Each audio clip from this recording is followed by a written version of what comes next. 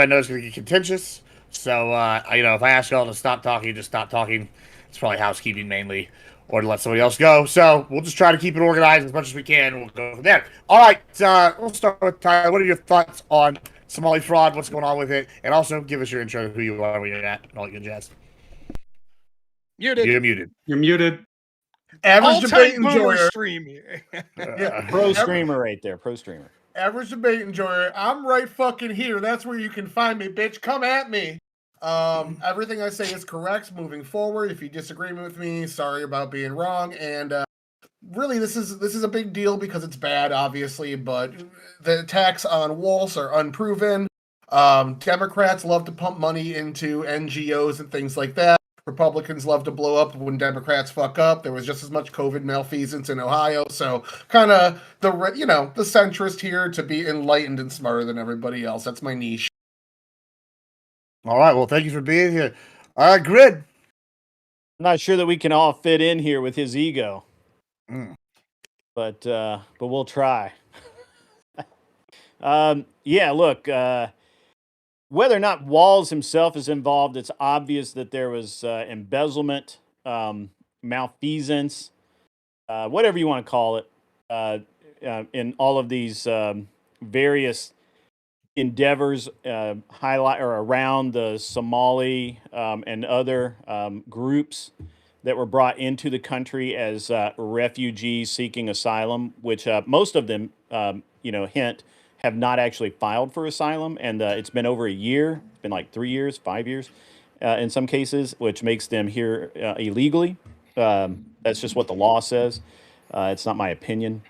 At any rate, over $1 billion in taxpayer dollars has been misdirected, embezzled, whatever you want to call it. I think that's really bad. And I honestly don't think the cousin fuckers will ever actually fit into American society, and I don't know why Democrats want them here. And with that, I'm going to move on. I'm going to let everybody else speak. I don't know if he's talking about Somalia or Alabama, but we'll find out. I'm sure. They don't call cousins in Alabama anymore. They gave that up in the 1800s. Did they? Oh, okay. Castle. Cool. Yeah.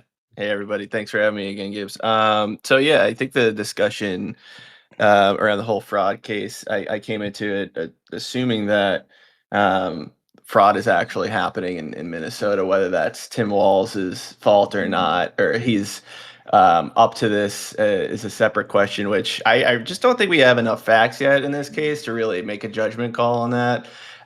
So I'm interested to just really see what the discussion evolves into later today about it. I think that it's definitely a serious problem, and people have been indicted over it and will be criminally charged for it, which is a good thing. But whether or not that's the state's problem and the state government's problem in this wrongdoing is kind of up for debate. So hopefully we can kind of get to a somewhat reasonable conclusion from this, but I'm not hopeful. I'm not hopeful about it. So we'll see. Has anybody ever told you kind of look like a young Jim Cornette? No, is that a good thing or bad thing? Yeah, somebody said that in my chat, and I was like, I've been trying to figure out why you look familiar for months now. And now you got to get a tennis racket. That's what you need. Yeah, I have one. I can get it right now. There you go. Use it as my prop. Yeah. Don't hit anyone with it. In the sweatband. Get the Yeah.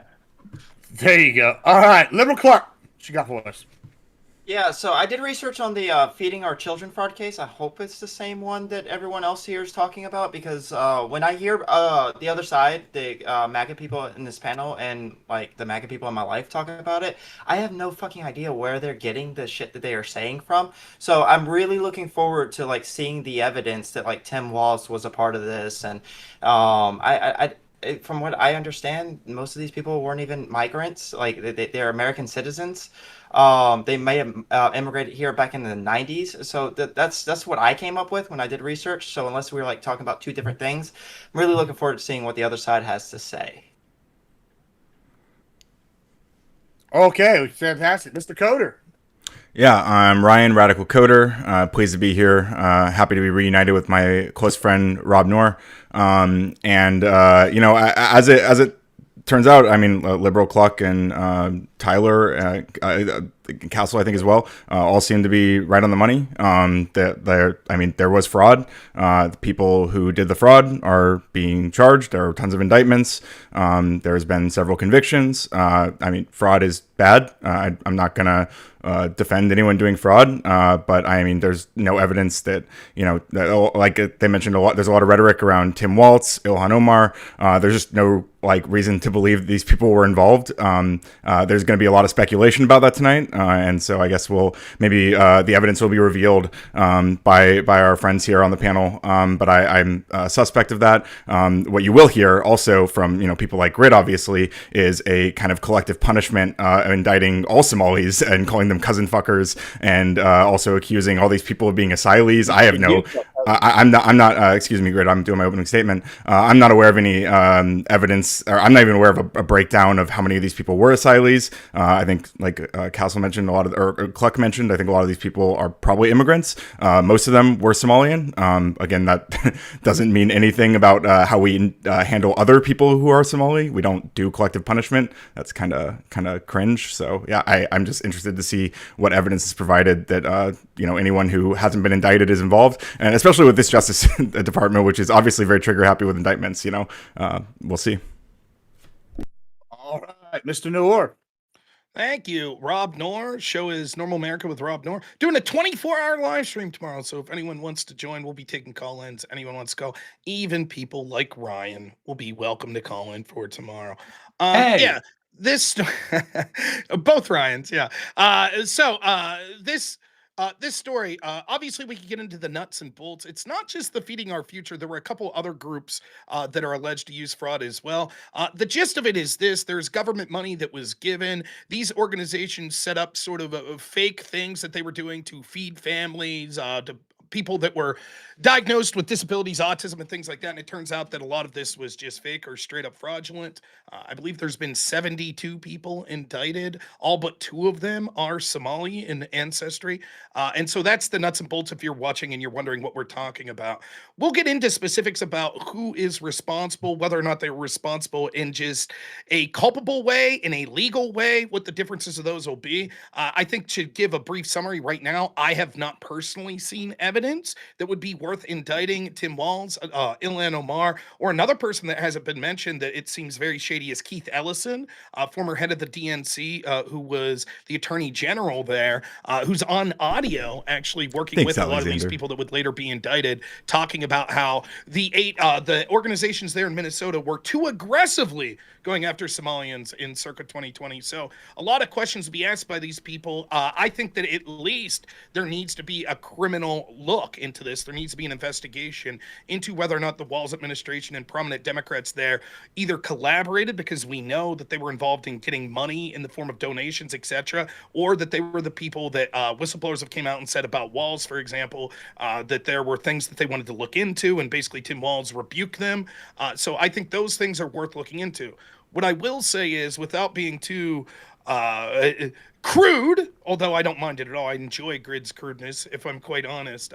I think what we see here is 2 things. One, anytime we have mass government spending and these huge policies, they're going to be rife with fraud. I almost look at the Somalians in this case and say, I sympathize with them in this case. They're probably shocked that anyone would ever be indicted for any of this. They're like, how the hell's Nancy Pelosi get away with this shit, but we don't? Maybe a little racism on the part of the Democrats throwing the Somalians under the bus, while the traditional white elitist Democrats are allowed to get away with fraud of these sorts all the time. I don't know. The second thing is, it's just fundamentally true that we need to stop importing people from cultures that don't jive with us. And this story helps prove that we have an entire community and remake what Minnesota looked like in a way that's very detrimental to our country. And right out of the gate, we could see that one of the things we see in addition to the cultural changes is mass abuse of our generous systems. So stop importing these people, send them back. And whatever we do, stop with these expansive programs that could be taken advantage of without the incredible ability to audit every dollar that's sent out. I'm tired of the American taxpayer and the blue-collar worker, people of all colors and ethnicities being taken advantage of. All right, thank you so much. Mr. Mullally. Yeah, thanks. Ryan Mullally. I run a little show called Natural Law, and of course am the other half of the hit show Law and Order twice a month. So check that out sometime. Also, the good Ryan, the evil Ryan's made an appearance, but you can't trust him. In any event, I think this story We all know is better. exactly what it looks like, and exactly what people have been saying for the longest time, which is that when you create these government programs, they fund NGOs. The NGOs become essentially untraceable slush funds, and then surprise, surprise, we find out that the untraceable funds are being misused. This system was rife for abuse. Everybody knew the COVID funds were rife for abuse, but this particular abuse is shocking because of its scale. $1 billion is a lot. Because some of the money may be funding terrorist organizations. That's not exactly a good look. And I agree with Rob. I don't think that I've seen any evidence that would lead to a criminal indictment for Walz or any senior Democrats in the state in that regard. But I don't like this weird reflexive thing we sometimes do now, where we say accountability equals criminal prosecution. Accountability should mean what accountability normally means. You lose the next election because you did a bad job. This is a guy who could have been the vice president of the country, and it turns out he's not too great at running his state. It looks like, and we'll see what the evidence shows over time, but it looks like he made the misguided, perhaps overly empathetic decision that he wasn't going to investigate how this money was being spent because it was during the pandemic years, and he felt like it could, rub people the wrong way or be bad optically or run the risk of taking money away from someone who needed it. And because there was not adequate oversight, there was a massive fraud. And the buck stops with you. You're the governor. I think that's more than enough reason to lose an election, and we don't need to charge him criminally for him to be accountable. All right, thank you so much. Oh yeah, before we get into this, let's try to let people finish before we go. I feel like that's always good. And then here, I guess we'll start with this question. Seems to there be a little bit of contention. Is there any actual fraud happening? What evidence is there of fraud? Let me finish on somebody's There were question. convictions. I don't think anybody here is denying the Here we fraud go. happened. Correct. All right. So what evidence is there? Tyler, you seem to be pretty excited about it. Go ahead. Why don't you start? As the walking, talking, extremely boring version of Wikipedia, yes, there has been a bunch of fraud going on since 2019.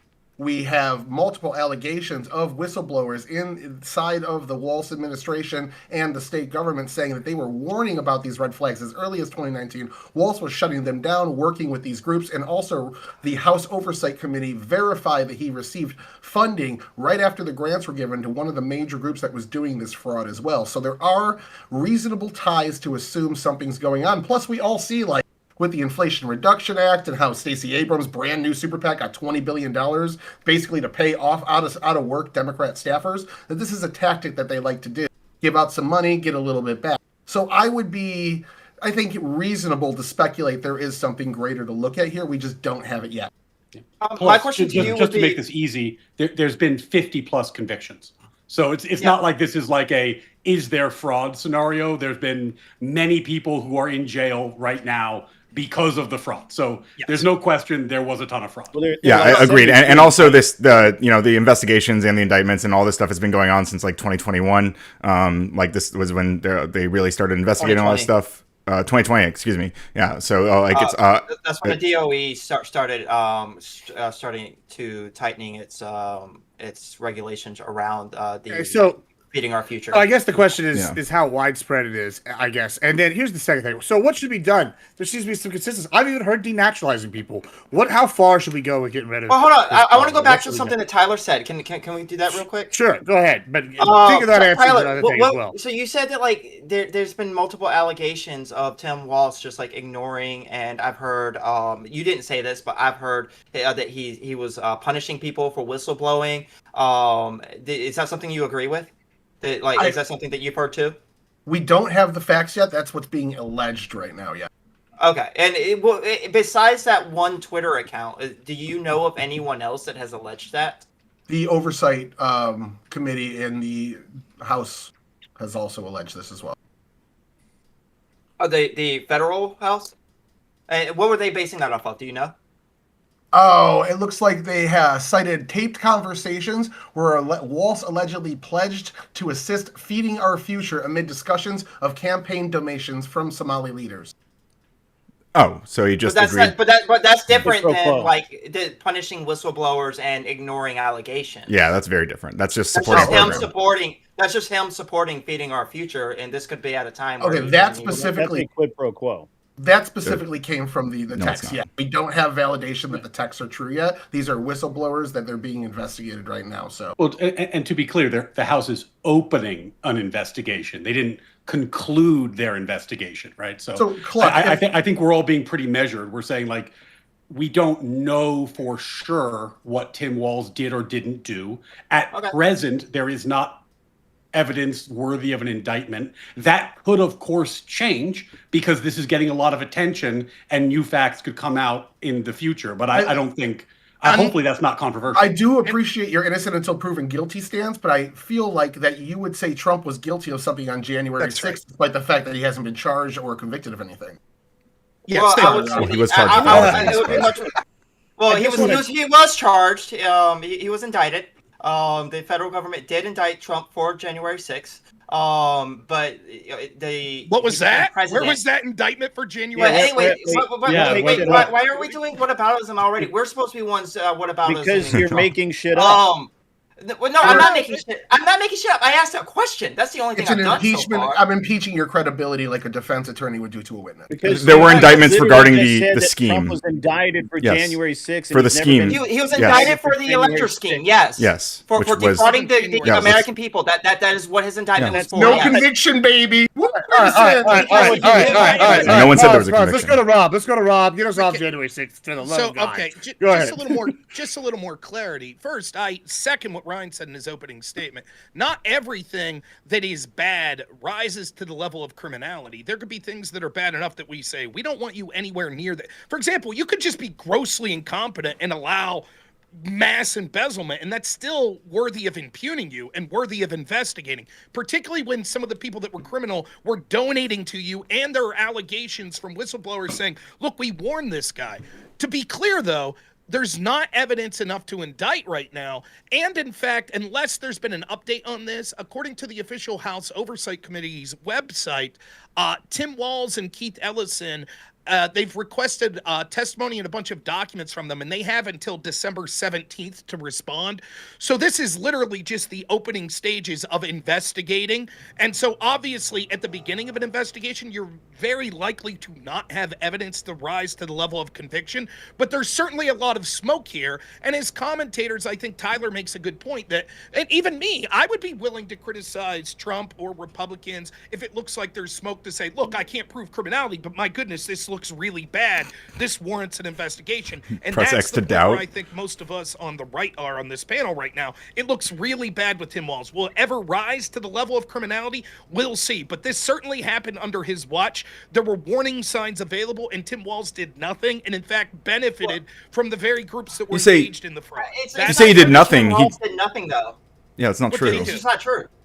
What did he I'm do? sorry, what? He Yeah, helped so- get the FBI One involved of in you at a this. time. Yeah, let's go to Coda. Coda, go ahead. Yeah. Tim Walz helped get the FBI on top of all this. So I mean, let's say he did nothing. Why would he be cooperating? Yes, he did. Why would he be cooperating with the FBI if he was involved? Like that would be a very silly thing to do. Hold on.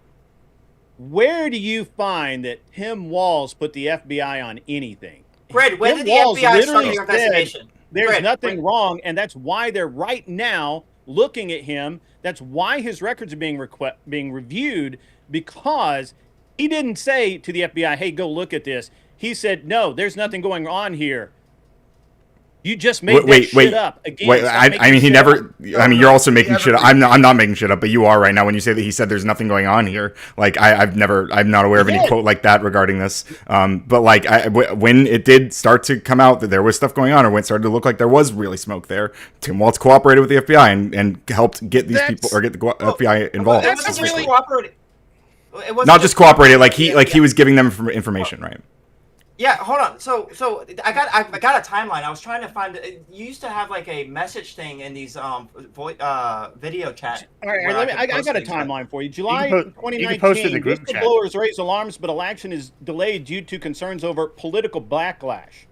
Okay, so I got another one for you. The Feeding Our Future scheme begins siphoning funds with initial theft, estimate $250 million for meals. Walz does nothing. Walls literally December- sits there December- and says, December- "This is nothing. Don't look at December this. 2020. It's fine." December He said, "Don't 2020, look at Department this." of Education- December 2020, Department of Education was refusing renewals to Feeding Our Future.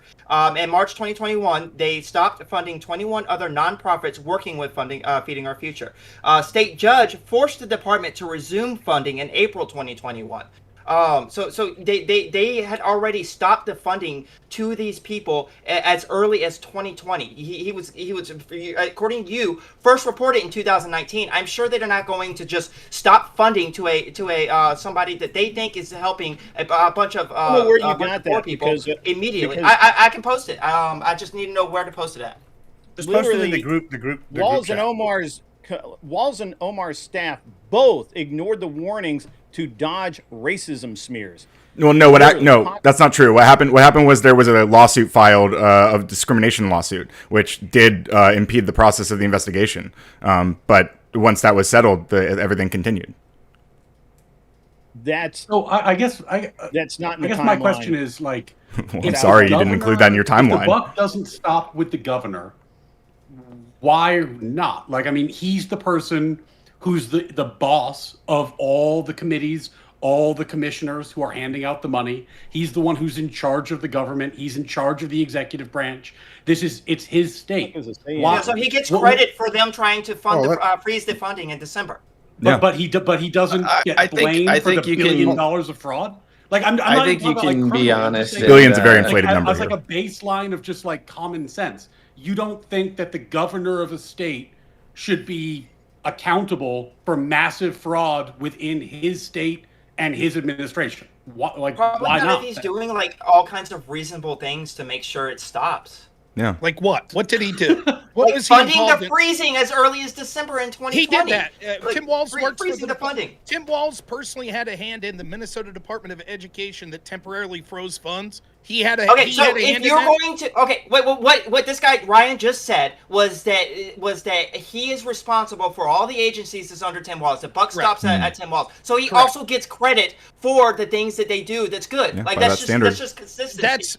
That's not true, right? What we would say specifically is that investigators under someone could do something and then fail in court because there wasn't sufficient materials given to them, support for them, that they would be able to do this. What we have is the following. One, your idea that they cooperated with the FBI, particularly that Ryan said, is laughable. Sure, once the FBI starts kicking doors and Tim Walz goes, okay, I'll be happy to help you now. That's not him being proactive in stopping fraud as it's occurring. Second, even if we take your timeline that you gave that said that in 2021 and about July that they froze funding, remember, that's only about, 6 months before the FBI would eventually kick in doors, right? And what we see is this fraud was started back as early as 2019. There were obvious warning signs. So even if I give you credit for what the Minnesota Department of Education did temporarily in, I believe, March of 2021. They were forced to start again and by the courts, by the way. That would mean that for 2 years that the Walz administration allowed them to get away with this obvious fraud. No, it was 1 year before they started trying to freeze the funds. And my guess would be... Okay, so is Walz a complete fucking idiot? Wait. Yeah, hold on. It was 1 year before they started trying to freeze the funds. And my guess would be that you're not going to just freeze the funds to an NGO that is supposedly helping feed people, which they probably were actually helping feeding people, just not as many people as they were claiming to. That was where the fraud was. My guess would be they're not just going to immediately freeze funds just because they're accused of something. My guess is that the Department of Education has to investigate, which they did, and then they found that there was suspicious stuff happening, and they tried to freeze the funds, and then a judge told them that they had to unfreeze it. Fuck, let me ask you a question before I turn it over to Grid. This is kind of like what Ryan kind of has implied. Like, forget the criminality, but let's say, like, let me just give you an example. I want you to kind of hit me with it based on what you just said, right? So say I get $1 million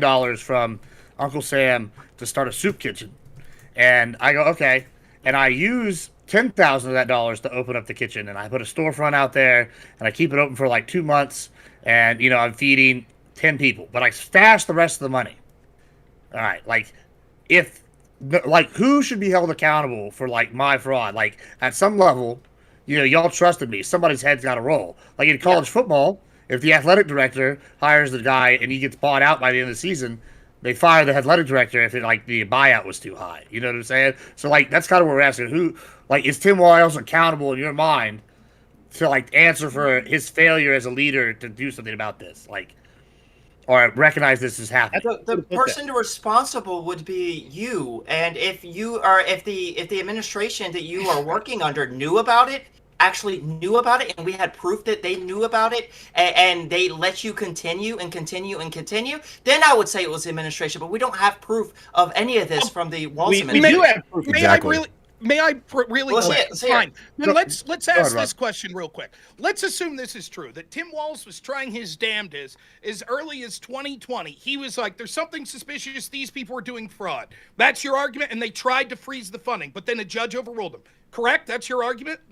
That's what happened, yes. Walz Okay, didn't freeze then it. let me finish. Well, yeah, If the that's Department of case- Education did. Hold on, let me go. Go ahead. Under Waltz. Okay, if that's true, then this is from the actual chairman on oversight committee, right, that's launching an investigation into Walz from December 3rd, 2025. This is what they say in their official communication. Quote, this woeful oversight of remittances is concerning, especially given that since 2014, including under your leadership since 2019, oversight of remittance payments has been the purview of the state. Quote, you were caught on tape pledging to help feeding our future fraudsters in a conversation that also included discussion of campaign donations from Somali community leaders to secure your donor base. And only days later, you and your son accepted contributions to your campaigns from individuals in this meeting. Based on these reports, the committee's concerned you were negligent in the handling of these tax dollars. Now, that tape is allegedly from 2022. If it's true that Tim Walz suspected these people of fraud, so much so that he was trying to stop funding from them but was hamstrung by the courts, why is he meeting with them, pledging to help them after this, and accepting campaign donations?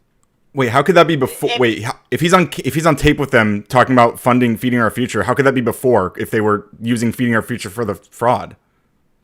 He's talking about helping out the people from these communities and from those organizations that were on tape after the initial freezing of the funds.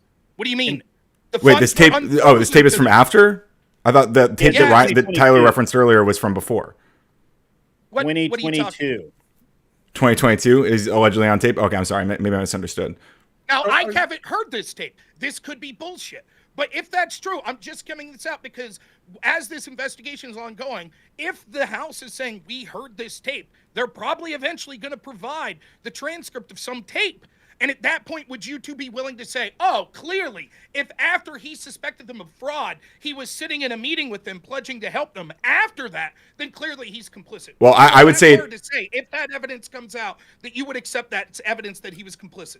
I would say it depends on what's being said in the tape, first of all. But I'm open to it. I'm okay if it turns out that Waltz or Ilhan Omar or any of these people were actually involved in this. Then charge them, whatever. We'll see what happens. We'll see where the evidence falls, right? But if the tape is just Tim saying, hey, we're going to continue funding these or giving these funds to make sure that these children are fed, that's not a bad thing, right? And even if there is suspicion of fraud going on, it wouldn't mean that, we're not going to release any funds for any people who are involved, who are benefiting from this program. It would just require the investigation to continue. Go ahead. I want to do a fact check real quickly. The funds that were frozen in 2022 of March, it was because the IRS noticed in an audit that the nonprofit status was not filed for by the group feeding kids, stealing money from kids. They did not file for a nonprofit Waltz status. didn't stop that money. So that was why that money was stopped by the Department of Education, is because they were no longer able to take that money. It was the IRS that actually did the investigation itself. So it came from the federal government. And just one more just point of clarification because of things that were said earlier. The judge, at least according to the judge's statement, I haven't read the docket, but the judge in that case, after Waltz lambasted him, issued a statement and explained that he did not actually order the government to resume payments. What happened was he had sanctioned the government because they failed to process the applications. And if you do any reading between the lines, what that meant is the Walz administration didn't want to shut down the program because that's bad PR. They didn't want to deny the applications because that's that bad PR. So they were just pocket vetoing them. And the judge said you can't pocket veto them. You have to actually make a determination that you're not processing these for payment because of the fraud. You have to take, sack up and say, no, we're not doing this. That's what happened in the court. It wasn't like the judge was like, yes, there's fraud, but you must continue paying them. That's not what happened in court. Also, All right, so hold on. So Waltz, while he personally, as far as we know, really didn't interpose himself in the actual trial. However, according to the Minnesota, I want to make sure I got to make sure I get this right because I don't want the United States Department of Justice, according to their press release, four people were indicted for attempting to bribe jurors with literal bags of cash, $100,000 or more in each bag. They approached jurors to bribe them. And this is the type of thing that is going on there. That's a type of criminality that's going on there. Now, I'm not saying that Waltz himself knew about this, but it's his actions as governor that fostered this environment to where it could be abused. And now the reason that Waltz is being investigated this heavily right now is because what's coming forward is because these trials are moving forward and evidence is being introduced, what's happening now is that there are now pictures of him with these people and text messages with these various people, these various criminals committing criminal acts. And now that's why they have until the 17th to produce those text messages, those records of meetings that he claims originally never happened, that he had never met these people, and yet now he's got to turn over his calendar, both the official calendar and his private calendar, to see when he had the meeting, if he had meetings with these people by the 17th. Now, that may come to nothing. But again, all right, Grit. The only argument here is that Waltz is a shitty governor. That's literally all your claim is from everybody here. Yeah, that's it. There's no crime. Nobody has any evidence. Well, I didn't say that. I can say. Yeah, and even I know, that's but it's kind of stupid. It's a stupid. It's a stupid debate, though. Well, it's a silly debate. Hold on. Is he criminally responsible? I'm not a judge here. Okay, then who cares? Is that he knew about this fraud and he allowed it to continue? Yeah, that's entirely speculation. Hold on. Let's actually expand the criminal act. Let's actually expand this a little bit because one of the other people featured prominently in some of the photos with this person that's alleged fraudster is Ilhan Omar, who's got her own alleged fraud issues going on, as well as maybe immigration lies. So what's going on here? What should we do about this? Did she marry her brother? Did she not marry her brother? Should we denaturalize her? Should we open up denaturalization to all these people? Grid brought up the asylum, being taken advantage. What are we thinking here with Omar specifically? Well, we can start with the brother thing, right? Let's start with that. I mean, the brother thing's obviously like a racist lie that's been slandering her for years. I mean, there's really no evidence except for people pull up this old Instagram post that isn't even really verifiable. And it's just them seeming to use the word uncle to refer to some kids who might not even be her kids. There's really just nothing there. So I mean, we could maybe put that to rest. No, I don't think that that's all there is. In fact, there's people around them that said that she was married to her first husband in a Islamic ceremony, her being Islamic. The marriage to her second husband was one that wasn't through a traditional Islamic service, which people connected to her found very odd. It didn't seem to be a big celebration like her first one. People around the situation said that her husband was openly gay. The second husband that's being alleged to be her brother, which they also found strange. And there have been people that have claimed through better data that they were actually brother and sister. I don't really give a shit about it, but I'm not willing to say that we should bury it. It's not a story that I've delved much into, nor do I give a shit that much. Obviously, if she committed fraud in that sense, fine, but it's not something I'm particularly interested in. But no, I don't think I'm prepared to just be like, can we put this to bed? There's nothing there. There's shit there. That doesn't mean it's true, but there's more than you're leading on. Rob, would you support denaturalizing someone like Omar if they found out it was fraud over the I would be fine thing. with denaturalizing first generation immigrants to this country if they've committed serious crimes. I'm fine with that, with denaturalization, and that's Mr. Delau, you're a lawyer here. What would that? Yeah, I'll let you turn. You want to open it up in a second, but I want to get our lawyer's opinion on how like something like this would work with the denaturalization process. I mean, I'm not an expert in denaturalization, but generally speaking, it's a pretty high bar. You get denaturalized only if you did something illegal or you lied on your forms when you were procuring your I can answer that. naturalization. So, like, if you did something fraudulent in the process of acquiring your citizenship, that could get you denaturalized. I think you also could get denaturalized if you did something that was like aiding and abetting a known terrorist organization, I can for answer example. that. I know exactly. Before you what the do, can I process looks like. ask Ryan? So you're to be clear, people are saying that she her ex-husband now I believe was openly gay. Some people are saying this. Some people are saying that there's reports that apparently are stronger than this Instagram post. These people are saying these things. That wouldn't be enough to show that she's committing fraud in her immigration papers, right? No. What about? Well, here's something. I thought so. Thank you. Well, you mentioned what she. Sorry, go well, ahead. you mentioned the terrorist organization aspect, right? And there's alleged aspects to this fraud thing where maybe with the terrorist organization. But we have on record the foreign minister in Somalia saying that Ilhan Omar is not working for the United States; she's working for his people. And some statements from her saying that. Would that be almost grounds to denaturalize? So let me be clear. There's two different questions here. There is currently under the legal system what is grounds for denaturalization, right. And there's what ought to be. Should we change the law? Yes. I have no problem with the changing of law to say that first-generation immigrants, which I don't even think Ilhan Omar necessarily would qualify. I'd have to look into this, but I believe she came as a child, right? She may be considered, I don't know. But, here's the thing, right? If there's a crime that's heinous enough or something like that, fine. Regardless if the law allows for it or not, I'm for the denaturalization for first-generation immigrants.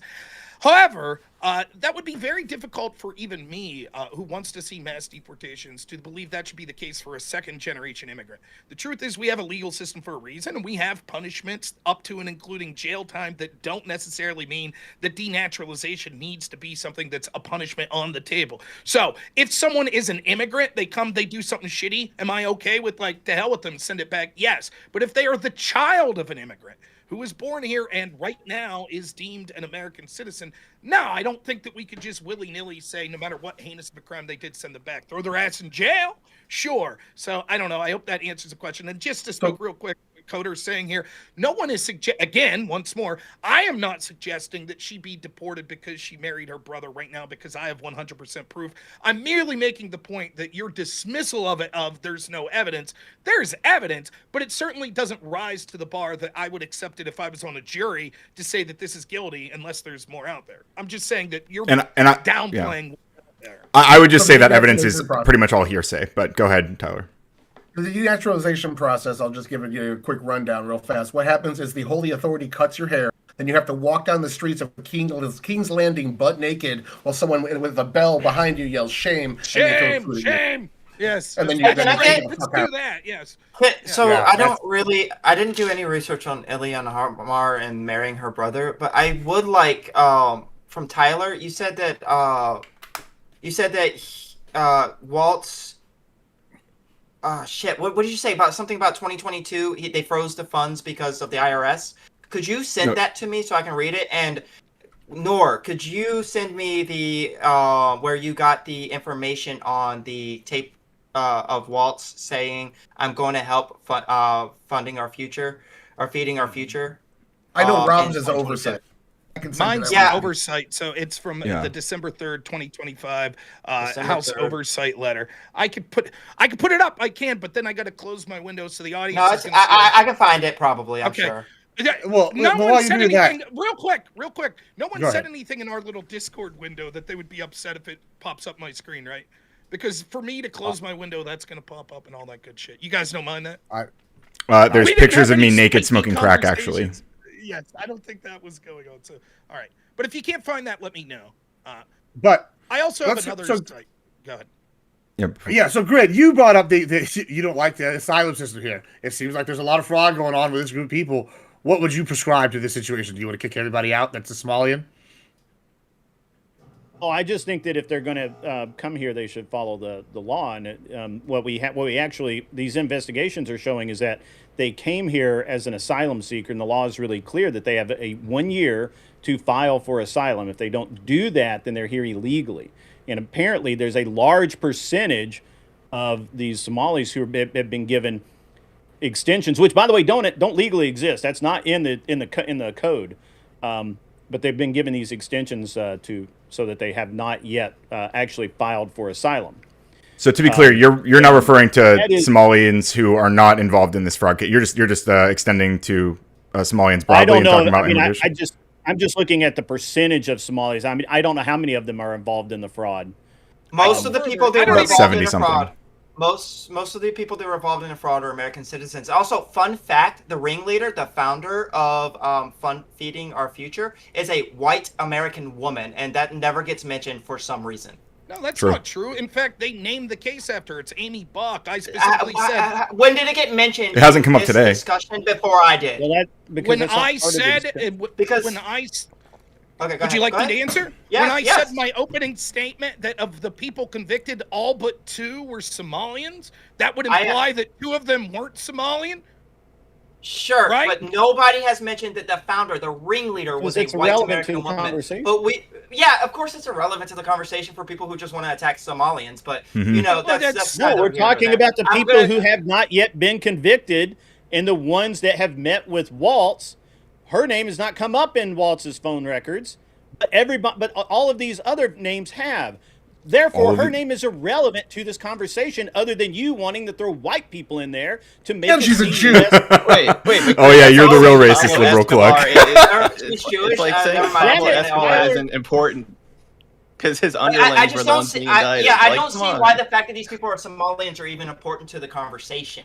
But There's it's 2 like reasons that there's 2 reasons. incredible It's focus. exceedingly germane to the There's 2 conversation. reasons that it's important to the conversation. Number 1 is because it shows this insulated group that is balkanized and sort of ghettoized and came together to all be in one area. And yes, there's other problems independently with things they're doing when it comes to abusing the welfare system, taking more out than they're putting in, have massively different culture. However, the part of it that matters for this discussion is it's easy for fraud to occur in these sorts of communities because these people don't really understand the federal system that much. They sort of just understand what's going on. In fact, I was reading from an expert at the Heritage Foundation that talked about this, how a lot of times these communities are engaged in this sort of stuff because the people that are leading those communities know that these average people aren't even going to understand how these programs go. Here, just sign this fucking paper here. It doesn't matter. They don't know what's going on anyways. They're listening to their community leaders. So the fact that these Somalian community leaders were engaged with this fraud is something that happened exclusively because they're Somalian. The other reason that this would matter is there are allegations that one of the reasons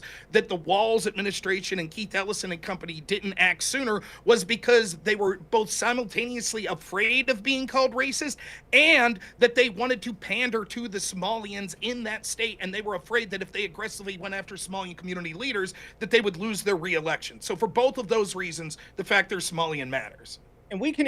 So the point one that you made, just to clarify something for my own sake, is this separate from the autism thing? The autism. So there's 3 different organizations that were involved, I believe, and one of them was involving autistic children. And like Rob said, I will agree with him here. Like there were people who were being victimized, right? People being taken advantage of, who had like autistic children, and these people, you know, they claimed to be helping them, and they were using their name to enrich themselves. And those people are facing charges and being convicted. So the system seems to be working as like appropriately. These are. I just wanted to say to Rob wanted- that there's one thing about the first point you made that I guess I don't want to say take issue with, but I think you can claim that immigrant communities, and it's not just Somalians, do this a lot. There are Hispanics who have taken, advantage of Medicaid fraud in South Texas that I've read about. Ukrainians, Russians in New York who do the same thing. They get, they commit fraud all the time. I think the reason why this whole Somalian debate is more interesting is because Trump has gone after them specifically, and you haven't heard about other communities that are more pro-Trump being talked about in this way that have committed fraud in the past before. So I think that's where. I'll accept this if you could tell me which mass migrant community is more pro-Trump. Hispanics are very pro-Trump. In Miami, recent Hispanic immigrants, ones that have just came. You think they're pro-Trump? Wait, why do For they have to example, be like- recent though? Because These I people don't weren't think- recent. Yeah, you added these that people after weren't the fact. recent. Let me Also let me true. explain what I mean by recent. What I'm saying is someone that's like fourth generation Hispanic that's upset about mass illegal immigration. I don't think these are the people that are traditionally balkanizing and committing fraud. Those people that are likely But to we be have Hispanic- proof let me of people finish. in New York, people in South Florida, South Texas who are committing fraud. I don't know why it matters that they're fourth, second, Okay, 18th generation. Like these are communities that are committing fraud. I think we should all go after that. Wait, there's another community with $1 billion of fraud and links to terrorism. Which community is that? But those hold out- on. So Wait, what? There Those is no links link to are terrorism. not Yeah. supported yet, but they could be. They are currently Hold on, looking you into the guys are link to ignoring terrorism. the Yes. pattern of Right, they're looking criminality into it, but there's no, that there's no is like a actual problem. link. They have you have just recently there and it's recently been decided, but it's been going on since it looks like about 2017. There's a case. I'm going to just pick one case because it's illustrative, where the Somali guy has raped multiple people. He was let go with time served because his religious leader wrote a letter to the judge that he just didn't understand American customs and hadn't acclimated yet, and he just didn't understand that it was wrong to harm these women. And the judge released him with time served. And it's because of actions like that by our legal system favoring, which I believe goes to Rob's point of nobody wants to piss these guys off. They're What's the name of the guy you're referencing?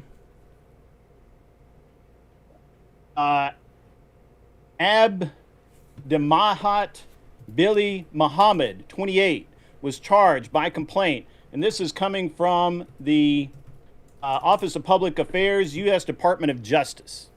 So Was he charged what or you're saying, convicted? Yeah, it was. Convicted. You're saying been a charged small group federally of now. people, with like minds in the United States banded together for political power and got some political sway. You're telling me the system's working as it should, right? Also, I want to go back to what Castle said here for a minute, right? When I take what you, and it seemed that you agreed with Radical Coda there somewhat, that talked about immigrant communities being taken advantage of. Can you explain how that works real quick? Either of you want to explain how that works? Like, what is it uniquely about immigrant communities that allow people to take advantage of them? Give me some of the characteristics that would allow it. I mean, Well, one thing. I don't know if I said. Go for it, right? Yeah, I mean, one thing could be limited English, for example. Now, do you think the people that have limited English that are Hispanic are Trump voters? A surprising amount, probably, yeah. But I don't know the numbers off the top of my I head. think that when we talk about naturalized Hispanic citizens that tended to slightly go for Trump, I think what you'll see is a lot of those people are people that are more interested in assimilating. Particularly, we're going to see that groups that are rife with taking government money and like money that's coming through these NGOs, probably these groups that are engaged in this fraud, even if they're Hispanic or any other ethnicity, probably aren't the biggest Trump supporters, right? Well, I mean, Because do the you have fact any that numbers Trump on this, or are you someone just started kind of riffing? Well, I think that it makes sense intuitively. So you're riffing. If the reason that they're being, I mean, again, we know the old game. So much of dealing with liberals is them pretending to not know things, thus making discourse impossible. Is anyone here other than Radical Coder going to reasonably disagree that if you are an NGO that's engaged in fraud, that's reliant on mass amounts of government money being sent your way for these programs, that you would be more likely en masse to support the guy who's promising to stop the funding to the NGOs? Anyone Rob, gonna your make that excuse argument? is that if you are an immigrant but you like America, the fraud that you're committing is better if you hate it than if you hate America. That's like the dumbest argument ever. There are Russians in New York who have been I'm committed. not really sure that's the argument that he's making. Where did I remotely say That's that? what he said. You're I do making think the that Rob- argument. You're making the argument that in a case where there's been convictions, which you all part of the other side's argument on this is the investigation started under the Biden administration, correct? Well, we said the investigation started with the DOE During the under Biden Tim Walz. administration, right? Well, I don't think any did. Maybe somebody brought up Biden. Okay, so the point that I'm trying to make is your argument is the reason we're hyper focused on this is basically because Trump is a racist and wants to attack the Somalian community. Not that this is one of the most amounts of convictions we've had on corruption of such a grand scale. You're like, Then no, let the case there's go been- through, there's- Rob. let me Just let the finish. Well, I case go just- through. Also- Okay, then why are you? Wait. Well- If that's the argument that the things I'm saying here shouldn't be said because instead I should wait for the case to go through before I say anything, why did you agree to come on this panel? Wait, nobody's saying you Because I can't wanted like to see what speak dumb on shit it. argument you came up with. What are you talking about? I didn't say You don't that have a people- case here, Rob. There's no. What is- there are people who have been Steelman- indicted, and there's Steelman evidence my that. argument. I want you to steelman my argument that I've said that I don't have a case for it. Go ahead. Because you already said you don't know if Tim Walz has been involved. We all just agreed about that. What are you talking about? Like, I didn't say we don't know if Tim Walz has been involved. I said we don't know that it rises to the level of criminality. However, it's Okay, it's not a completely fair crime. to say- Okay, but that's Let me the whole point of the let case. Let me finish, right? Well, we well, admitted that. Ryan admitted it. And now that you're wasn't saying, actually the so you problem. guys just need to be quiet until after the case. But we're specifically saying, yes, we're not accusing him of criminality until after the case. So what are you telling me to be quiet about? Yeah, this isn't a Did panel. anyone- who Whether told him to be involved quiet? be Wait, charged. who told you to be Like, quiet? I don't- This He is all said it's a that fucking I shit just show. wait. That's what he just Yeah, I didn't said. tell you to shut up. I I mean, mean, let me just- argue nobody about did it. that. I'm just saying. Go ahead. Go ahead. Nobody Mr. puts Mr. Rob Malloy, Noerr go in ahead. a corner. If we- Hold on, Mr. Malloy, such you go ahead, victims, and I'm gonna dude. reframe it, I think. Go ahead. I What think are they if even we talking cut about? These through guys all are, the like, noise, spurting there's a out, lot of noise on issues unironically. like that, like this, and people say stuff. Trump says stuff. Everybody's sounding off and getting their sound bites. What do we really know? We have a community in Minnesota that's grown exponentially because of the TPS program. This is since the 90s. We've been relocating people from Somalia to places like Minnesota because of the various crises that have happened in that country.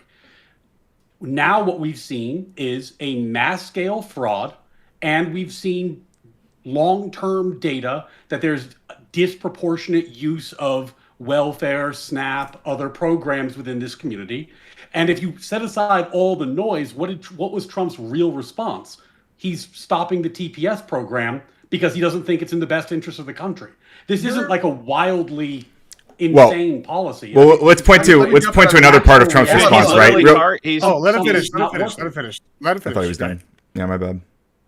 Go Yeah. ahead, go ahead. So I just want to point to another part of Trump's response to all this, which is to talk about Ilhan Omar alleging, again with as much evidence as Rob has here, alleging that she married her brother, talking about how her turban and then having his Why are you crowd. bringing that up? I'm sorry, can I finish? Because Trump is bringing it up. The president of the United States is bringing it up, and that's why I'm referencing it right now. So, and that's what I'm talking about. So Trump mentioned the brother thing, talks about her wearing a turban, and talks about how she needs to be sent back, and has his whole crowd at his rally just a few days ago chanting "Send her back," which is pretty Ace. concerning. So, That's- okay. I don't have a problem. So no response to the Clearly. I got policy I brought you. up. I want to Okay. respond to Ryan. Ryan, you're more attacking compassion-based immigration, more saying essentially without saying that merit-based immigration would be a better way to go. Compassion-based immigration is why we brought them in. It's more just left-wing versus right-wing policy preferences, and I can make that argument if we want to go that route with the panel, like because at the end of the day, the things that we're saying about this group of people. There's another group of people within the United States that since the founding have received adversity. They're one of the most persecuted people in the world. And a major accusation is they have dual loyalty to another religious group. And it's the Catholics, the Papists. Benjamin Franklin did not want those filthy Papists in our country. And there was a massive movement to keep them out because of these giant monolithic arguments that we're making. I think that we need to do compassionate-based immigration, at least to some degree, because a lot of these Somalis are victims, even if they are on welfare slightly more often. I also And just again, don't think that I just don't Go think ahead. that being Somali just makes you more prone to committing fraud. I don't see the evidence. It's just like this one case. Most of them are from Somali descent. Well, you But they've don't also see been the in evidence America because for- that was Look. you don't see the evidence because that wasn't the argument. The argument was that this fraud has shed a light on this community, and that the data from this community shows a wildly disproportionate drain on state resources, on government funds, on enrollment in welfare programs, enrollment in SNAP programs, etc. And the question that begs is it in the United States' best interest to continue programs that incentivizes the immigration of Somalis into the country going forward. President Trump's answer was no. We should stop doing that, at least in part, while we figure out what's going on and what's not working. Right, because It's the not people right. receiving, Like, the Somalis people are receiving the inherently welfare, criminal, the people that's not receiving the point. welfare The weren't the point is ones that committing the this fraud. program The people doesn't seem to be receiving the working out welfare that weren't the well. ones committing the fraud. But you're people conflating receiving the welfare issues. were the ones You're committing the conflating fraud. issues. If I'm I think that was I think that was a direct response to what he said. No, what Ryan is saying is this. There's all sorts of questions about this community, right? There is the fact that there's massive cultural differences where we have like imams with calls to prayers on the streets. The demographics have changed rapidly, right? Now these people are getting political power in the area, and they've all but taken over certain areas of Minnesota. Not only is their culture massively different, which I don't give a shit. You can call me racist. I don't want to see Islamic culture dominate places of the United States. I don't like it. I think our culture is better. So that's something that we're right to raise our eyebrows. Just like Tyler points out, it's something during the election of JFK that people said, is there a concern that you have priorities to other countries first? And we certainly see people in the Somalian community in Minnesota, including allegations of people like Ilhan Omar and others that have seemed to suggest that they heavily concerned about what's going on in Somalia as a first priority. We have no problem with lefties, and I agree with them many times, saying, wait a minute, is this person have dual loyalty if they're Jewish and they're talking about Israel and the need to benefit Israel?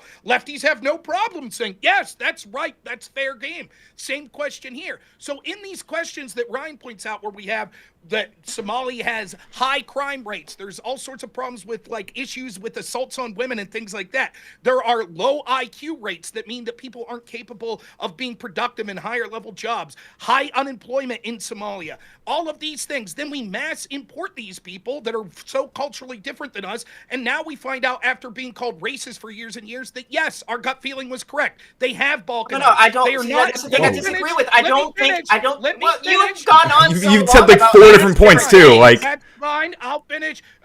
Because you keep conflating issues. So we see that actually these people, unlike we were told we were racist for noticing, are using welfare far more than average Americans. On top of all of this, now we see this criminality that's occurring in the Somalian community, and people like you that I assume you hate white people and hate U.S. citizens. Oh are my like, God, you're such Hey, a white victim, people. Rob. Hate 'em so We much. shouldn't- Fuck we U.S. shouldn't talk citizens. about- Please let him make a few more points. Go ahead, Rob. Because it's racist to talk about Somalians in any way that's negative. Okay, no. Here's the thing. Nothing you said is inherent to being Somalian. The crime that we are saying that we are saying is real, that isn't inherent to Somalia. Them being Somalian doesn't make them more likely to commit those crimes. It was a white woman, American, that ring-led all of this.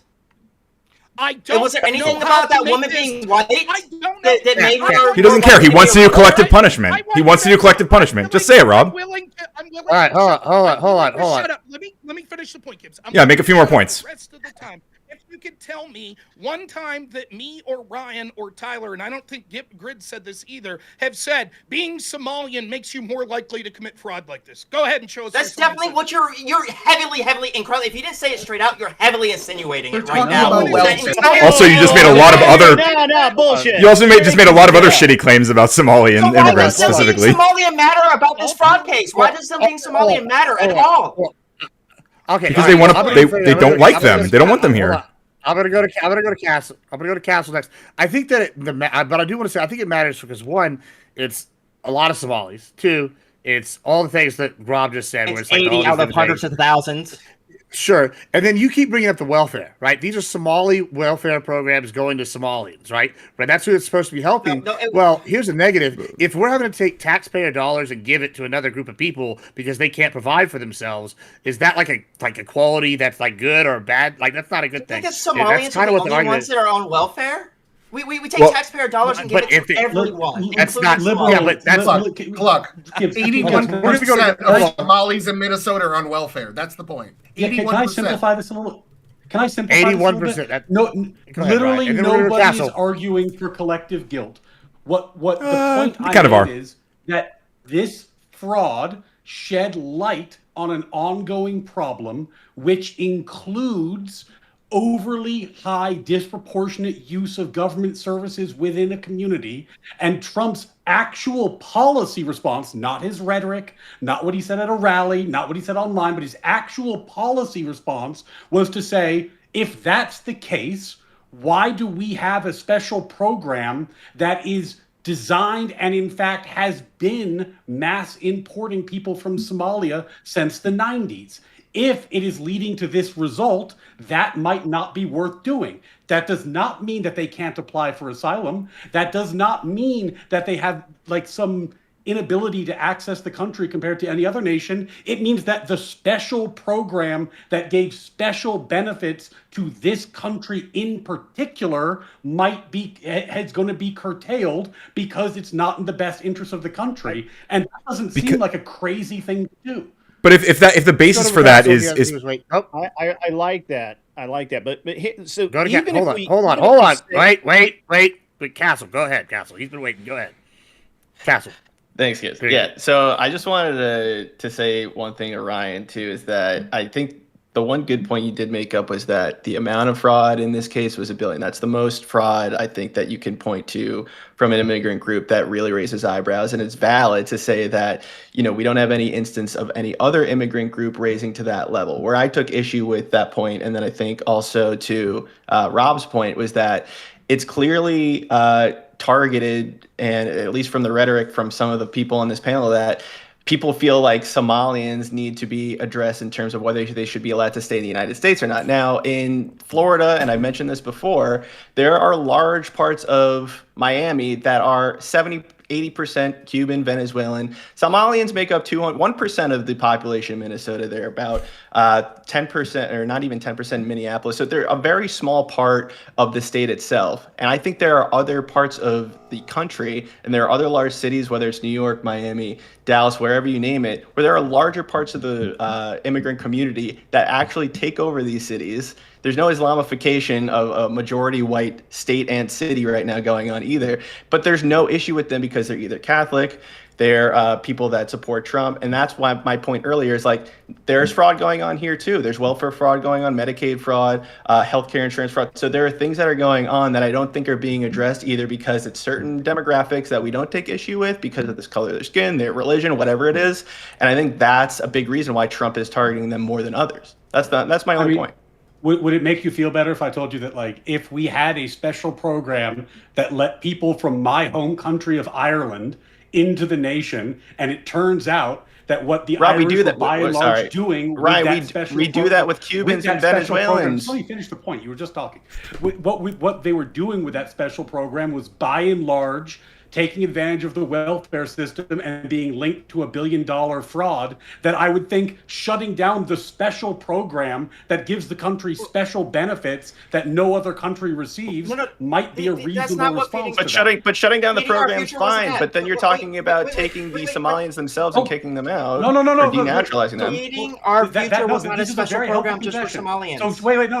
Liberal Cluck, you have no idea what you're talking about. I can get off this point if we're going to agree this. We all agree that shutting down the TPS program for immigration that was bringing in people from Somalia is a reasonable thing for Trump to do. That's what nobody all suggested. We're all on board with that. Wait. I thought you were talking about I disagree with it. Yeah, I don't think anybody on our side agreed with that.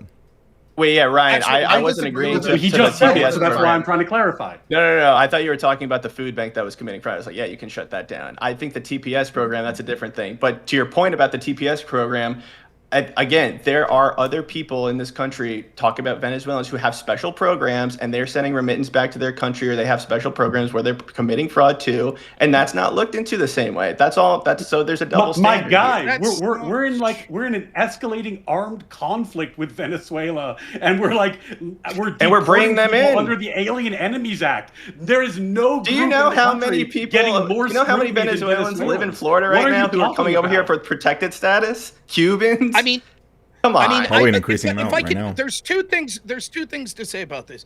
First thing is, what we're saying and what Liberal Cluck's not understanding here, right, that goes along with this is there is a hyper focus on Somalian community for various reasons. One, the program that Ryan's talking about, that they get special status to come in. Second, because their culture is vastly different. Ryan, what's the name of the exact program that allows the Somalians to come over? Talking about TPS? It's called TPS. It's a program that was it started in the 90s because of the various famines in Somalia. So when you hear liberal clucks say that's not what feeding our future was about, No. I will fully admit that I was misunderstood. I missed that part of the conversation, and I apologize. Okay, so what we're saying is there's this hyper focus on Somalians because yes, they are vastly different culturally. It would be less of an issue if there were cultures coming in that were very similar. For example, if there were groups of Canadians that were balkanizing in cities, we would say, yeah, their culture's very similar to ours. We don't really see a difference. That doesn't make you racist to notice that there are things like people that are into Islam a lot and from cultures where crime is one of the top 25 worst crime countries in the world, where the average IQ of a Somalian, I think 68. That means that the average IQ of a Somalian this is the average, would qualify for mental retardation. What I don't understand, Rob, I just don't understand why this is relevant in the context of this fraud case that we're talking about. It's because it is collective guilt. It is about collective guilt, and they keep admitting it and then pretending, and then they kind of shimmy and pretend they're not. Let me just say something right now because Ryan. I'm gonna wait. No, Rob. Tyler's had his hand up for a while. Hold on. All right. Rob, finish, and then we're gonna go to Tyler, and then we'll go over to back to y'all. Go ahead. Yeah, Rob, finish telling us about race and IQ. The reason it's relevant is because your side said, you're only focused on this because of collective guilt against Somalians. And we're explaining, no, there are two issues. There are reasons to look at the Somalian community, but the reason we're focused on this criminal case is because the massive scale of this criminal case and the convictions.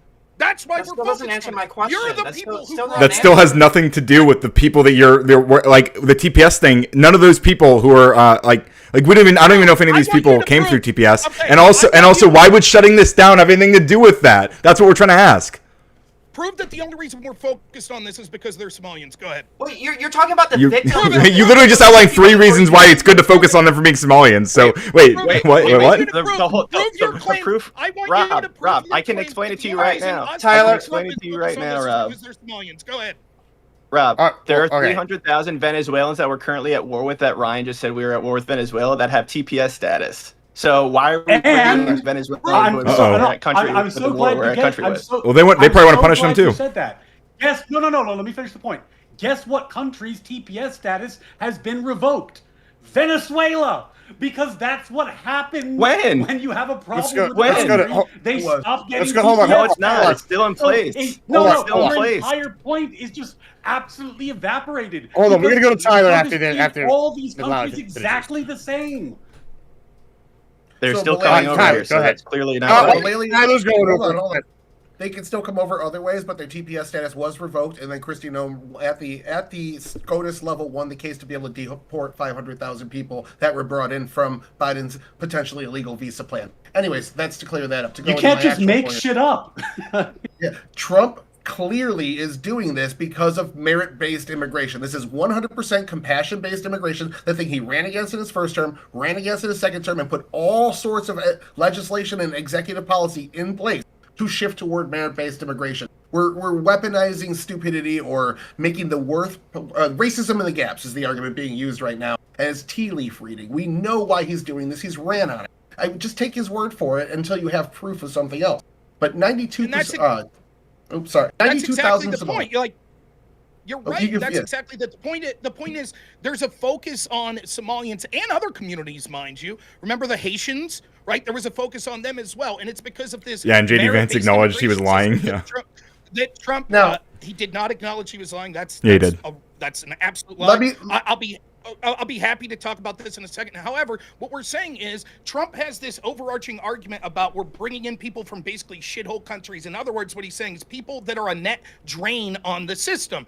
You all make the boisterous claim the only reason we're focused on this criminality is because Trump talked about these people. And how does this mean that you're more likely to commit this sort of fraud if you're Somalian? No one's saying that. We're saying there are reasons to be skeptical of if it's good for our country to mass import Somalian people, and there is this fraud case that we're talking about, but no one has made the argument that being Somalian makes it more likely that you commit this exact type of fraud. That's what. Hold on. Let me get to that. Hold on. Let me finish my statement here because the mass importation. Ryan brought this up. I was ready. I'm gonna go at Ryan here. He's my foil. 92,000 Somalians have been brought into the United States based on low estimates since the 90s. That's 35 years, 92,000 in whole. To say it's mass importation is a little bit crazy. For me, it's a little bit of a stretch, but we do this. We have a ton of wealth in the United States. And just like my boy Daniel Penny, I want to use my government to protect the weak on the world stage. Israel, Russia, and I want to protect the poor people and the poors and breed them in. These savages, these barbarians, these troglodytes from Somalia, they come into the United States after 2 to 3 generations. The IQ balances out, the productivity balances out. And with Hispanics in particular, when you bring them in, within 2 to 3 generations, they start identifying as white. So all the people that are worried about white replacement, there's your numbers coming back up. Like, we import these people within 3 generations. They are great members of society as long as it's done legally. Prove that about. Did you Somalia. mean to say Ukraine? Did you mean to say Ukraine, or did you include Russia in the poor and the downtrodden? I meant to say Ukraine. I'm sorry. So No, can but it's much I funnier the other way. We should have a So- bunch of Russian refugees because of the Just poor so- downtrodden. You know, it's just rough over there. Okay. I thought he was joking when he said, but just so I've got this clear, you're admitting that like our conversation around the fraud case is actually irrelevant. Like the immigration, TPS, and all that is like irrelevant to the actual fraud that was committed.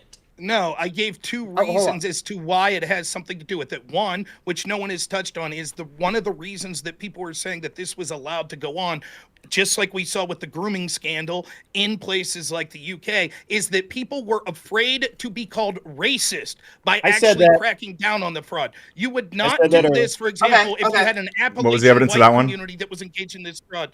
What was the evidence of that? Yeah. Let's see. We have... according to expert Simon Hackinson, senior research on Heritage Foundation Border Security and Immigration Senator, says, when you come from a culture that provides you with nothing at center, everything is family, everything is clan. Let me see. Just to be clear, we're looking for evidence right now that the reason that I believe the reason like some of these things weren't initially looked into or charged for was because of people being afraid of being called racist. That was your claim, right, Rob? I actually disagree with the idea that this was even allowed to go on because, like, we talked about that at the beginning. It really wasn't.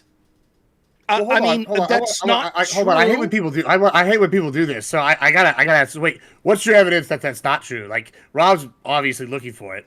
Do you have evidence that Rob's claim isn't true? Yeah. Like you can't just be like, oh, it's not true. If you don't have any evidence, it's not true. The Minnesota. I've already we talked about this at the beginning. Hold on, Clark. I'm not talking to you. I'll do it again. Simmer down. Simmer down. Okay. Well, I mean, I can. I thought you were. I'm asking Coder. I'm asking Coder because Coder just told Rob. I'm very curious. You don't have any evidence. I mean, if that's the case, I would. Yeah. It's not true. Well, I mean, I would. If that's true, I'd like to know. I'd like to see the evidence because I mean that would be very interesting. And yeah, and it would. And to be clear, hang on, let me finish. And to be clear, I would. Grid, hang on. I would say that's a bad reason to not charge people. I would say like being scared of being called racist is a bad reason not to charge someone. So that's why I want to know. Yes. So do I have a chance to respond? A report by Minnesota's nonpartisan Office of the Legislative Auditor about the lapses that enabled meal fraud later found that the threat of litigation and of negative press, racism, affected how state officials used their regulatory power. You can go find the article. Does it say racism in your source? No, he added that. It does say racism. It also says the group told the state agency that failing to promptly approve new applicants from minority-owned businesses, in quotes, would result in a lawsuit featuring accusations of racism that would be sprawled across the news. Well, it did result in a lawsuit. Did it not? Yeah, the lawsuit was part of, like, it was what froze all this. Not a racism lawsuit. Actually, literally was. It was a discrimination lawsuit. Yeah, it literally was a racism lawsuit. Yeah. Wait, hold on. Actually, explicitly. What do you? I guess my question is, if it's not racism, what do you mean by negative press? Well, I mean, taking away funding from people who are avoid racism the whole time. Wait, let Liberal Cluck answer the question. The one saying that they're not doing it, that they did it. Yeah, well, yes, it's not racism. What is the accusation? When it's obvious, they said they don't want to be called racist. Let Cluck answer. Let Cluck answer. Yeah. So, can you actually put that in the group chat, Grind? Because I would like to read that.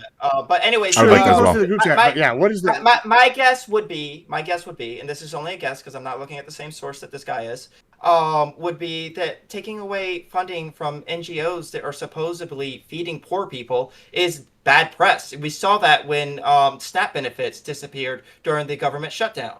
Yeah, bad press and bad policy because it actually does. Because to be clear, hang on, Ryan. To be clear, a lot of these programs, like the majority of these programs, are actually still going to feeding children. This was one very bad case, but that doesn't mean that these programs are inherently bad, right? Which is another thing that's being kind of weaved underneath all this. Who cares if 90% of them I are care. good? We're talking about the 10% that resulted in $1 billion being swindled of taxpayer money. Okay, so pay out the 90% that's good. Right. Well, most of these are fine. No, we don't give a fuck about those. Those are fine. We're not trying to prosecute those motherfuckers. We're prosecuting the motherfuckers. No, you're not engaging with what I just said, Greg. $1 billion. Yeah, no shit. What's wrong with you, Ryan? Why do you always have to like make shit up and oh my God, you just didn't respond to anything I said. It's okay. Go. Someone else can go. Everyone else heard what just happened. Confusing about this conversation is it feels like people, at least my friends on the left here, just don't remember what it was like in the country in like 2020, 2021, 2022. Everybody was being called racist all the time. That was like what every story in the news was like. Nobody ever called me racist. The national media was at that point. And then we're also like, I guess, confused about the way that politics works in this country, where there's a problem, it goes on for a while, it doesn't have a national news story, then there's a big event, it sheds light on the issue, and suddenly there's a lot of attention paid. Like, yeah, like the issues in Minnesota with welfare, SNAP, etc. This has been long-standing. The fraud's been going on for a long time. Now there's a media moment, so people are paying attention to it and doing something about it. That's not weird. That's how politics typically works. They've been paying attention to it and doing something about it since 2020. I'm kind of amused that this is confusing to anybody. But they've been paying attention to it and doing something about it since 2020. You're making it out like they just started in 2025. That's just not the case. We're relitigating what we already talked about. I'd like to get to some specific evidence. Getting it wrong. I'd like we have to relitigate. Yeah, go ahead. We're not. No, you're just selectively hearing me, and as a result, go ahead, Rob. I also heard a part where you said we were getting called racist in 2020. I wasn't called racist in 2020. First time I ever been called racist was today. 2025 all right. America. All right. Yeah. So Listen. All right. Go ahead, Rob. I mean, in Go ahead. fairness, you do seem pretty racist. Everybody. Rob, evidence. The attorney general that would have been in charge of these prosecutions in Minnesota at the time was Keith Ellison, right? Now, there's been evidence that's been introduced in court cases from an audio exchange he had with people involved in Feeding Our Family and other people in the Somalian business community. And this meeting occurred in December of 2021. Step one. We have this is in December of 2021. You all agree, because this attempt to freeze was first occurring in 2020, that at this point, that Ellison would have known that they were credibly accused of fraud, and him and the Walz administration tried to stop the funding, correct? Yeah, so for the record, real quick, I think when you first mentioned this recording, you claimed it was Tim Walz. I may be wrong about that. I may have misheard it, but that's why I wanted to see it. But no, I knew apparently, I think they're both in it, is what he's saying. Walz is accused to be in the recording? No, there's two separate meetings and two separate recordings. The one I haven't heard the audio of, but the House is claiming, the oversight committees, that they have the tape, they're claiming it. This one, we could actually hear the recording because it's been entered into evidence in a trial. And so we know that in December of 2021, Keith Ellison, the top prosecutor in the land of Minnesota, after you said that these prosecutors in the Walz administration were aggressively trying to I didn't say prosecutors, I said DOE, but go ahead. Okay. Who would prosecute the case then? No, I didn't say that they prosecuted the case. I said DOE froze their funding. Okay, yeah. But clearly that the top prosecutor would be aware of allegations of fraud that led to the freezing of funding and wouldn't Possibly. be sitting down breaking the bread prosecutor with these could the prosecutor could totally be corrupt. I didn't look into him. I don't know anything about him, but and I would say if he is, fuck him, get rid of him, send him to jail. Okay, I am just for that. Yeah, what's the quote you're saying he said? Here, though? I'm glad you feel that way. So that's when it what we comes, need to do. I mean, wow, there's so much to say. I'm not going to be able to get through. But we see the tension here. So when the MDE, the Department of Education, freezes the fund, you're like, yes, Walz would have been aware of that, but not Ellison. Possibly not. Well, Ellison. I was using the standard that Ryan gave to us to say that. That was me using the standard that Ryan gave to us. The whole buck stops with Tim. My real opinion, my actual opinion is that Walz is probably not involved in a lot of this shit. He's probably appoints people to the DOE, and the people take care of it. And if something comes up, then buck stops at Walz. This is exhibit 7. Rob, if you can speak 1 second. I hope this doesn't have to be said. My standard is a political standard. Rob is talking about a criminal investigation. Those are entirely different things with entirely different standards. Go ahead. It's a fine standard club. I'm sure you have the same This is grace for heads up. Exhibit 710, introduced by Amy Bach's defense attorney, is this audio. Let's describe some of the audio. We have in the recording, you hear the voice of Salim Said and a bunch of them. I'll just read a couple of them. Who's defendant number 3, co-owner of the Safari restaurant and co-defendant with Bach in the recent trial. He was convicted of all 21 counts. Egram described it at 1 minute and 8 seconds, a huge contributor to Mayor Fry of Minneapolis. Ellison's heard at 1:22 to respond. I hope Fry remembers. At 2:45, Aspie Omar's introduced. The first but hardly last accusation of racism is dropped at 4 minutes 20 seconds. Beginning at 6 minutes, Omar describes his organization's fundraising prowess on behalf of elected officials that are willing to protect communities of color. To repeat, Omar's not accused of wrongdoing. At 8 minutes, Ellison gives his initial thoughts. He describes his interventions within DHS Commissioner Jody Harpstead, stating at 8:15, Harpstead left her purse earlier in the year. The Minnesota Star Tribune offered this headline in January 2025. Minnesota Department of Human Services Commissioner Jody Harpstead leaving post, led the department. She's departing the agency as it faces renewed scrutiny over fraud in its programs. Ellison states on the recording that we are in the middle of battles with agencies now. He asserts at 8:59 or at 9:07, quote, Walls agrees with me that this piddly, stupid stuff running small businesses out of business is terrible. At 9:22, he could be here drawing a diagram. At 9:50, he agrees with the propositions that there is discrimination in his agencies against East African businesses. What you see, if you take this in context, is that these people from the Somali community are like, we think that we're being targeted by these agencies because of racism. And what we have is Ellison saying, yes, Walls and I agree. It is racism that these why you're being targeted. So yes, wait. So Rob, to engage with that, isn't it possible that like these communities are actually discriminated against, and that using the cover of a lot of ongoing discrimination, these specific people took advantage of that situation and did this fraud? Isn't that like perfectly compatible with everything you just outlined?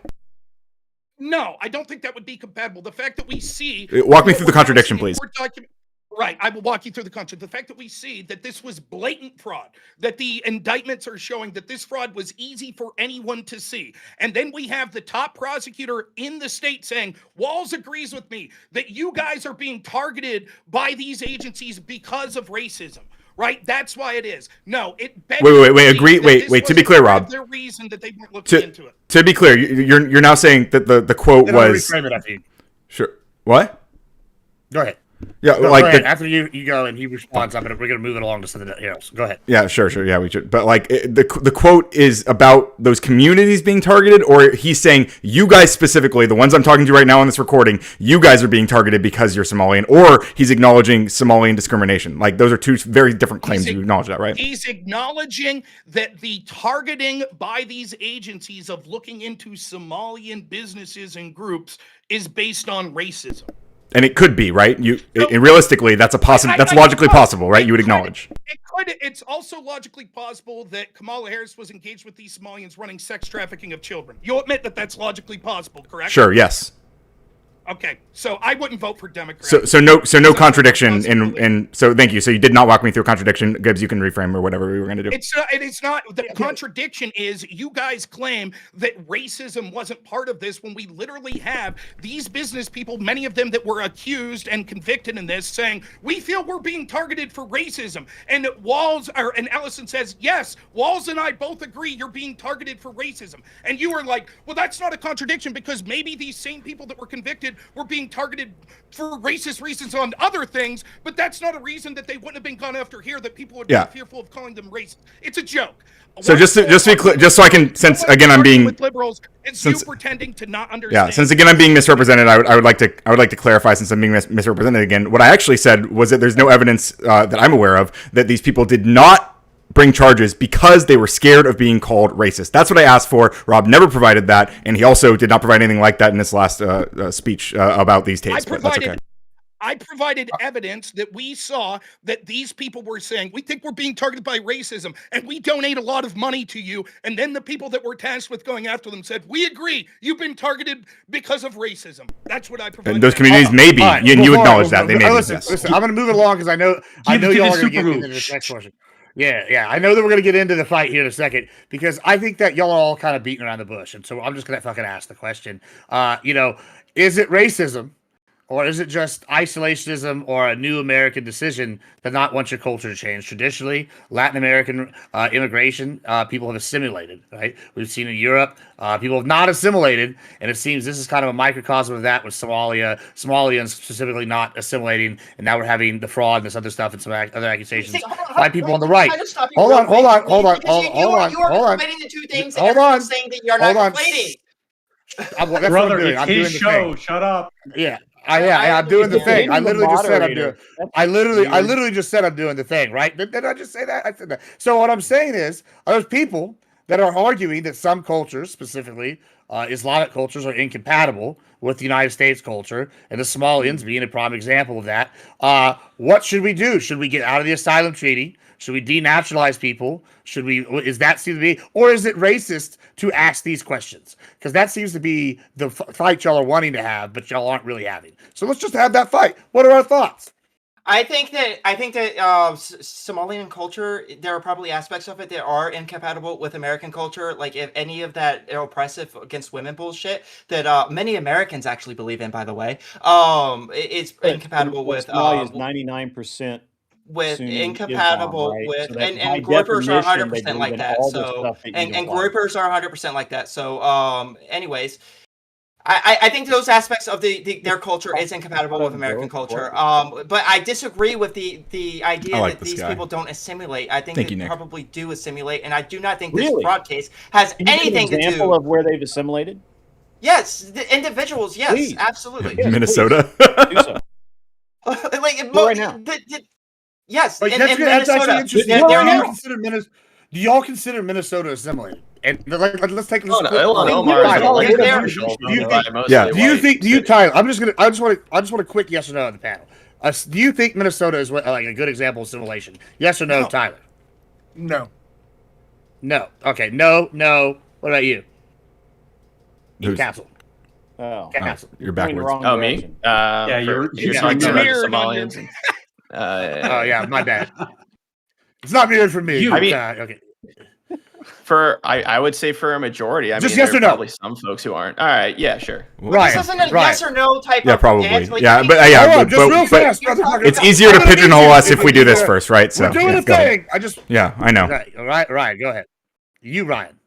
Yeah. Assimilated? Yes or no? Other Ryan, are you assimilated? Yay or nay? Which one's other Ryan? There's two. Okay. All right. Whatever. We'll call Coder. He says yes, it is assimilation. Ryan Mullally says no, it's not a good example. Okay. Yes or no? Can I clarify? I don't think every single Somalian in Minnesota is assimilated. But yes, as Castle pointed out, a mostly white area elected Ilhan Omar. Okay. He's asking for a generalization. Community an example of assimilation. Yeah. Yeah. How about Rob? What do you think? No, I don't think it's a good example. All right. Hey, Cluck, I'm assuming you're going to say yes. So, all right. We clearly have to. Why is it assimilated or not assimilated? He wants to say something more nuanced, but you don't want to let him.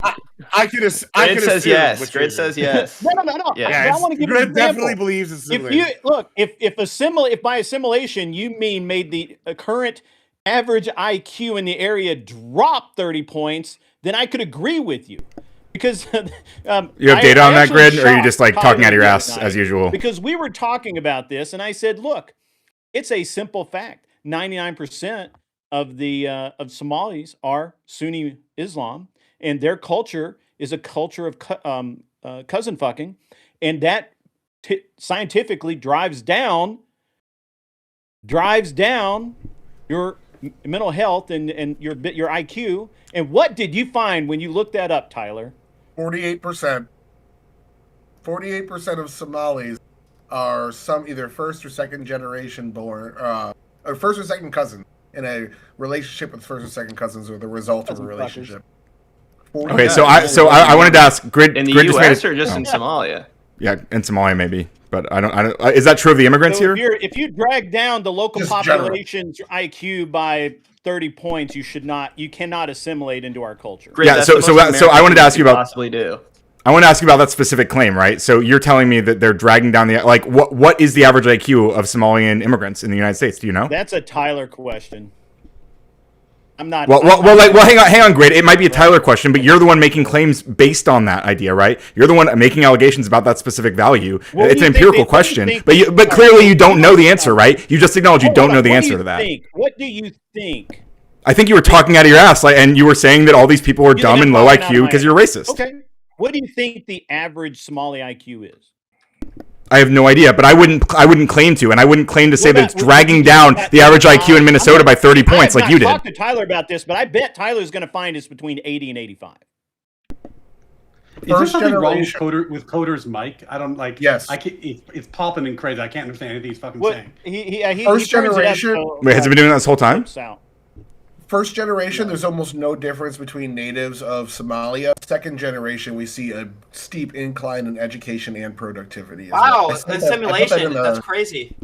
I put that into the Discord. Yeah, let me answer Gibbs' question real quick because Gibbs, no, it's not racism. It's xenophobia. Is my mic which I bad for think you is a guys, too? perfectly fine thing to be, especially if you're somewhat of a natist or a nationalist. I'm a pretty big U.S. nationalist myself.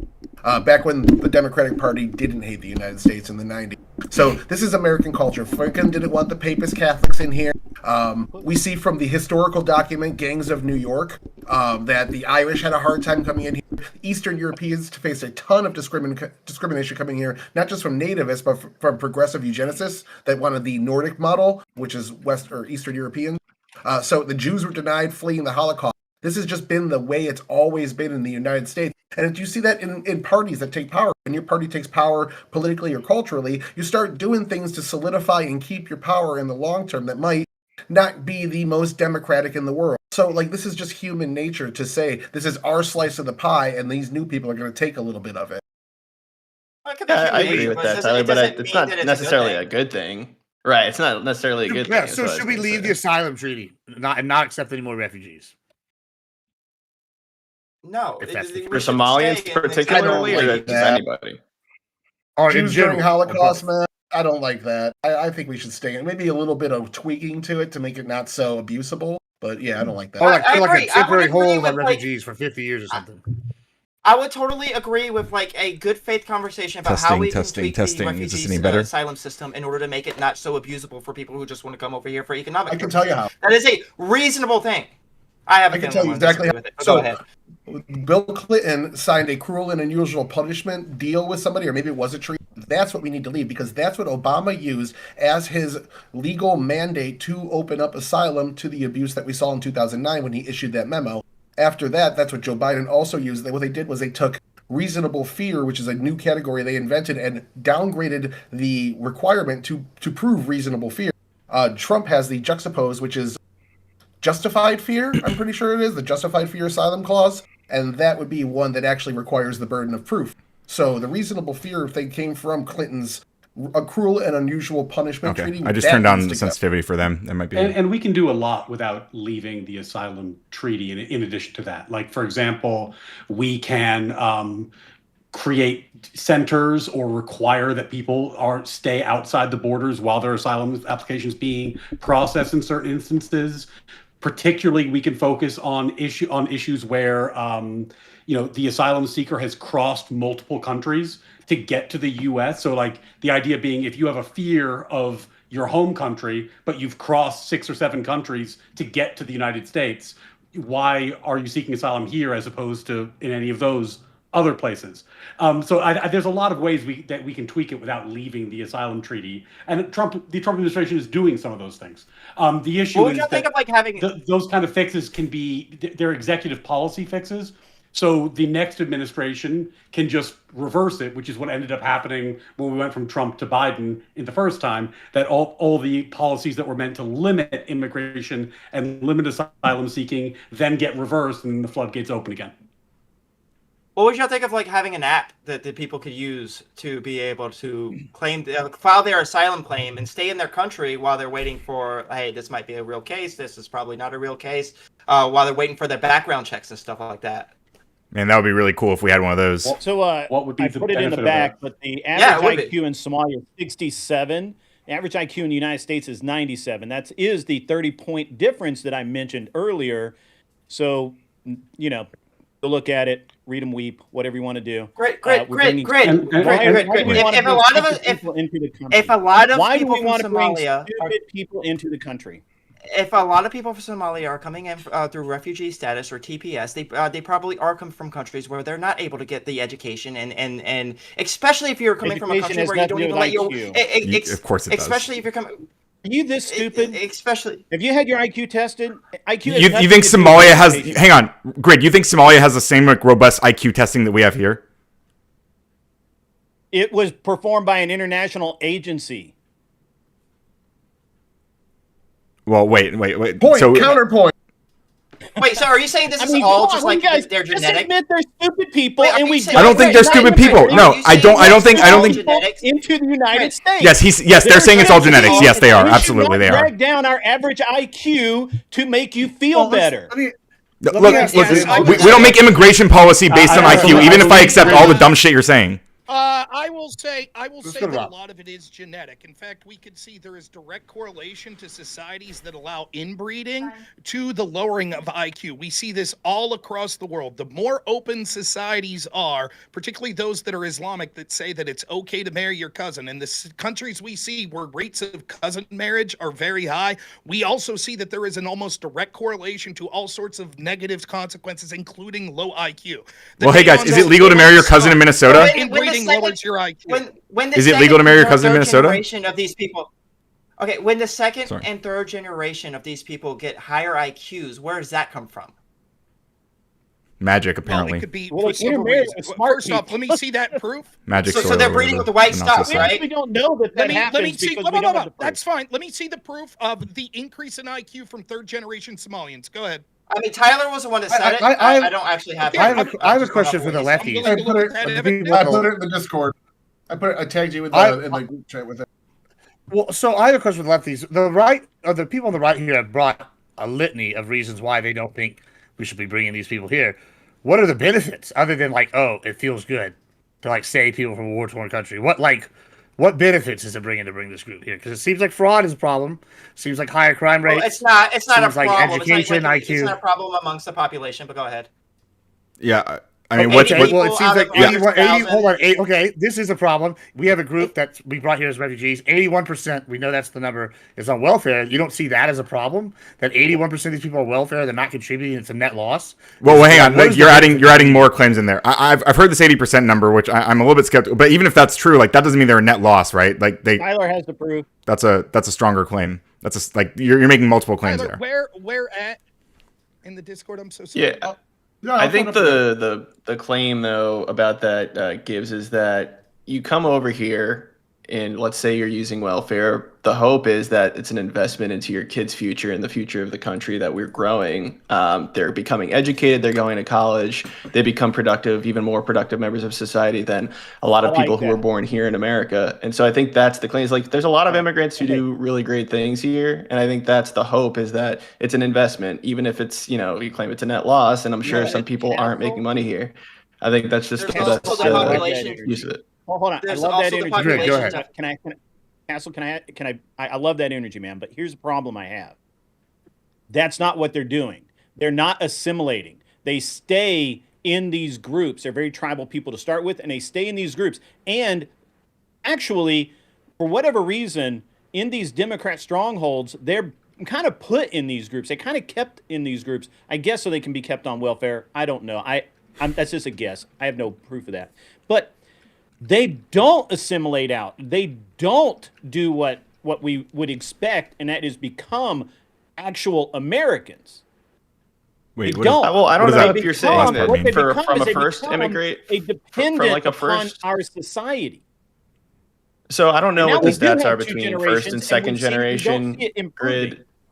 But I don't know. I think a lot of second generation Americans do think that being outcast is probably not favorable to them, and so they would want to assimilate. Like there's a lot of young kids, whether they're Hispanic, Somali, whatever, like they go to school and they're not going to go back home and Minnesota doing that. Bohong. Of assimilating? I mean, come on. A lot of young kids right now who are Somalian, who are second generation, they listen to rap music. They go to basketball. Like, they're incorporated into American sports, I mean, not all of them are going to be. You're asking for something that hasn't actually been studied in a way that we can look up, but you also don't like have proof that this isn't happening either. We're making this so much more complicated than it needs to be. Like, I think in basically every segment of the population that you look at, you see the same phenomenon, which is that when first generation immigrants come in, often they're buoyed by like immigrant pluck, meaning their self-selection. The people who worked very hard to immigrate over here are very motivated to succeed.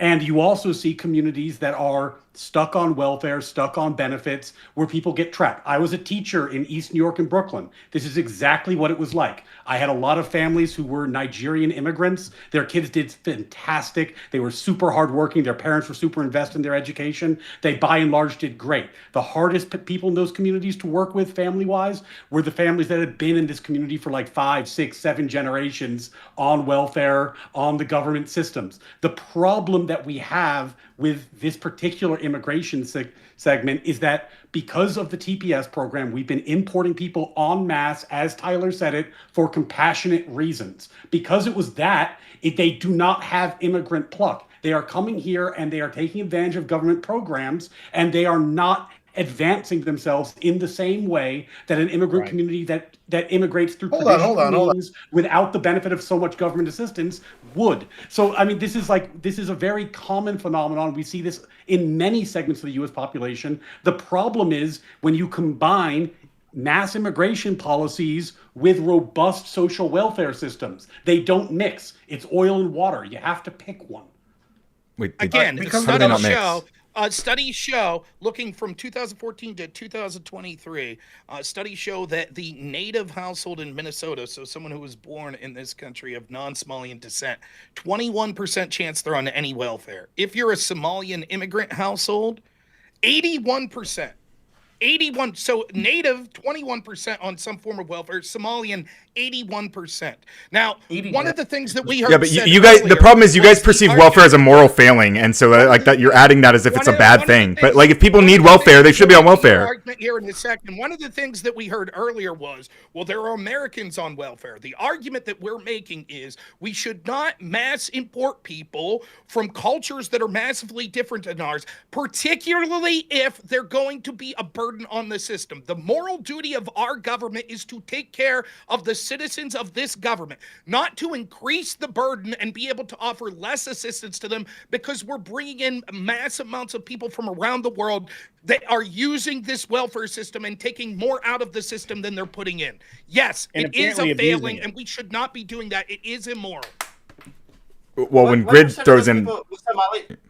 Sorry. What percent of the Somali people that are on welfare are American citizens?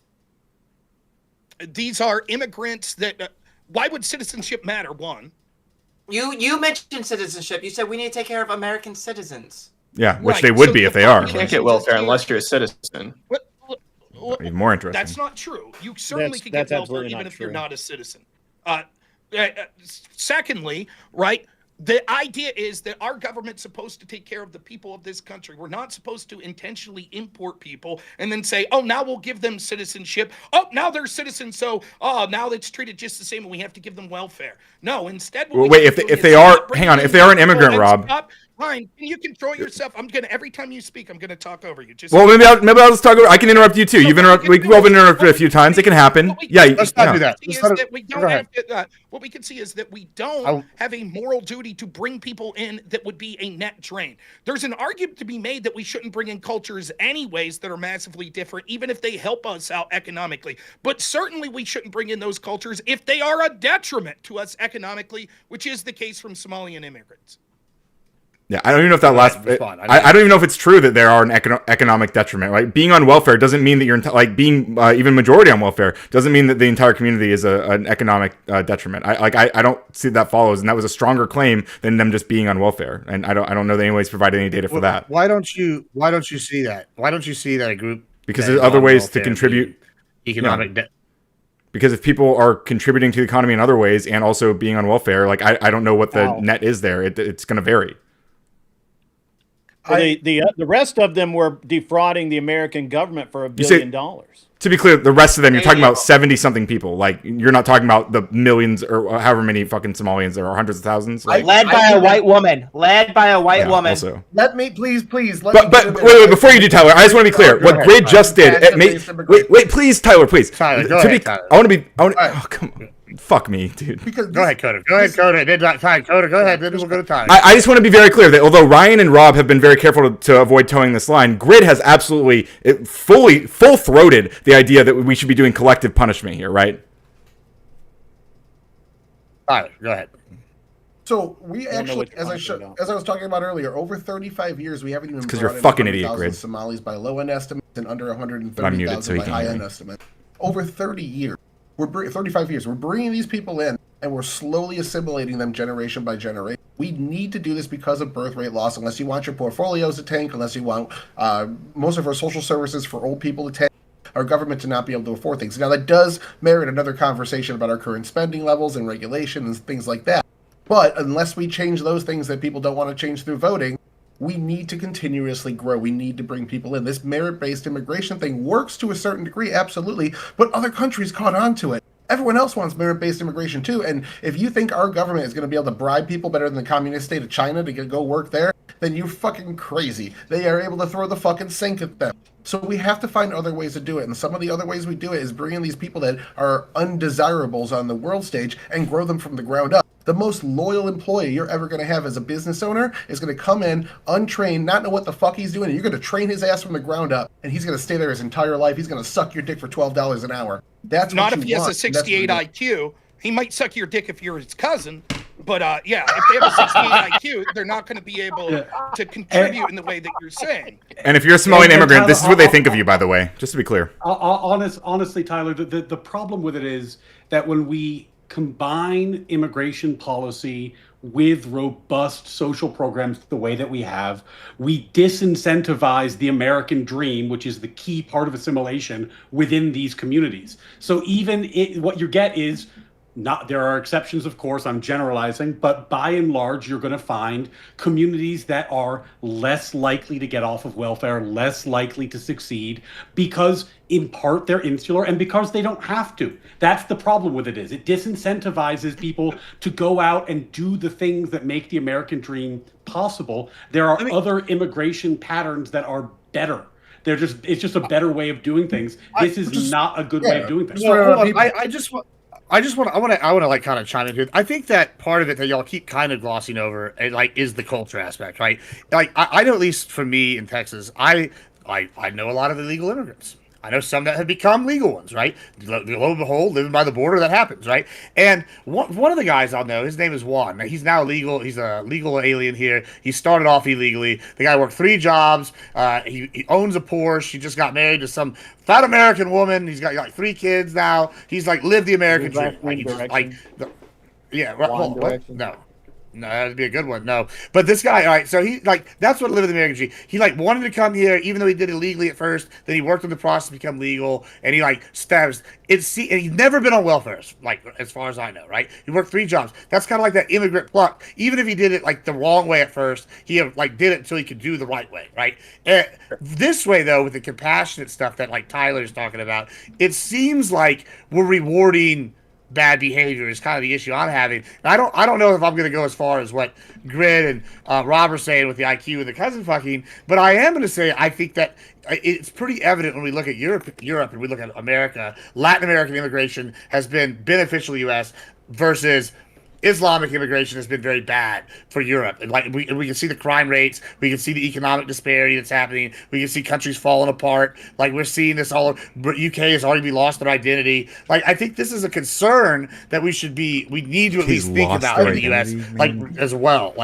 You're conflating a little bit because what happened with Europe is a lot to do with refugees that don't get the same level of vetting as immigration, especially the high bar of immigration we set in the United States. I'm talking about the immigrants we bring in. And we're bringing in 1.25 million people a year. Trump got rid of the lottery, so we saw it decrease by about 4% under his first term. But we're still bringing that many people in. A lot of them are coming in with work visas. People from the southern border, especially from Mexico. Go ahead. Let me just finish the last sentence. Especially the people coming in from Mexico. They're coming in, they're earning, and then they're leaving. They're not loyal to the country. They're just coming in to make some money, and then they get the fuck out once they've earned enough. We want people that are going to stay here generationally, and that's how you get them. Tyler, I'm so glad you made that point. I agree with you about the difference between refugee immigrants and immigrants that come in from different categories. Are TPS programs refugee? Is that a refugee program? Mostly, yeah, yeah. They were illegal. Yes, it is. I think it's like 90%. Yeah, that's exactly the point I was making. This is the type of immigration program that I agree with you, Tyler, doesn't work very well. There's other programs. We need to get rid of it. Yeah, Biden abuses rural authority. I am not going to defend his immigration policy at all. Yo, Tyler, to your point about go ahead, Cass. No, go.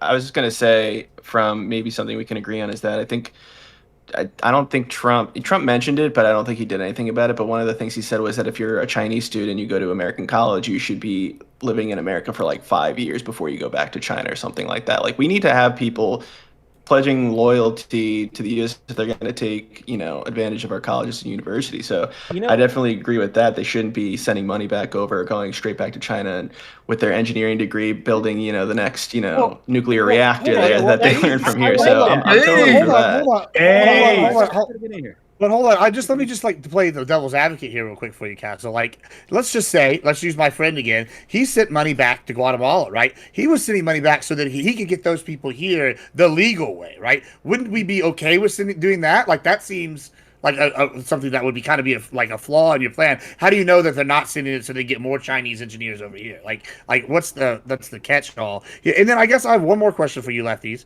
Like, on the right, it seems pretty clear that they have an issue with certain cultures coming and changing it. Are there any cultures that y'all would be like, okay, we don't want that culture coming and taking over America? Or is this something we just want all the cultures? Can I respond to Castle really quick, because he said something really Go ahead, important. Grid. Then we're going to them. Yeah. Then we can get to your question. So here's the thing, man. It's interesting that when we deal with smart people like the Chinese, when they come over, they have to have a sponsor that can afford to pay for their expenses so that they can't ever get on welfare while they're here. They have to have their tuition prepaid for. They have to have a plane ticket to fly home to be in the country as a student visa. And even on most work visas, they have to have at all times a paid for plane ticket so they can fly home if they have like the government decides to kick them out, or they do something stupid and get drunk at a frat party or some shit like that. But we don't require that of these stupid fuckers. We bring those people on en masse, and we bankroll them. So I would actually prefer, and I do agree that we should, if we're going to have an education here, especially if we give them any kind of scholarships or anything like that for them to go to school here. Absolutely, yeah. Let's do that. And I've some good examples of that of people that I've worked with in the past. But my problem here is that's great for smart people like the Chinese and the Indians. But Grid, hold on. You heard it here first, hold on. folks. Chinese people smart, but hold on, Somalians dumb. Hold on. Why is it so hard to look at the data? I mean, like, just a racist thing. It's just stupid. It's just brain dead. Very simple. Hold on. Hold on. We're gonna come back to the lefties in a second. I want to press, I guess, the righties here real quick.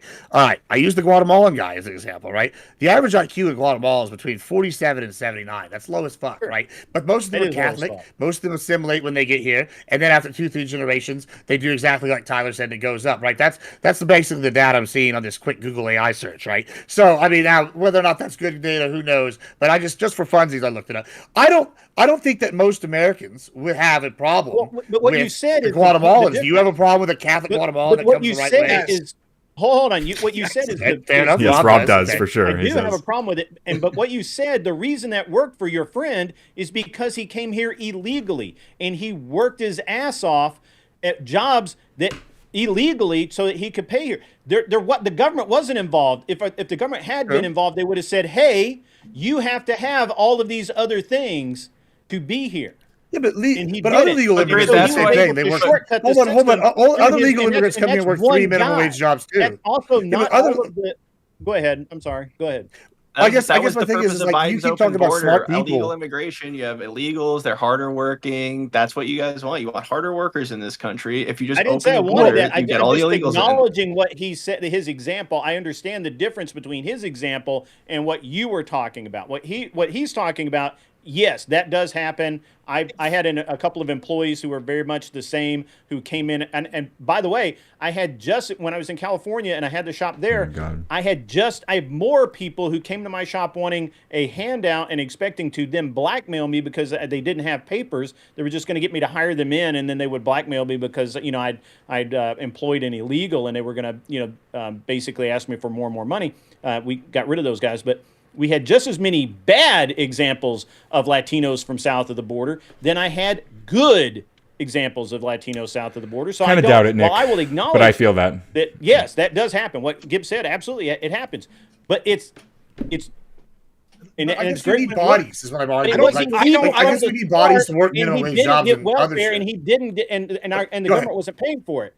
In my example, where people came over legally, they had to pay their own way. What the problem with these Somalis and some of the others are, we are paying for them. Taxpayers are paying for them, and they're not the best and brightest, and they don't come here and get jobs, and they don't work in the fields, and they don't do any of that shit. 81% of them sit at home and collect welfare checks, and bro.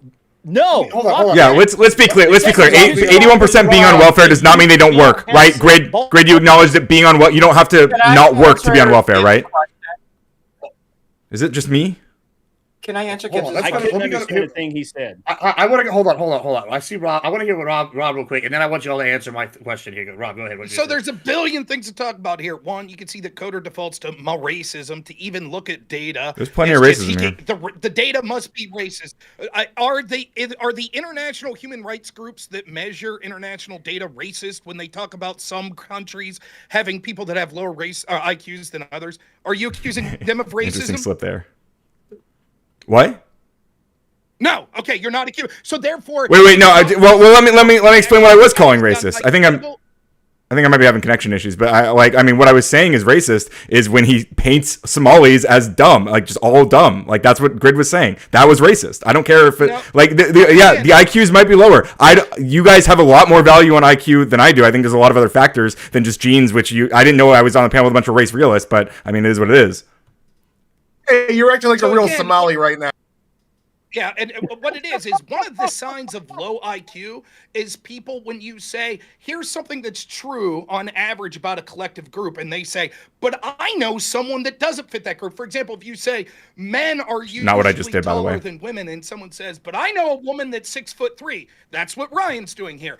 No one is saying that every Except for it's not. Somalian is stupid. We're saying that on base, people that come from Somalia have this average IQ, which is one of the lowest IQs in the world. That's true. That's what. No, reputable Grid called them dumb. international sources You both called them cousin You're- fuckers. You're. I called them we cousin also fuckers. see again, Tyler. What was that data? More than half of Somalians are in 40 apsexual relationships, 48. marriages. Is that true of Also the not immigrants? half. Is that true of the immigrants? I'm pretty sure in Minnesota, is it No, legal to be? it's true. Is it legal to marry your cousin in Minnesota? Well, apparently, Why does Omar it matter? possibly Nobody married your enforces brother, the and that's laws on not the legal, so it'd Somalis. be irrelevant. The point that we're trying to make is we're bringing those people over, right? And those sorts of things lead to not just their cultural preferences, but also lead to IQ deficiencies and health issues, etc., which then end up burdening our health system for their children. Second argument that I want to make to go against what Tyler was saying. Well, I'll start with what Gibbs said real quick. Yes, we have a problem with illegal immigrants. I don't care if they're Catholics from Guatemalan or if they're Protestants from the United Kingdom. Any illegal immigrant, Fixing someone chat. like me has a problem with. Yes. So to answer your question, Gibbs, yes. Thirdly, am I more accepting for immigrants that match our culture more? Yes, of course. I think that's one thing. But I also want those immigrants to be a net benefit, not, well, if we invest in them for 3 generations, eventually they'll be a benefit to us. And lastly, I'll say, when bringing up this specific question about are they a net benefit, etc., let's look at the actual Somalians we've brought in. The Somalians in Minnesota, everyone agrees with this, is roughly 1% of the population of Minnesota. It's like 75,000 at largest estimates. We all agree with that? According to the Center for Immigration Studies, Of all of the children living in poverty in Minnesota, 1 in 8, that's 12.5%, are from Somalian households. They are 1% of the population and 12.5% of children living in poverty. This is not a population that is in net benefiting our country. These are that's why 80% of them are on these welfare systems, because they're in poverty so much beyond what the average Minnesotan is.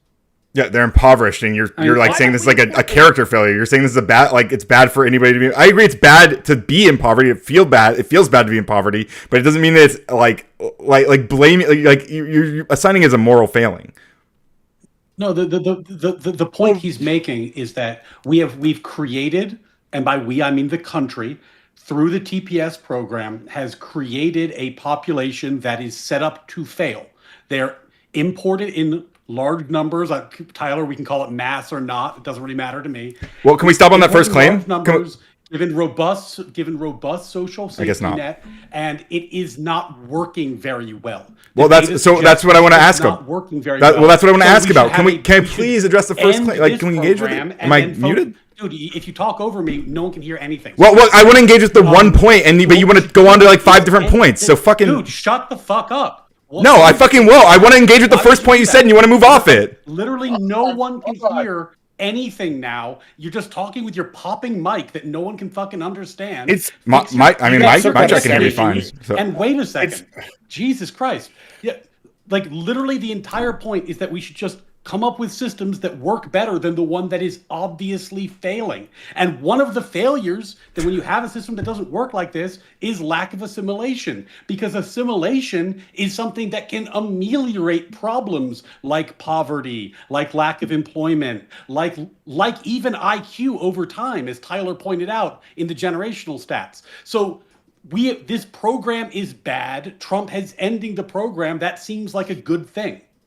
So I wanted to push. Yeah, go ahead, Liberal Cluck, but I have something to say after. All right, hold on. Well, I'm gonna let y'all both go here. Go back to. I want y'all also to answer my question when y'all answer as well. Go ahead.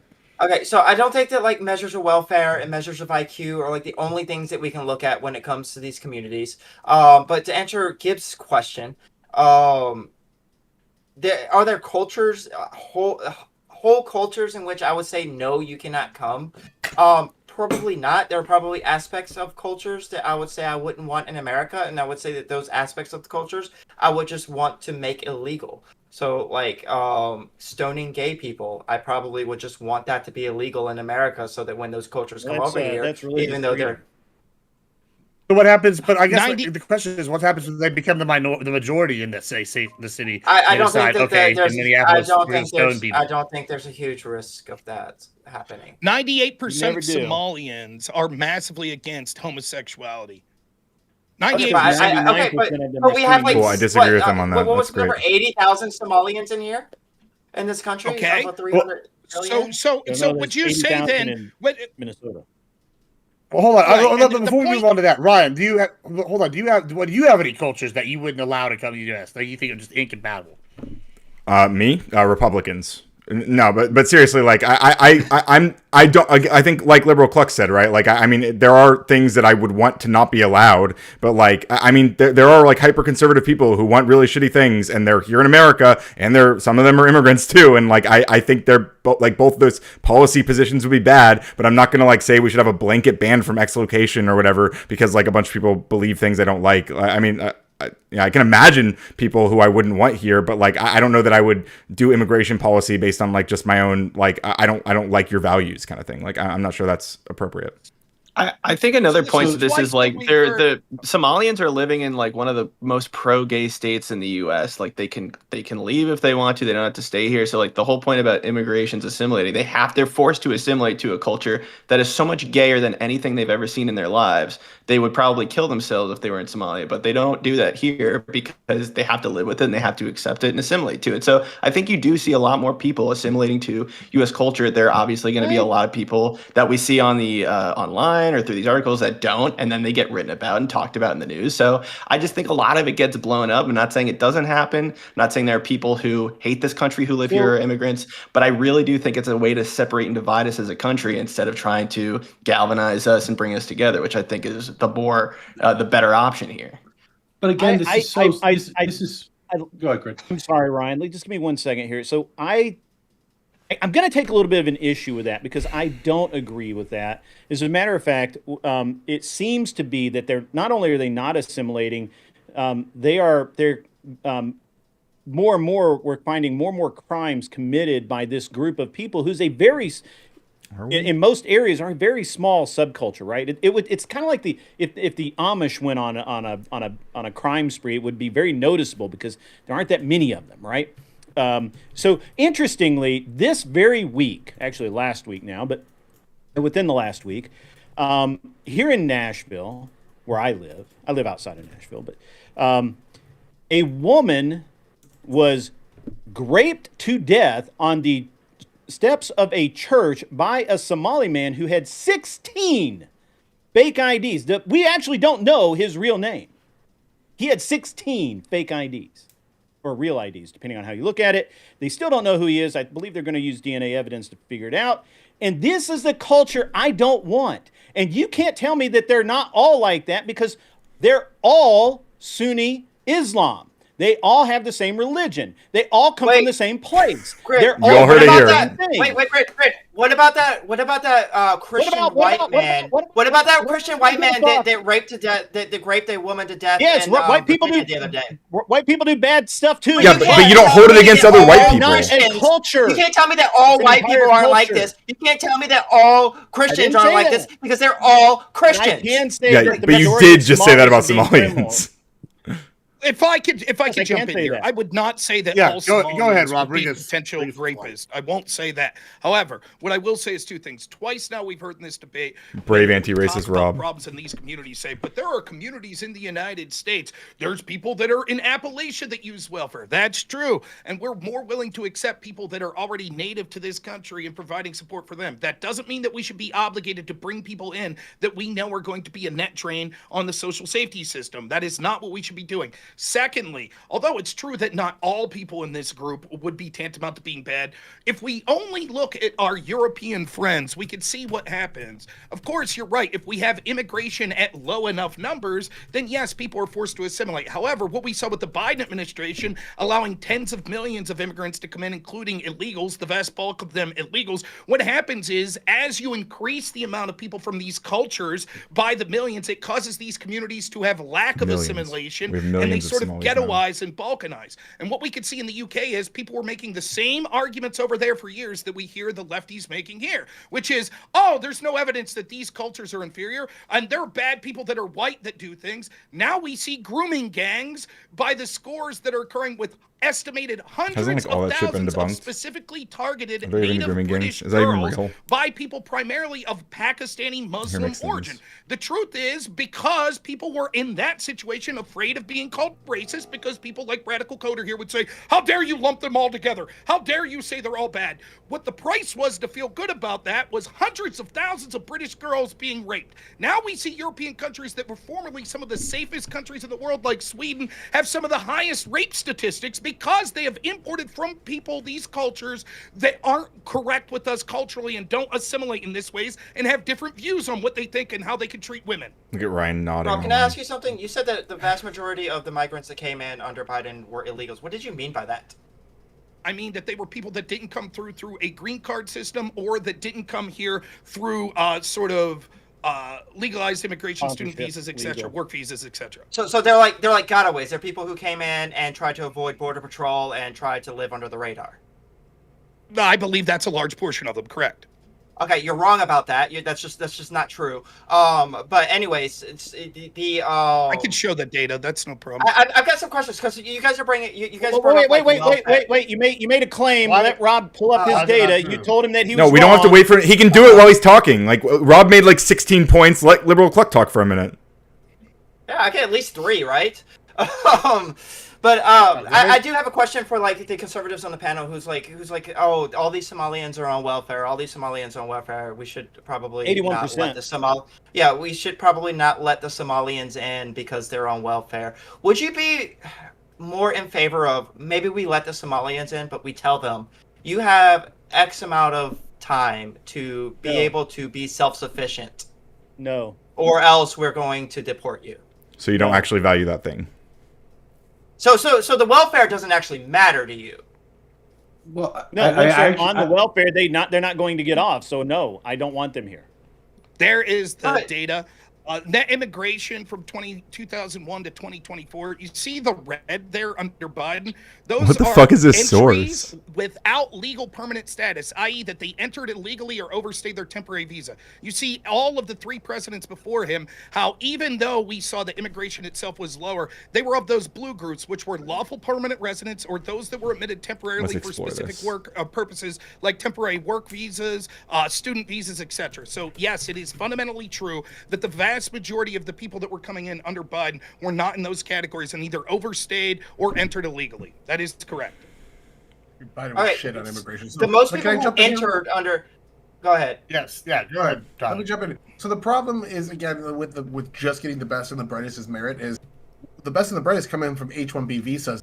What we see with a lot of these people is they either go back home to have their families, or they send money back to a family they already have in another country and just come here for work. Compassion-based immigration also includes what Trump called chain migration. Is when you come to the United States to work and then become a citizen, you can bring your family over, and that makes you stay long-term.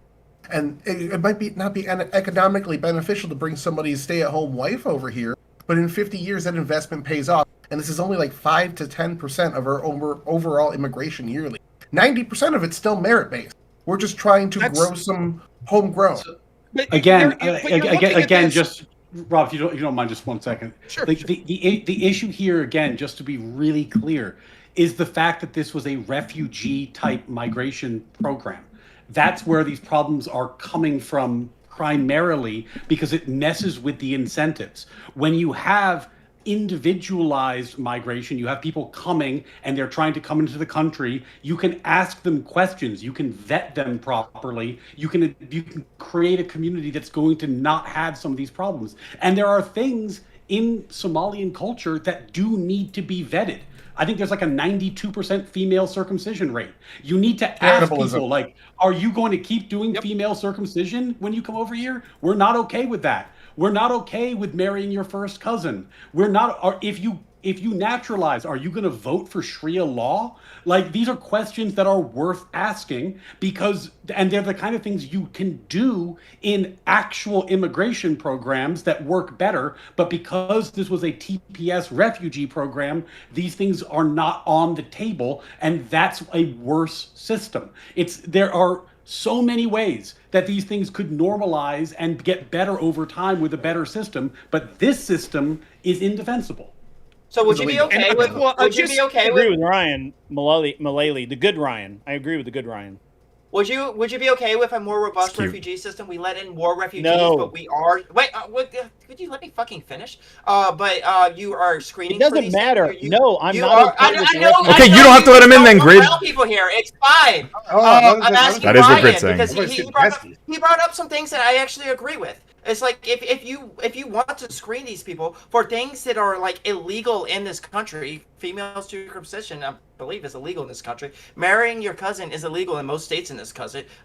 If you want to screen these people for things No, that it's you not. know are a part of their culture, in order for them to come in, I'd be okay with that. Would you be okay with a more robust refugee system, allowing more people in if we're screening them for these things? It's Ryan? incompatible with a refugee system. The point of a refugee system is that you're bringing people in en masse because of problems within their country, not because they individually are a good fit for this country. Wait. What I'm Okay, but the suggesting world is, what I'm suggesting, Yeah, but the what I'm world you suggesting want is that is- Trump is correct to shut down the TPS program from Somalia, and then down the road, if we want to open up immigration to Somalia on an individualized, vetted basis, I would have no problem with that. But that's a very different proposition than what's happening now. And experience teaches. I think earlier you brought up like an asylum app. The asylum app was massively abused. The refugee programs are massively abused. So what we should do is individualized immigration, which is the better system. Now, if All right, I on that can, real note- quick, Go ahead.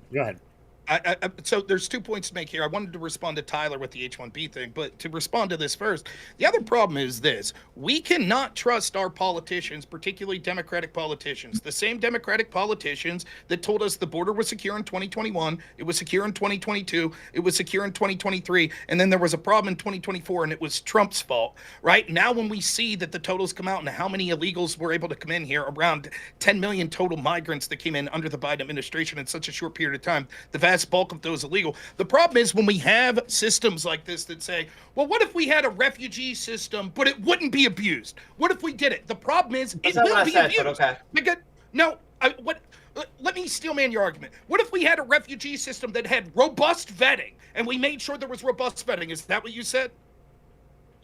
Yes. Stronger vetting. Okay. Yes. I Yes. assume the implication is you would also say you didn't want that system abused, correct? Well, if we're talking about abuse, yes, I would support putting more Then if people I on can the go on vetting with my process so No, that then it's if a I lot can go harder on to with my abuse. point. Yes. So when you interrupted Yeah, me but you and can't said, do "That's that, not what I Cluck." said," that is in effect what you had said.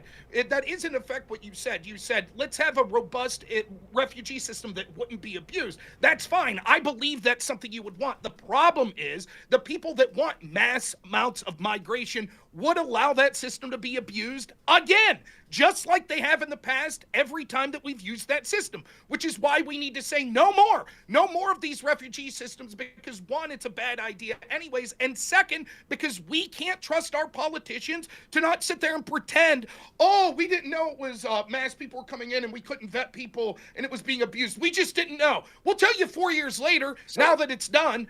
That's the problem. My question is, I'm sorry. so Our goodwill's been exhausted. I disagree with your characterization of the motives of the Democrats for the policies that they. But let's just say I'll give you that just for the sake of argument. No, I want to ask why is it that the Republicans are the complete extreme opposite end? They're trying to get rid of people that are here, that are working, that are doing what they're supposed to be doing, not committing crimes. They are trying to get rid of, instead of trying to make the refugee system robust and less abusable, they're just getting rid of it. Why is that the only other option? Why do we need to accept refugees? Wait, Grid, please, if I can. Okay, First off, sorry.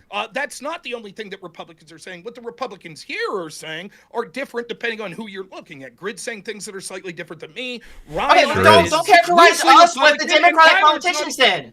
Don't characterize us because we're saying this. We are saying we want a robust. We want a robust refugee system that are vetting I these literally things. said, maybe you're having trouble listening. I literally said, I assume you don't want a refugee system that would be fraud, but we can't trust the politicians. And we can't trust Republicans to do it either. Why are you and Ryan incapable of not interrupting people? Why are you incapable of it? I sit here because quietly you like to going, go on. Oh, come on. You literally interrupted him as soon as he started responding. Hold on, hold on. Let him You finish. literally just interrupted Liberal Cluck like a minute ago. The But point okay. is, I literally said, I'm not saying that you want this abuse. However, we can see that this abuse occurred under the Democratic politicians, and your response is, how dare you lump us in with the Democratic politician, where I went out of my way to say, I'm not saying that that's what you're advocating for. Now, what I will take umbrage with, and I want to ask you, you said, well, you disagree with the motivations of the Democrats and how they allowed these illegals to come in. What do you think explains the fact that these illegals came in record levels under Joe Biden if this isn't what he wanted? Rank incompetence? And No, before you most of answer the that, people Hold on. Before you answer, let Ryan ask another question on top of it.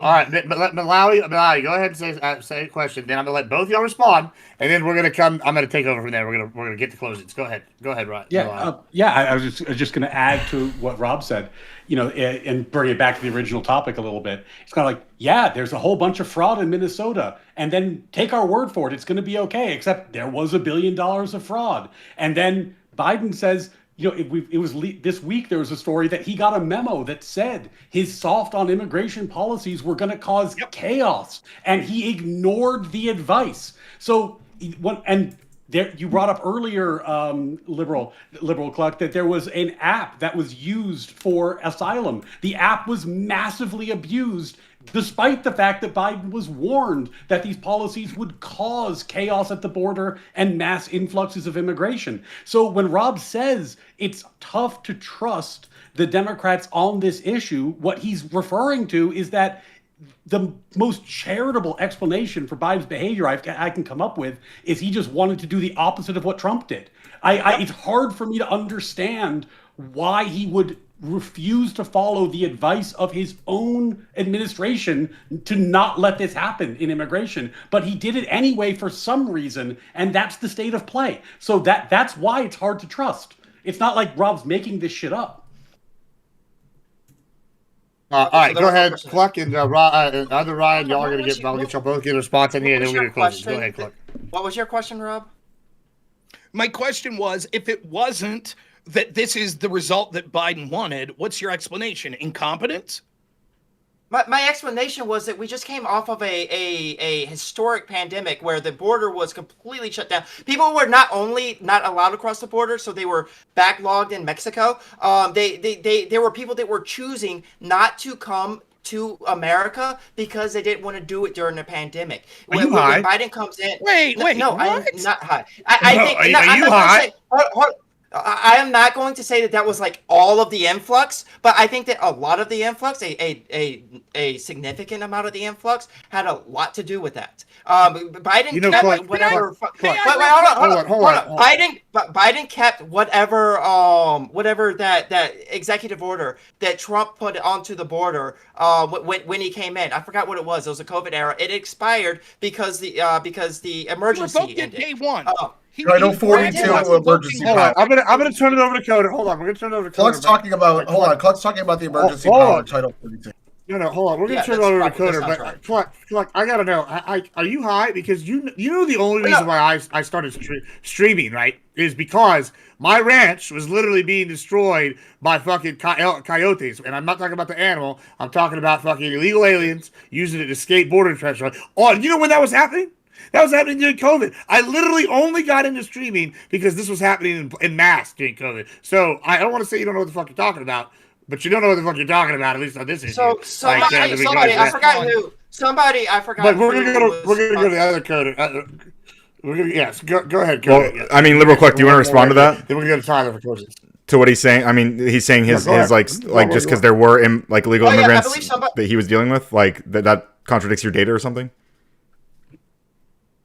Huh? I'm saying, it contradicts the data. That when we see a mass problem, the worst that we've ever seen with illegal immigrants coming, and Joe Biden bragged about, I'm rescinding Trump's executive orders day one. And then the predictable result is we saw the border crisis get out of control. And I say it seems like this is exactly what Biden wanted, because for 3 years he saw this and did nothing.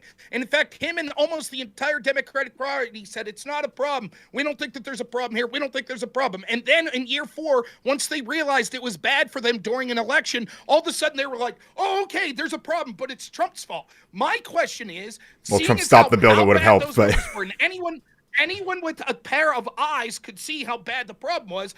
Did Biden allow this to occur because he was horribly incompetent, or was it because that this is what he wanted to occur? There could be no third explanation. Well, I mean, I guess. Go ahead. Yeah, I mean, I'm not going to sit here and say that I have some clean outline of exactly what caused all these, like, a surge in immigration or whatever. I'm not really interested in that. I want to respond to a few other things that have been said tonight. Like, number one, that's become like kind of a truism that these people are a net drain on our society, which is what I believe Grid, Ryan, and Rob have all asserted multiple times. But I don't think they have any evidence of that.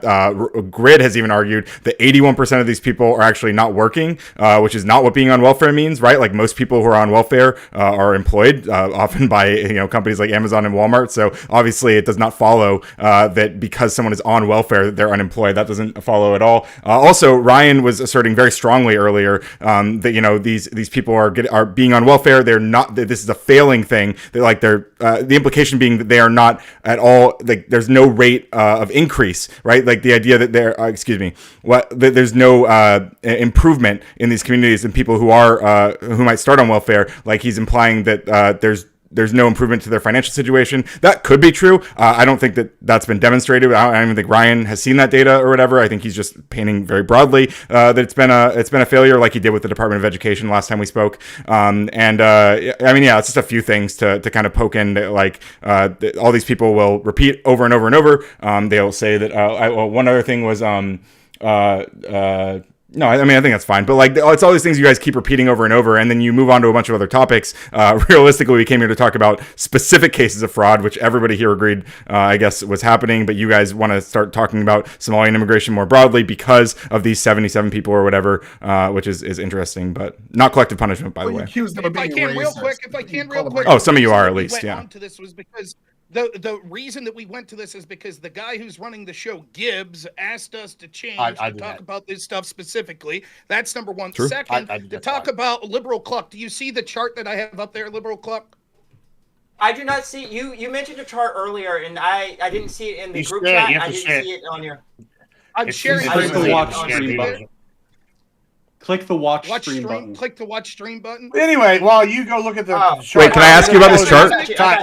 I want to make. Can I ask him about the chart? I want to make this point so that Cluck could answer this. I just want to be clear. Your argument is if we look from 17 to 20, you see how those numbers under Trump were going down? You see they're sort of low in his first year, then even lower in his second, then even lower in his third, and then you see where they are in the fourth. The fourth year would have included COVID. Your argument is that number would have been way higher in that fourth year, and there's a huge backlog of people that wanted to get in that fourth year, but because they couldn't because of COVID. That's your argument? Why were those people not trying to get in the year? Hold on. Real quick, let me ask. Fourth year. Ask more questions, Rob. Yeah, go ahead. Clarify the question. Just to clarify, why weren't those massive amount of people trying to get in 19, the year before COVID? Interesting. Well, you pointed that. We're going to go to closings. Closings. Tyler, go ahead and kick us off with a closing. Cluck can answer that question when it's his turn here. Go ahead, Tyler. Kick us off with the closing and any other things. As always on these Gibbs panels, the best points tonight from all six of you started with, as Tyler was saying. So you're welcome. I want to just get to a couple things I didn't get to be able to get to. So if welfare like this existed in the 1800s, the Irish would have been on it, the Polish would have been on it, the Italians would have been on it, and maybe we wouldn't have seen something like the mafia. If you look at the reason why the mafia was formed, it was because of oppression to the Italian people from the powers that be in the United States. They formed their own agencies. It also came from Italy as well, but they had their own agency of policing. That's why they did this. That's also why the Bloods and the Crips essentially were formed as well, as a neighborhood watch. And the Ku Klux Klan was formed as a neighborhood watch against Catholics. It transitioned into racism later. So what we see is somewhat that this welfare is actually stopping this systemic problem of criminals being majority of these people. Now, it doesn't excuse the 70-something that were arrested. So also a very important fact that didn't get brought up tonight that I was really trying to get to is that education is a majorly impaired by lack of nutrition. In the United States, if you're arguing we should not be giving these kids that come over from these bad conditions welfare money, you're just basically saying let's keep their IQ low. We're bringing people that are impoverished, coming from bad societies over, we're feeding them, we're raising their education up, and we already see from the second generation, because we've only been bringing them in since the 90s, the second generation is exceeding the first generation. Not substantially, but it's looking better. Give it one more and they'll even out with the rest of Americans. So I think it has been proven that the first generation of Somalis are as bad as, maybe not what Grid said, but probably more what Rob said. But Ryan, you really opened the door to this litigation when you called Trump racist in your opening. We have to now litigate why this is happening. So at the end of the day, you guys are welcome for all the wonderful points that I gave you that you could bounce off of. And Rob, if you want, I can come on your show tomorrow and finish up a discussion on the actual topic we were trying to do. Sure, that's great. All right. Thank you so much, Castle. Yeah, so I think the big thing that we just came out of here that we can all agree on is Tim Walz is innocent. No, but I think the actual debate that happened afterwards. Dude, I'm kidding. The actual debate that I think was more prudent afterwards was about immigration, which I enjoyed. I didn't really have anything too much to say at the end, just because I wanted to address it in my last points, which I'll do here. But I think I can agree with some of the folks, and like what Ryan was mentioning too, is like what we see in the UK, maybe other countries in Europe, is that I think a solid immigration plan is having people come over here in a steady fashion. And I think when people pour over the border by the millions like they did under Biden, or whether you put them in certain communities by the hundreds of thousands, that does create a problem. And I think that you have to have that done in more orderly fashion for it to be more successful. And then you get these kind of areas, whether it's in New York City, Miami, Texas, LA, where there are enclaves of people who kind of stick together. They either speak Chinese, they speak Spanish. They don't really start to learn the values of the country. And I think that's definitely happening. That said, I'm still pro immigration, and that the points Tyler made, I agree with 100%, that there's still a benefit and there's value of having people come over here and learn the language, learn our customs and values, go to school, get a solid meal so that they can become productive members of society. And I think that's going to greatly benefit us over whatever fraud is happening, right? The fraud is happening. I think we can all agree that it's bad for the country, and the people who commit it should be sent to prison or deported if they're not here legally. So I'm totally for that. But I do think that the amount of money that they either pay in taxes or the jobs they're getting, the kids that they are having, are going to produce so much more value over time than the fraud that they're committing now, that I still see as a net benefit for the country. So yeah, overall, that's where I would end it. All right. Thank you so much, Mr. Coder. Yeah, I mean, like I said at the beginning, obviously, fraud was happening in Minnesota. I feel like Tyler just assigned. You said that I called Trump racist in my opening. I don't think I did. I don't think I ever said that in my opening statement. I mentioned at one point later on, I talked about his statements about Ilhan Omar, which were pretty disgusting. And I called Grid racist because he was being extremely racist, and Rob was at least vice signaling about racism. So I did say those things, and I still hold to those things. I think that was happening many times during this debate. I mean, it's all on record. You know, this will all be recorded. It's all obviously on all of our streams. So that's the reality. But yeah, I mean, in terms of like, I think there are problems with immigration. I think there's problems that arise from assimilation. I think it's frustrating that, like, if we want to have these conversations with people like these guys, we can't have like real practical conversations, right? Like if we have a policy like the TPS regarding Somalian immigrants or refugees specifically, like Liberal Cluck starts proposing very reasonable restrictions that he might add in to tighten this, you know, you guys might call it a faucet or whatever, like to kind of like just turn it down just a little bit and like restrict people who might be explicitly problematic. You guys don't want to hear any of that. You guys don't want to talk about any of that. You just want to cut it all off completely. You have no interest in having nuanced conversations about any of these policies, just like you have no interest in talking about any policies that would actually make it harder for people to do fraud in these situations. That's why tonight we didn't talk about any reforms that would actually affect the fraud that was going on. All we talked about was blaming Somalians. We talked about Somali immigration. We talked about alleging it's not collective punishment, and then going on to say this is why we need to cut off immigration from Somalia. This is why Somalians are a net drain. This is why they're dumb and stupid and cousin fuckers, and all this sort of stuff was the conversation you guys wanted to have, which is again, you guys don't actually care about practical solutions, and it shows. Everyone can see it, and it's embarrassing, and I'm ashamed for all of you, but I appreciate you having me here. All right. And so we'll go to Mr. Mallory next. Yeah, I wonder, in the conversations I've had with Evil Ryan, what would it take for something to be deemed a failure? You know, like we did the Department of Education, and no matter what data I suggested, it's funny debate. My debate opponent conceded that the Department of Education had been a disaster in every program that I mentioned, and still Ryan thought that wasn't enough. You know, here we're talking about the TPS program. We've pointed out massive problems in terms of the impact it's having on the population in Minnesota. We've had massive fraud that has shown light on this issue. I'm not sure what it would take for a program to be deemed a failure if nothing that happens on the ground can ever evidence failure. This program has not worked out well. It's okay to admit that.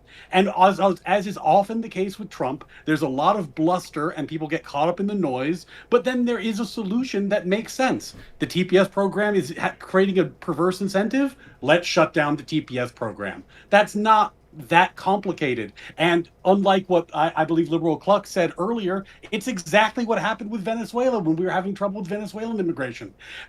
The truth is, the TPS program is a refugee migration program which limits individualized vetting. It limits the capacity to do the things that make assimilation likely.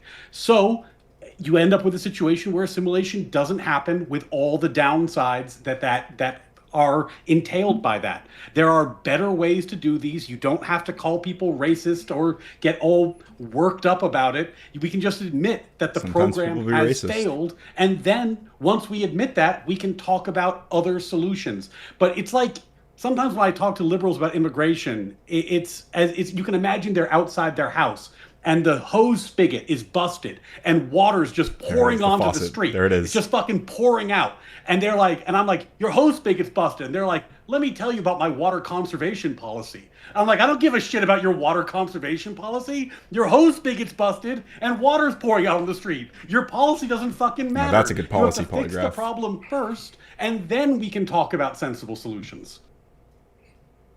All right, thank you so much. Let's go to Grid. His whole closing was about my one jab. Okay, yeah. So, where to even begin? Thank in you, this Nick. Closing. Well, it's easy to be honest. Yeah, we shouldn't be letting stupid people into the country. We should not be lowering our collective IQ. If the claim is going to be that we need these people for something, then let's make a good claim, and maybe that can happen. But so far, all I've heard is my feels, and it hurts my feelings that you won't even consider another option. Yes, I actually have a great option. Don't allow anyone in. Because if we don't do that, then we don't have to worry about embezzlement. We don't have to worry about $1 billion being squandered. We don't have to worry about all of these things. Grid's a So simple man, easy. guys. The easiest thing in the world. But let's just say we want to let some people in. Trump loves the Great. uneducated, As right? long as it doesn't cost American taxpayer dollars to do so, bring in whoever qualifies. And you can use a qualification. But not one tax dollar can bring in these people. Not one. My opinion, Okay. because American tax dollars get spent on Americans.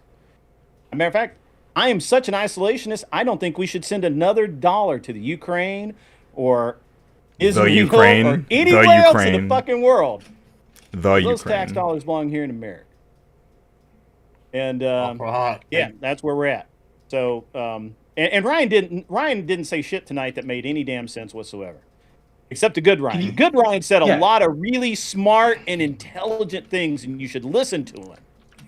Thanks. The You gotta other clarify Ryan- Can I go good or next? evil, Ryan. Can I go next? Yeah, Can I the go evil next? Ryan, do not Yeah, listen you're to next. evil Ryan. Evil Ryan is wrong. He's wrong. Because there's no level that where he will be happy. There just isn't. We literally have cousin fuckers coming in the country, and he's like, yeah, that's fine. It's cool. Bring them in. It's fine. All right. That's what's wrong. All right. Holy shit. Done. That's it. Okay. Man, I triggered everyone So on this I think that panel. what we saw in this panel today, that people like Grid, Rob, Noerr, and Ryan, they said a lot of shit that they expected everyone on the panel to just take as truisms, right? They said that Tim Walz We brought facts, was and in you on didn't. it. Hold on, Grid. did I interrupt you when you were Grid. saying your stupid ass shit? No, I did not. Not even anyways. once. Oh, they You still didn't just bring take, facts. they expected us to take Tim Walz was in on it as a truism based off of a statement that the prosecutor said about something Tim Walz said in 2021, December of 2021, which didn't even actually say the thing that they. And then he's like, we should be lowering the IQ of the country by bringing these people in. Look at the IQ of Minnesota right now. It's 5th in the country. So I don't really know where that comes from. Oof. Oof. Oof. What the fuck? Anyway, and then and I'm supposed to be answering a From question them, as that's a part of compliment to Kelly Oh Diamond. yeah. Do I think that all of the influx of immigration under Biden was due to COVID? No, I do not think all of it was due to COVID. Especially if you're talking about things like visa overstays, which was like historically a thing that has happened. Has been most of the illegal immigrants in America for like all of American history. But when we're talking about like the ones that were crossing the border newly under the Biden administration, I do think that a lot of them were due to a good portion of them were due to COVID, making bank conditions worse in the country, making more asylum seekers.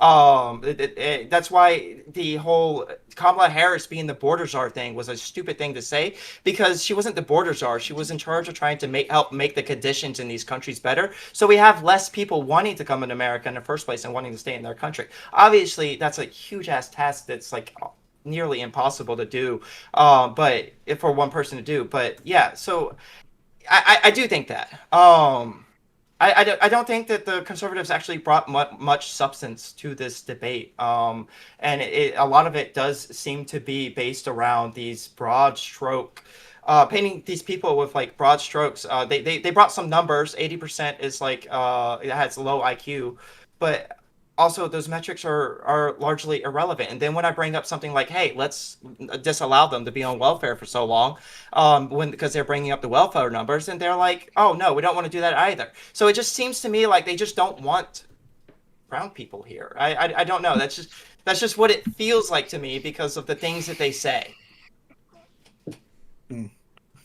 All right. Well, last but not least, give us some substance to close us out here, Rob. Sure, I'll try. First, on the broader topic that we were here to talk about, it's ironic. I think everyone on our side of the aisle was clear the entire time. We don't think there's evidence that Tim Walz committed a crime, but there's certainly a lot of smoke there that would warrant an investigation. In fact, by December 17th, he is asked to supply evidence from his communications to the House Oversight Committee. We said that investigation was something that should occur, right? The fact that we could see that we're constantly told, oh, they said this about Tim Walz. None of us said that, and it's almost like there are two different debates going on where we keep saying things and then we're told that we said something else totally ridiculous. So yeah, there's all sorts of things we didn't talk about in specific case. Keith Ellison's connections to this, as I got to a little there, seems to be remarkably shady as well. The scale of the fraud is ridiculous. There are credible allegations from insiders that suggest that a lot of this money went to fund terror groups. And I think although it was fine to take it to immigration, one of the ways that I would have liked to discuss this is how these programs being set up through these NGOs in the first place are rife with the ability to commit fraud in general. And it's probably a reason, and it's something I said in my opening statement, that we need to have systems. One, I think we should dramatically limit all of this spending of NGOs. And secondly, they need to be significantly audited, because this sort of stuff, and we saw this with COVID funds galore, the PPP loans, there's estimates that some 15 to 20% of them were obtained fraudulently and ended up making their way out of the country. That's absurd. We're talking about billions upon billions of dollars of our taxpayer dollars that's going to fund possibly terrorism and other bad interest around the world. When it comes to the immigration policy, I mean, I don't know what to say other than we just get to this racism that you see all the time that's ludicrous. Ryan, the bad Ryan, accused us of not offering solutions that couldn't be further from the truth. We specifically talked about how we wanted these sort of refugee programs to end. The fact that they exist mean that they'll be exploited, and that what would be better, and Ryan, good Ryan, went specifically and said what he would recommend is getting rid of these immigration programs, and then if we need to bring immigrants in from Somalia, doing it in a non-refugee basis, which would allow us to bring the best and the brightest from Somalia. In other words, merit-based immigration. Not this time, Nicody. There might be a disagreement between Grid, Ryan, and Tyler and I on how much of that merit-based immigration we would like to see come, or what exactly those merits should be. But nonetheless, that's a far more defensible position than this compassion-based immigration. And you can see it all through this debate, where our opponents, it's like, well, we have to leave these Somalian immigrants in, so let's find a way. What if we tweak this to, where is it that says that we're obligated to let immigrants from any country? Why shouldn't we be choosing the best and brightest? If all of the best immigrants end up coming from countries that aren't Somalia, who gives a shit? The goal of my country is to benefit the citizens of this country. We owe nothing to the people of Somalia or the people that want to immigrate. And that's doubly true when we're talking about this refugee program. And as we bring up statistics of things, what you can see is they're either hand-waved away as racist, they're misinterpreted, and they say that we're saying things that we're not actually saying, which is ludicrous. Or you can see, like Liberal Crook, when you're presented with evidence about, like, how do you explain Joe Biden allowing this? He comes up with these inane explanations like, well, the reason is a lot of these came because of COVID, because of backlog of COVID. But I showed you the numbers. Actually, the number of people during the Trump administration while COVID was there increased. The amount of immigrants were increasing even during Trump under COVID. So the idea that just precipitously in the 3 years prior to that under Trump, there was a decline in net immigration or a decline in the total amount of immigration that we saw. That's But true, it was Testy. about to boom during Trump, during COVID, and so therefore we should use that as some possible explanation for Biden is nonsensical. The truth of the matter is, all of this, when it comes to the abuse that we see through these programs, which sadly we didn't get to talk much about how all of these programs are Every able to opportunity. be abused, or it becomes these immigration system, it is America last. We care little about the American people. You can even hear them being belittled. American people are on welfare. American people do this and that. Yes, it's true. There are people in our groups that are in poverty. I don't think and it's other belittling things. to be on Saying welfare, by the poverty way. isn't a moral failing. It's saying that we should not be bringing in people that predictably are going to be in poverty. We should not be bringing in people that predictably are going to have 80% of their households be on some forms of welfare because they're in such poverty. These are not net gains to the country. And that's not to even talk about discussions of the cultural changes that will occur. So it's not a matter of racism. The accusations of racism literally mean nothing to me. At this point, it is the last bastion of people that don't have an argument. And as is usually the case with Radical Coder, that's a device that he will rely on because he knows that he's incapable of arguing the facts of the issue. That's it. All right. So I Thank don't- you so That's much. certainly man. a take. Hey, Can we stick hold on. around? Hold on. if you Coming want up. to? Hold on. Let me just do a little housekeeping real quick. Coming on Sunday, folks, we're going to have our semifinals of our debate championship series. We're going to be having Tyler Kelly here is Dunn. going to be debating Fabian Liberty in the semifinals. What was the topic, Tyler? I feel bad for you. Did you- Tyler. Wait, you're not FDA. Fabian Liberty? FDA regulations, good or bad? FDA regulations, that's going to be the topic. It's going to be good. It's going to determine who's going to the finals to determine a regular season champion, which there's going to be a cool prize for the winner that they're going to get mailed to them, and I'm pretty excited for them to show it off. And then we're going to be having, starting our I hope Grand it's a Prix WWE after belt. that. It's got some more big announcements. It's real exciting times here. And then next Thursday, we're going to be talking about the Golden Dome and the Golden Fleet and American military rearmament. I'm pretty excited for those going forward. Yeah, I mean, we could do some sort of open. I don't want to hold anybody too much longer. I can go for a little bit, but then I have to go do something. But yeah, we can stay open for a little bit. But if anybody needs to leave, now is your chance. Y'all are welcome to stay all y'all want. But yeah, if you have something you wanted to. Yeah, I don't Have a wonderful understand. night, everybody.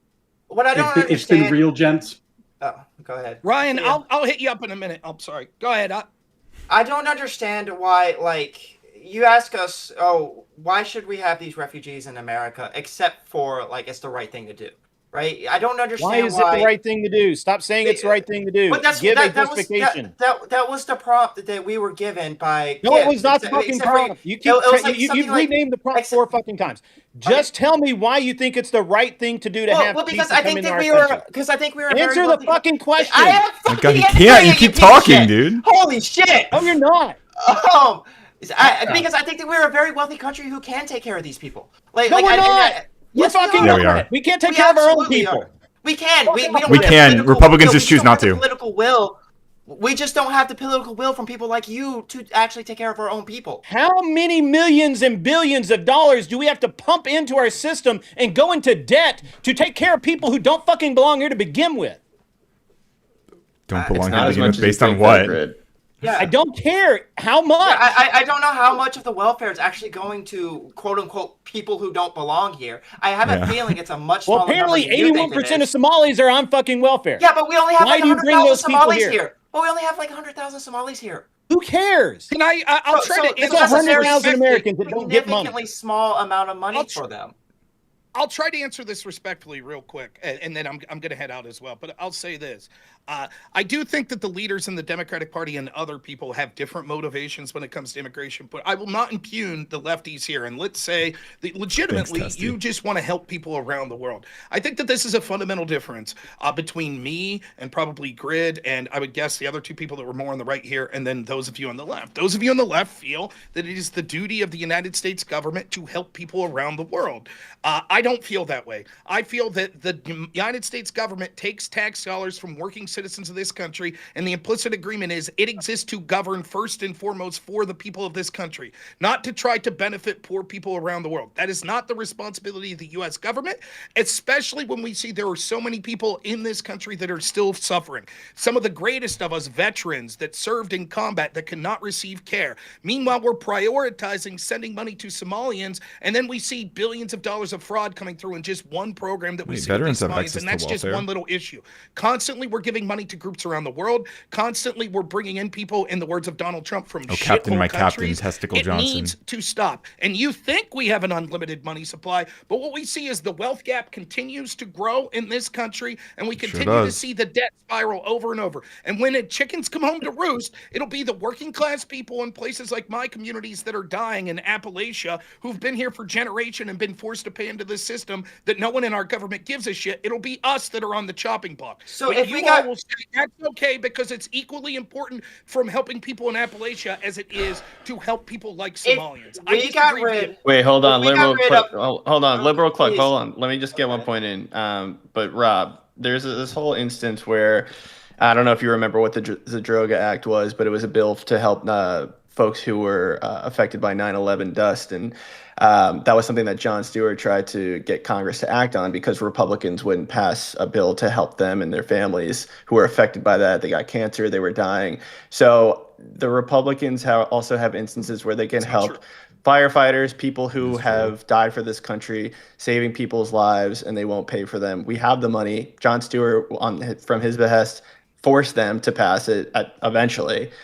So it's clear that one party, you're saying that Democrats might not care about this and they care about Somali immigrants more, but we've already seen instances of the Republicans who couldn't give a shit about people who That's not save true. people's lives So on the 9/11. objections to that specific bill were primarily from Rand Paul, and his only holdup wasn't that we shouldn't fund this, was that he wanted to know where the funding was coming from and what the extent of how much we would be paying on this, because his worry was that what this does that money would mean? come from Who places cares how that it much we would shouldn't. pay for it? It's for Listen, people who literally served on 9/11 and the died. reason is it's this exact mindset that leads us $39 trillion in debt. Who gives a shit what the final bill will Nonsense be? about The 9/11 problem was what he responders. was in Yeah, charge. we should help notice- people who You heard it. served You in heard what Rob like thinks of those veterans, people. like To firefighters. everyone Hold on, that's let him- listening, hold on. to everyone, please let me finish my point. To everyone that's listening, that I don't know how enough the about it, Somali Polygraph, I'm fraud sorry. case was able to occur to the tune of $1 billion. Now you're seeing the mentality, because we shouldn't worry about the details. Where does the funding come from? How do we audit it? Things like that. Nope, you're a horrible person if you want those sort of things before you pass a bill. We just need to sign the check because it's the moral thing to do. And hence, how we end up with billions of dollars of fraud in these programs, because people like you say, you're a terrible person if you want to work out the details before you vote for it.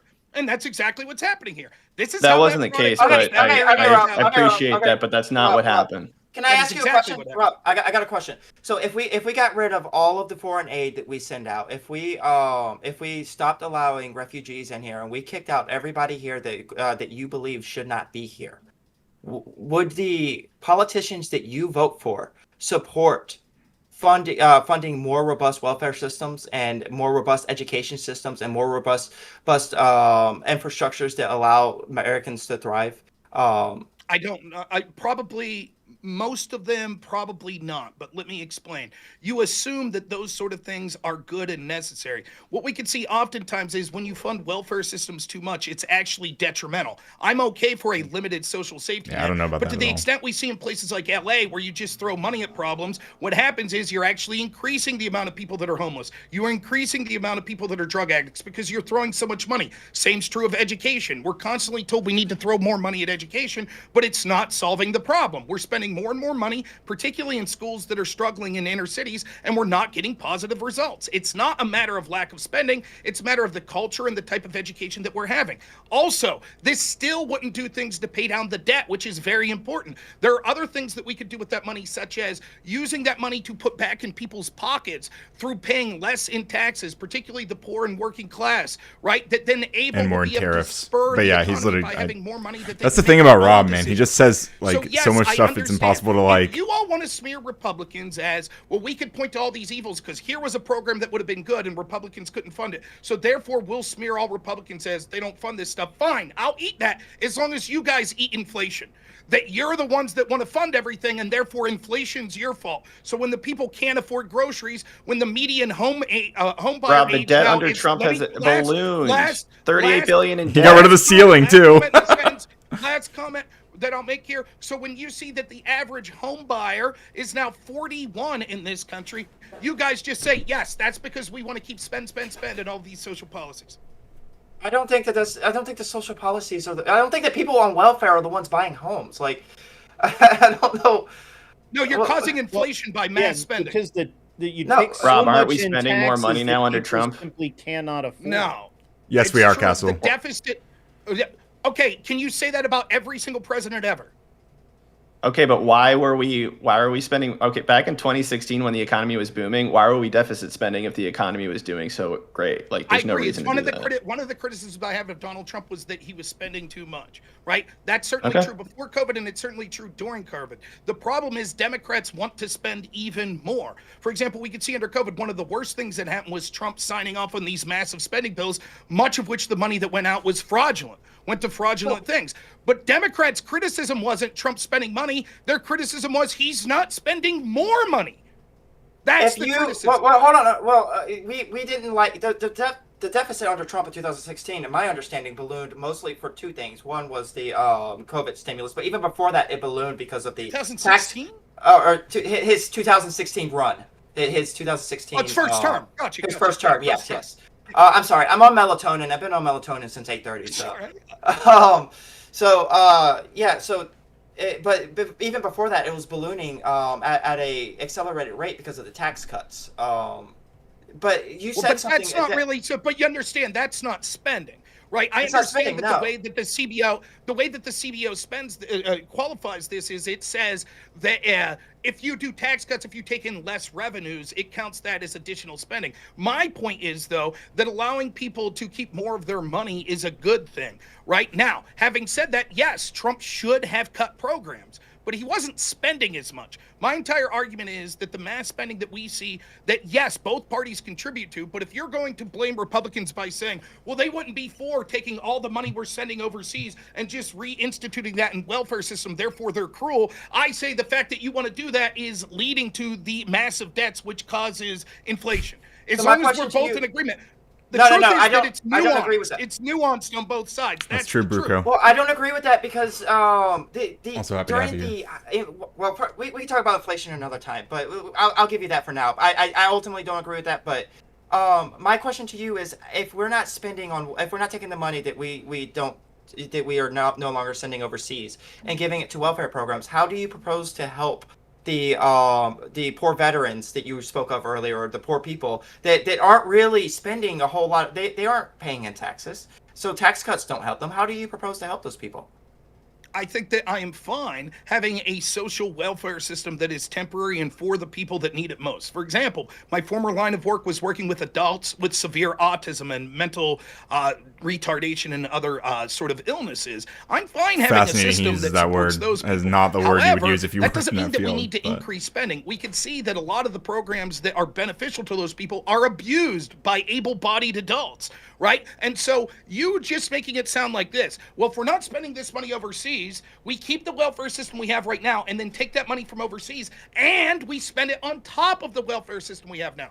I don't think that's necessary. I think another thing that's important to do is to make sure that my child and hopefully his children, God willing, that he has children when aren't inheriting a country that's in crippling debt because we continue to spend frivolously for all of this dumb shit. So paying down the debt and allowing people to keep more of their hard-earned money are virtues in themselves. I do not think that it's a morally virtuous thing for you to say that you are doing great things by forcing other people to spend their money on it.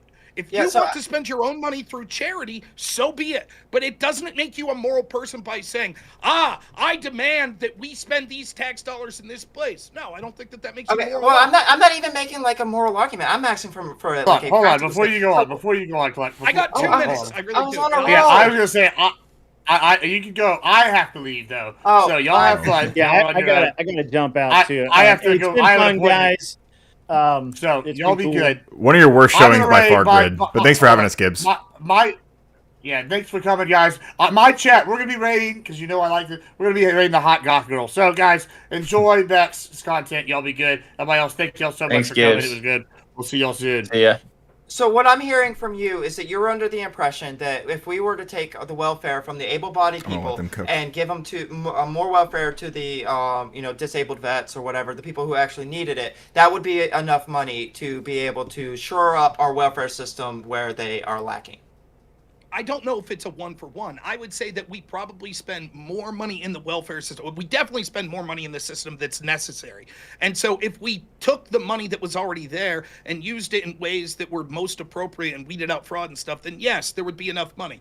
But this isn't something that I'm saying that's a direct 1-to-1. I'm merely saying that you're making this you're making this hypothetical that's like, we spend a bunch of money, shitty things overseas. Totally agree with you. We're in agreement on that. Wouldn't Well, it I be don't agree better with that, to but I'm spend that giving it money to you. back home?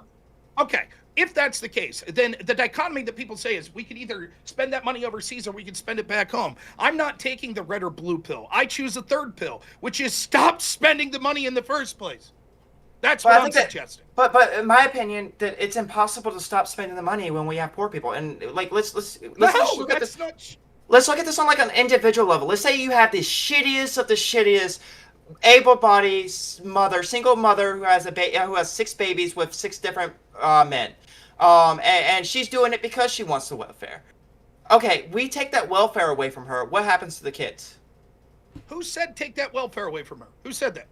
Well, she's able-bodied. She can work.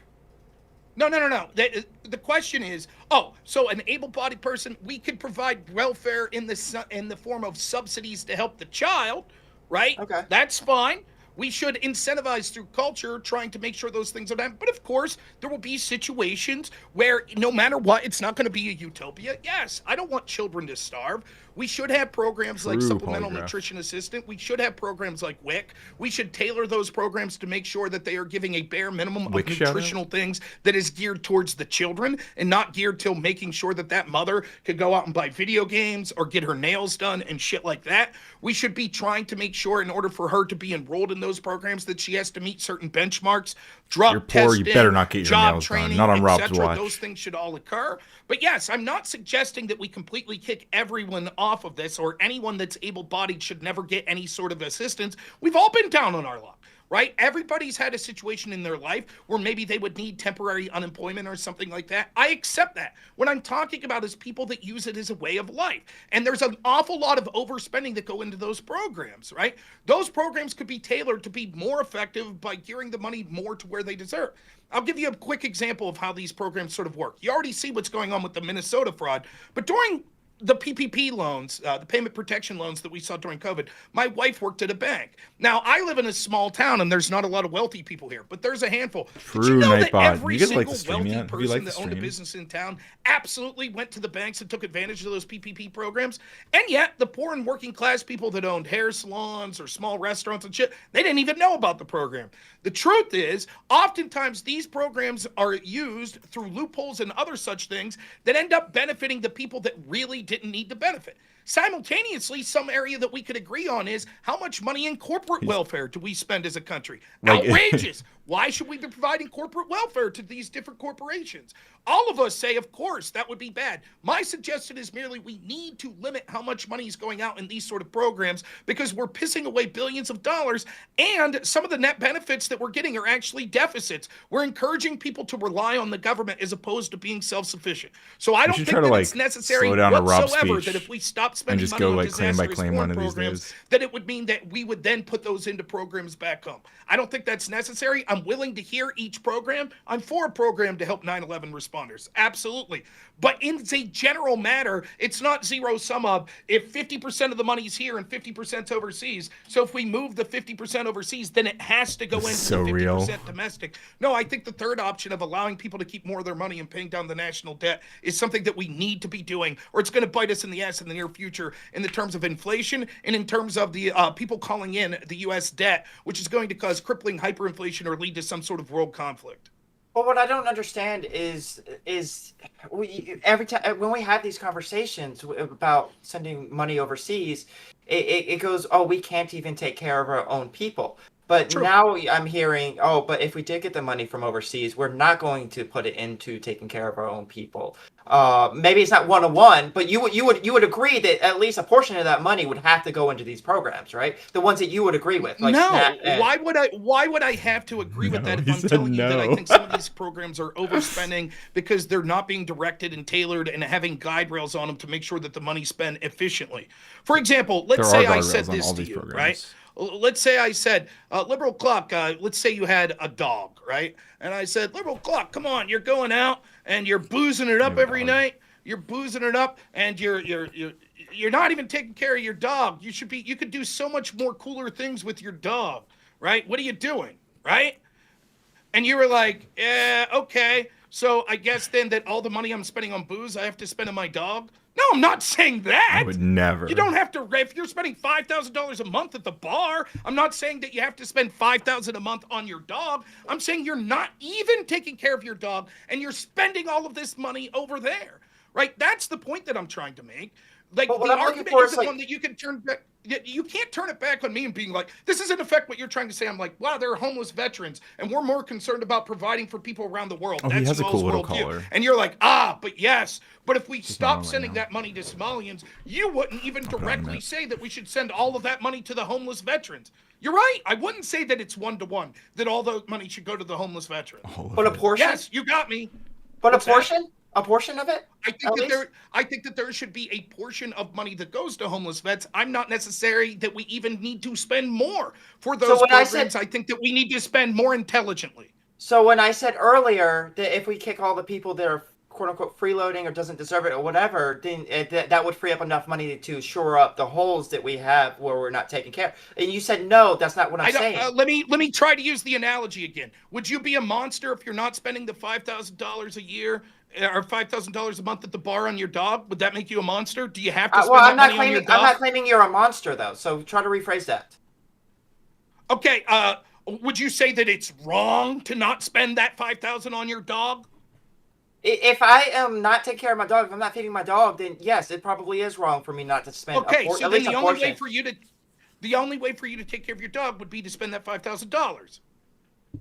Maybe Some not of all it. of it, because the dog probably doesn't take Right. $5,000. But I asked you a Let's say portion. I asked you a portion, and you But said listen, no.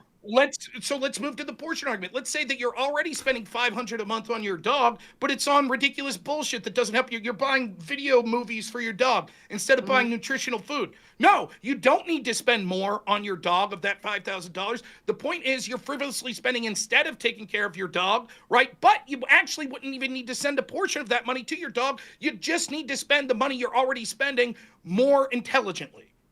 So That's where the point that I'm making. so apply the videos for my dog. What is that when it comes to government programs? What is the video? Yeah. The videos of my dog of government programs. I'm really curious about that as well. You could buy soda with food stamps.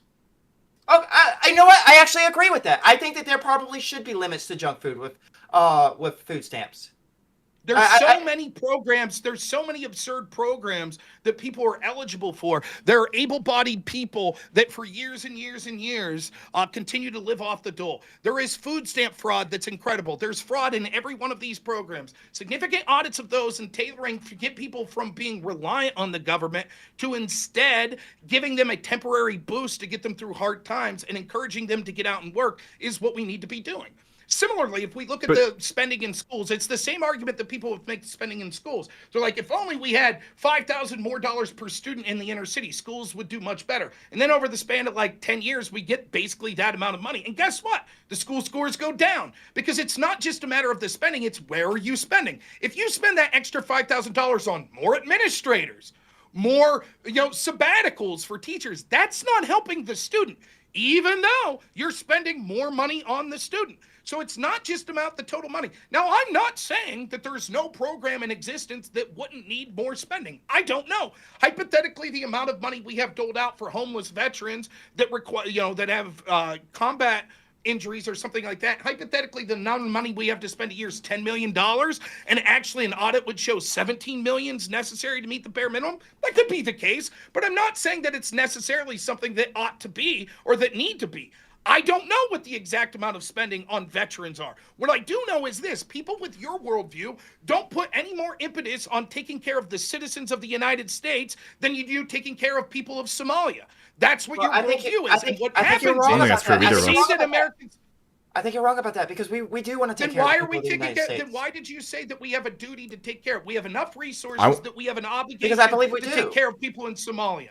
I Because disagree. I believe we do have enough resources. I mean, I guess disagree. that's just like a factual thing that you and I I agree. would have to hash out one day. And why are Yeah, and I want all Americans to have health care and shit. I'm not. I mean, like, I don't know who you think you're talking to. Why aren't we? Why Why, are we what? there's the political will's not there. Yeah. Democrats had control of the House, the Senate, the president. Yeah, but Why they didn't have a take care they of didn't have everyone a, back home they didn't have a filibuster proof in the Senate. So what are the policies they would have done? My guess, well, I would actually look at, I would get back to you with the specific policies that have gone to the Senate and died. Okay, so presumably we'd have to spend more money back home. Forget about overseas. We'd have to spend more money back home, chat's right? broken. So that everyone has health care, everyone has food, everyone I wanted has to put up that housing. shadow Give boxing me a comment general because that was estimate of so how much real. you think that would cost. Oh, I have no idea. Trillions? That's maybe. I don't know. Okay, so no let's just idea. say trillions of dollars. Okay, great. Simultaneously, we have enough money to help people in Somalia, right? As well. We're going to spend trillions more here, plus we have money to spend to help the people in Somalia. How much money would it take to help the people? Well, a dollar would go a lot further in Somalia, right? Okay, so how much money? Forget about just Somalia. There's nothing special about Somalia, right? I mean, why shouldn't the same obligation be to every country in the world? Well, we were providing some support to a lot of these countries, and I mean through like USAID and everything, Okay. but Trump shut it down. So how much money do we have to spend for our obligation to take care of poor people around the world? Okay, so If you want a number, I can't give you a specific number. I don't We're feel spending obligated to trillions either. more back home because your argument is we have enough money to provide all of the necessities. I can give you an actual proposal that has been through Congress and got stuck in the Senate. Now this was a long time ago. The public option. The congressional CBO and other studies have scored some public option proposals as being net deficit reducing, primarily by negotiation. Oh, well, okay. Well, I mean, I don't believe them. That the CBO and things are wrong like that all the time. Nonetheless, that would pale in comparison to providing all of the things that would be necessary to provide for everything for the people in the United States: housing, food, health care, all of that. You're saying we have money for all that to make sure everyone's taking care of all that, and we have money on top of that to take care of all the people in the world. Let me give you another one that says that it would actually cost money, so we get a good idea of how much this would cost. I don't really care to talk about the public option. My point is, you're hyper. But this is a proposal. This is a proposal that it is not a proposal. Does the public option provide? Okay, I promise I'll listen to you right now. If you could answer the following questions in the affirmative: does the public option provide housing for people? No. Does it provide for their utilities? Why would it? Healthcare, if you count that as a utility, it depends what you mean by that. I don't count healthcare as utility. Okay, so yeah. Does it provide for their food? No. Okay.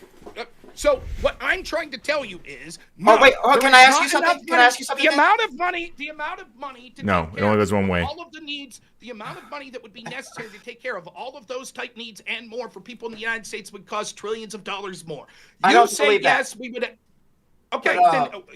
How much do you think a proposal would be to provide food for everyone in the United States? Probably a couple of $100 billion. Couple of $100 billion. Okay, housing.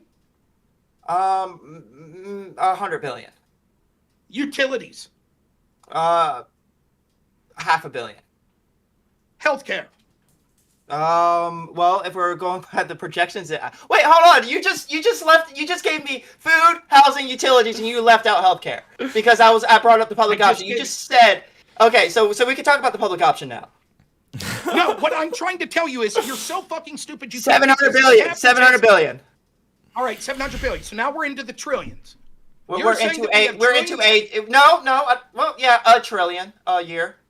Trillion and change. That's trillions. Yes, right? And these are lowball estimates. I don't even believe you in your estimates here, but let's say I accept it. My point is we don't have those sorts of trillions of dollars a year to spend back home.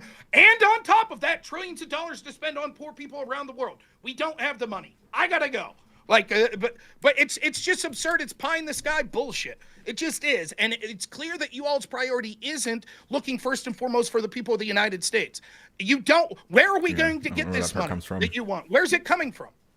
Where are you going to get the money to provide for all these people? So the U.S. federal government, on our very low tax rates that we have now, after 2 rounds of Republican tax cuts and no tax raises, takes in around $4.9 to $5.2 trillion. Okay. I just said we just estimated around 1.5 trillion. Okay. Sounds like we're getting a lot of bang for our buck with that.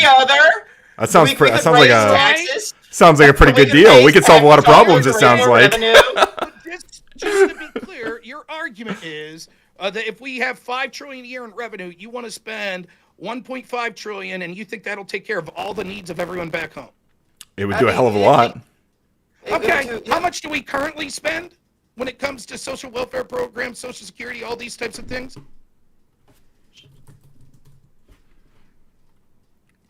Well, How much you is wouldn't the money aggregate. You wouldn't aggregate of like how much social programs go to all of those year? different things. I mean, I don't. Yes, a year. Around $1 trillion. So your argument is for $500 billion more, we could literally take care of every need in the United States. of Okay, every so person. maybe add another $1 trillion, add another $2 trillion, and then raise taxes so we can raise more raise taxes so we can raise more revenue. Maybe. Yes. That's I know that's Yeah, a hard sorry. sin for you. Maybe make capital gains taxes the same as income taxes so that we can raise Okay, so how more much? revenue from capital gains. So what You should think the Elon tax could rate take be? it though? You think wouldn't Elon like be impoverished if let's we say raise we- his taxes? Let's say we take all of Elon's money. That'll lead us to. I didn't say like, that. I said 1/10 raise his for 1 taxes. year. What are you going to take all his money for? Okay, but I'm saying even if you raise his taxes, that would be less money gained from Elon than taking all of his money. The point is, even if you did that, you're talking about what, 10% of the total budget you want to spend a year? I don't know. A one-time 10%? And not to Wait, mention 10%? all Not of ju- the it wouldn't. money- Well, as tax you- policy doesn't you can only see apply to over and Elon, over. Rob. You can Like see tax over policy and would apply to a over. lot What of people. happens is, once you start to raise taxes to this extent, what happens is Appreciate you, drive Nick down Costanza. innovation, you drive Happy to down have you spending, here. which leads to a lower portion of the pie. Oh, Because you wait, have hold less on, people 20 that will seconds, be 20 doing seconds, 20 business in the seconds, 20 United seconds, States. 20 seconds, 20 seconds. I don't Hold know on, if 20 I- seconds. Let him The finish. estimate of 800 billion for a public option was over 10 years, by the way. So, Ooh, that's Yeah. different. That's different. Damn, That is that changes the different. whole calculus. Well, Rob, it's been a pleasure that's- reuniting with I you. looked it up. I mean, you cannot believe the numbers that I found quickly on AI. I agree. I do not believe. Give me different I do numbers not then. believe. I do not believe the argument that we could provide health care Not going for to. every single person in this country for $800 billion. All right, then give me Over different 10 numbers years. then. That's Give me 80 different billion. numbers then. How much do we spend right now on Medicare and Medicaid? I don't know. Probably not $800 billion over 10 years, I'd imagine.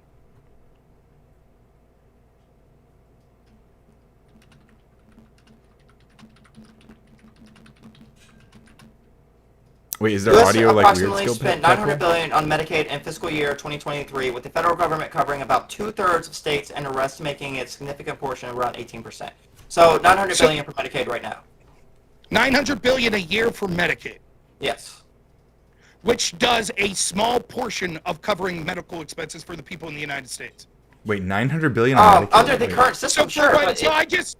Oh, okay, real quick. much And your does- argument is for 1/10 of that, we could provide Medicare, or basically Medicare for everyone, not just. well, the argument is that the 1/10 of public option lowers healthcare costs for various reasons, Rob. Yeah. What you could say, so what that estimate's doing is like, well, we're factoring that we think that people will save money on the back end through X, Y, and Z. But the total expense of this isn't going to be free health care for people Hold up. for only $80 billion a year. Not, hold up, I gotta go. I told you I had to go like I 15 know. minutes ago. Hold on, just give me one more. It's absurd Look, one more pie thing. in the One more sky thing. bullshit. One more thing. So Well, fine, never mind. insurance I had to do less, so- companies' profits are 170 love billion it. in net income. That's Interesting, net, not Capital. just that's not revenue and that's not gross. So that right there, if we had a public option, we would just get rid of that. If we had a public option, there'd be True. all kinds of other problems like we see right now in Canada, right? Where people are waiting like 3 months for an MRI. Sure, you can we would argue see that against people, public option we in would other see that this ways. public option. But we're talking would about the public fiscal option, benefits. Would the public option include illegals? We don't have to. We don't. So illegals No. no longer get any health care. Not. They could get Well, I some mean, help emergency right through now. M- emergency care. EMTALA or whatever, right? So just emergency care is all they would get. That's how it is right The now. federal system. Yeah. So how much would that cost you? Who pays Whatever for it costs. Whatever it What, costs right now. EMTALA Probably stuff? cheaper. whatever it Negligible. costs now? Yeah. Because that literally I doesn't just change under don't my believe- system. I want to know, by the way, that was just Medicaid. You didn't even talk about Medicare, which probably costs more than Medicaid a year, would be my guess. Sure, Medicare is providing. So I just for want to a- be clear. Your most argument is that expensive we can provide, population. I just want to be clear. Medicare and Medicaid, which provides don't know why it's insurance buzzing. for a small portion Thank you, of the though, country. Goon. And everyone That else. for 1/10 the price, and it's actually going to be like more like 1/20th the price, we can provide medical care for everyone for 1/20th the price a year. That's your argument. I think it's possible. According to the numbers that I was able to look at. Okay, so you come up. Those numbers are laughable. Tomorrow you're having a stream of thought. You're either interpreting those numbers incorrectly, or I can tell you exactly what I'm doing, and I could be wrong. I could be wrong because all I'm doing is quickly looking up AI numbers for a topic I haven't really prepared for. But I'll come to your streamathon tomorrow. Come up with find the numbers that you think that they are more accurate. I'm not using Restream. Restream.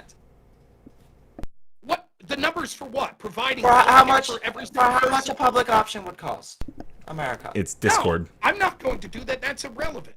The person that's making this claim is you. You and Ryan are making the following claim. That we have enough. Let me finish. We have enough money to provide for all of the needs of everyone in the United States: housing, food, utilities, healthcare, and then on top of that, we also have enough money to provide for the poor around the world. I think that is laughable. You hyper-focusing on one issue. Well, I think a public option, and let's look at it together, how much a public option, and forget the other problems that would cause and things like that. Just a public option, let's look at that as if that's somehow, that's literally doing like 2% of the work you would need to do to prove your 25%. 25%, because we looked at 4 areas, so it would be 25%. 5 areas, yeah. You're right, 20%. 20%. Yeah, also There's no evidence that would be an equal 20% of the clays. And that's only looking at the issues of how much it cost at home. It's actually 20% of half of the problem, because then the other half of the problem is providing all those things for poor people around the world.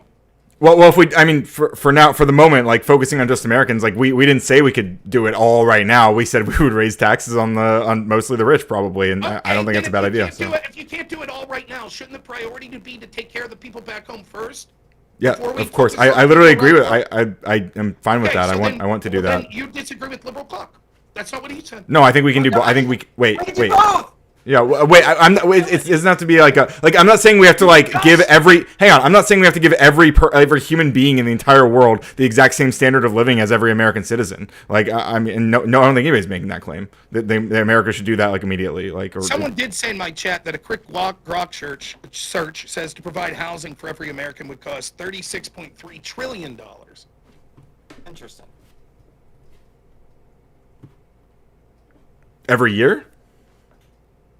Probably once total for like the building, or for I don't know if it would be yearly. I guess I don't know. So is it your position that it's just impossible for America to take care of all of its citizens? No. So, how will we do it? My position is it is impossible for the United States to take care of all of its citizens to the way that they deserve, in a way that means that we get to ethically keep as much of our money as possible while simultaneously taking care of all the citizens around the world. Okay, so what if it was the case that we could? What if we could live in? Do you want to go? Because we could do this tomorrow. No, I don't mind. Go ahead. Okay. So what if it was the case? Talk to the other Ryan, but you guys kept me here, so. Oh, okay. Tell him we said we're You guys are free content for me, so keep going. So what if it was the case that we could, after we allocate all the money we need for the social programs that we need to give everyone housing, food, healthcare, and utilities. We allocated all that, and then we took care of our national defense and all that, and infrastructure spending. We took care of all that, and then we did find that we were still fabulously wealthy as a country. Would you be okay then with us sending a portion of that wealth to other countries? No. Okay. So what if you're? Let me ask you this: is this a values thing? How do you do in your house? Do you make enough money to survive, pay your rent, and everything? Pretty much, yeah. Or do you have a girlfriend, a kid, a family of any sort? You live with your parents, anything like that? I have a girlfriend. My mom lives with me. I own the house. Okay, so you're taking your units, taking care of multiple people. It's not just yourself. That's all I care about, right? Okay, what if I were to say to this, hey, after you have enough money to take care of yourself, I think you should give me the money. Well, that's how we're taxed. He does through taxes. No, he doesn't. Yeah, we do. He does. Okay, then yes, I'm willing to give $1 to help the people around the world. Sure. Is that enough? Well, you'll pay whatever your taxes require you to pay, Robert. Oh, what if after that dollar we were still fabulously wealthy as a nation and we could afford to? Then give $2 to me. Okay, If you still have excess, then give $3 to me. And if you still have excess, give $4. And if you still have excess, give 1,000. And if you still have excess, give 2,000. Now I'll get to define what I think's excess. There's all sorts of people. Surely you have excess money, don't you? Yeah. Okay, you know there's poor people in the United States. Why aren't you using that excess money to provide for them? Because my individual contribution won't do much. I think that a systemic change is. Yeah. Additionally, I just want to say, I just a quick thing. Like I'm looking up. I mean, I'm using ChatGPT 5.2, which just dropped during this debate, which is pretty cool. But apparently, to provide permanent housing and support for all people experiencing homelessness would be about 10 billion per year above That's current levels. It's So, not everyone to have a house, which was the question. well, why would do we you have to think pay my for people who position- already have wait, houses? Do you think my position is that we should just give every American a house through welfare? I don't know. That's what you're suggesting with the public option No. with healthcare. Well, yeah, healthcare is fine, but housing, no. If you make enough money, you should just pay for your house. Going back to the argument here, when it comes to sort of like this is what happens. We think that people like you are unwilling to do with your own money what you demand that other people do through taxation. That doesn't make you a moral person or anything. You're saying we have an obligation as a collective that we are wealthy to spend on people that are less fortunate once we reach a certain amount of excess. And yet you as an individual has reached that point of excess and refused to spend on people poorer than you. That's You won't crazy. do That's it. probably true. I do taxation, and it's not like I haven't given money to Whoa. charity No, yet. but Dan doesn't taxation. anything. Okay, Bill But hold on, I Gates do pays give his money to taxes. charity. Elon Musk pays his taxes. Yeah, I think we should raise taxes on people like that. Okay, so do you think you should raise taxes on you? Yes. So you're an immoral person because you think that morally you should be giving more, but you refuse to unless you're done so through the penalty I of feel like actually being thrown in jail. He hasn't made any arguments about how moral he is or whatever. Like, that hasn't happened. Yes, this is a moral argument. question. It is a moral question because we're talking about the duties that we owe people around the world. Should we provide for the less fortunate around the world? What I That's think the is question. that- It is a moral think- question. I think that the government. It's I a think that the separate part, government. I think. I think that the government taking taxing us in a way that allows us to do these things is going to be more effective than depending on every individual to give their excess to charity in order. That may be true, but the moral principle of once we have excess, we are obligated to help the less fortunate. As a should country. apply to us as a collective and as an individual. Well, I don't agree with that. How convenient. When it comes to you having to sacrifice, no. But when it comes Well, no, to I am other willing to people's sacrifice money through having to higher sacrifice- taxes. What? I am willing to sacrifice through higher taxes. No, that's Yeah, he wants to raise his own taxes, right? I want to raise my own taxes. We're not immoral. There is nothing moral by demanding that the government take money from other people and then spend that in certain ways. There's nothing moral about that. I'm You should included in start that. yourself. If you believe could in be. this principle, then you as an individual. I don't believe should that's going to be only willing- effective. That's not effective. Yes, it certainly will be effective on an individual basis. Yeah, sure. You're telling me right now, The lady the that I bought president- $200 worth of groceries for at Food Lion, yes, that was very good for her individually. But Why that did you didn't do do that? anything because I felt bad for her. But but that doesn't do anything for the hundreds of other people in that town that were Doesn't homeless. matter. This mentality is absurd. If I can't solve all of the problems, then I won't solve any of the problems. That's absurd. Right. If everyone that Fix cares homelessness, or you believes coward. that we should be providing for the poor around the world once we have excess, decided as individuals to do that with their own money, then we'd be in a far better position. But each person makes the same selfish decision that you did, that said, no, I will only do that if the government forces me. Otherwise, Well, I I choose to do keep my own money. I do give to charity and shit. Like it's not even. Not but- to the but point that it- you don't have it- excess. So the That's critique kind of falls on its bullshit, face a little Well, bit. hold on. I don't even agree with taxing people to the point where we don't have access. I think that we have so much access that we can't afford to help take care of other people. man. Okay, how much? I don't How have much an excess do we have? I don't exact. I have an exact. This is Principle to the principle to the. I bet it's enough to fund that 9.86 billion. You're talking about the ship. This is the ship of Theseus. Like, socialist like at what contract. point It's the have you socialist replaced every contract. board? Incredibly generous with everyone else's money. It's And it's mine, classic and socialism. mine, and mine, because I'm willing to raise my own taxes. You. No, that's Yes. that's bullshit. I That's am, bro. bullshit. So you might as well be saying, hey, if it's not illegal, if the government doesn't say it's illegal to assault children, I would, but I'm for the government making it illegal. So I'm a good person. I'm telling you right now, if it wasn't illegal, I would assault children. But I do think the government should make it illegal. The difference in What your the heck? analogy, the difference in your analogy and that is that I think that me not assaulting a child makes a significant difference. But me not giving to charity every single bit of my access isn't going to make a significant difference. The level difference. of when we're talking about moral things, if you say we have a moral duty if we have excess to provide for those that aren't as fortunate, that's a moral position that you're making. That's a moral standard that you have. You saying yes, but only if it reaches a significant bar. I think the government has that imposing duty. on that. There is no reason that should be. It is not a moral position because all the government is the collective of all of us that are forced to pay. Yeah, because I believe that the collective has a better ability than I do. And it doesn't matter. Again, It does matter. That's everything. That is not everything. So I just want to be clear. Your argument is that as an individual, know that moral principles of helping the less fortunate will never apply to you because as an individual, you can't solve all the problems of the world.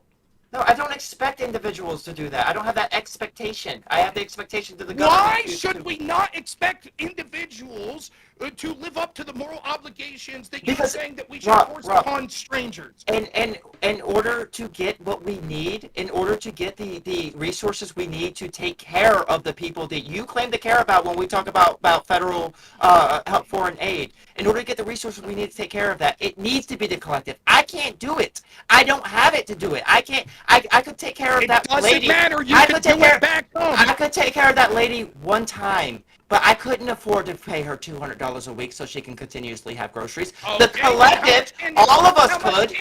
How much can you afford to pay her a week? And why don't you? Some weeks I can't afford any of it. Like this week when I had a $4,000 that you have access. Sometimes, yes, oftentimes I do. Oftentimes I do. Sometimes I don't. You give it away every time? No. That's what I thought. But that's such a stupid argument, Rob. I'm looking for a reason. Stupid. It is not. It kinda is. It's not a stupid argument. It kinda is. About moral principles. What's a stupid argument is to be so vapid. You assume yes, the United States can take care of all the needs of everyone around the world and its own people.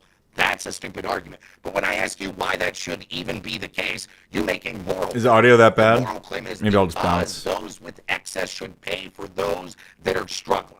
That's I'm going to have different morals for the government than I am individuals. Well, hey guys, this has been fun. I'm gonna bounce. Apparently my audio is getting really bad for my audience, so I appreciate you guys. This has been fun. I'm sorry I haven't even been participating in this, but Rob, I'm glad we've been reunited. Okay, goodbye. Sorry about that, guys. I'm not gonna bother restarting it. I'm just gonna bounce. Let me know if it stays bad if I jump on like here, like God, what a ridiculous fucking topic, but fucking Josh Stacy, this guy. Let's see how the audio is here. I have a question for Josh. Is it still bad? Is it Brick? Yes. All right, Brick. Let's hear it. You don't get it. You're new here. Question for you. When you said historically oppressed, who are you speaking of?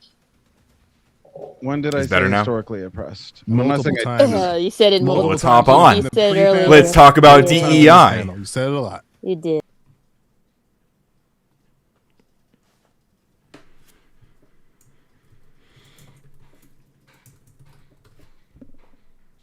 We can come up with a better stream audio is clear. Okay.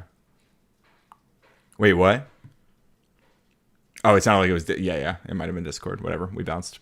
It was probably like getting worse over time. I don't know why it was bad.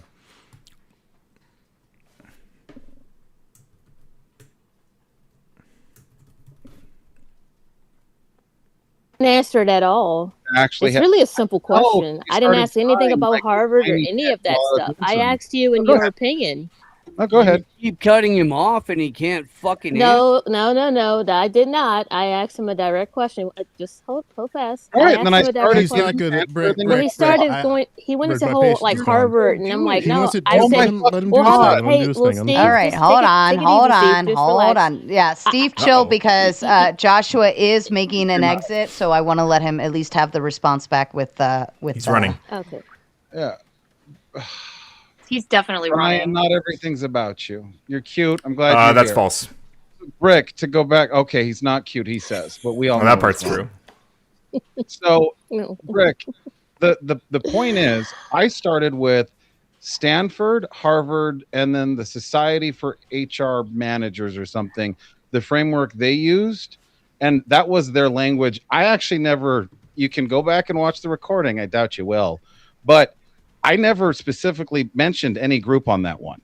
So you're asking sort of a question when I never fucking enumerated you one. did so, but that's why I'm asking you the question. And you cut me off. That's why I'm asking you the question, because you literally are going got. around. It was a direct question. I asked you, who were you speaking of when you said historically? It's not stupid. You're stupid. It is stupid because you can't even answer it. So you probably so that's you really are the exact. You literally, and you know what? Here in life, and this is the issue. You're mediocre, and you're trying to blame everyone else in the world for your mediocrity because you can't even answer a basic question. I mean, you came out the gate. I didn't call you, Steve. I didn't call you any name or anything. I literally. I'm always proud of you. One question. You that was it, and you called. No, you didn't answer. You started. Well, in Harvard, they said. I'm like, no, that's not what my question. I know that it was a longer answer than you wanted. No, you didn't answer it. You still haven't answered it. But Josh, hold up. All right, you got it. Yeah, this. Well, hold on one second before you guys get crazy. I want him to answer the question. Before you go there, I have opened up the gauntlet. The gauntlet is now operating. If you're watching over on the tomato side and you already know where you're going, please start heading over there now. If you don't know where you're going, I dropped a link in the chat.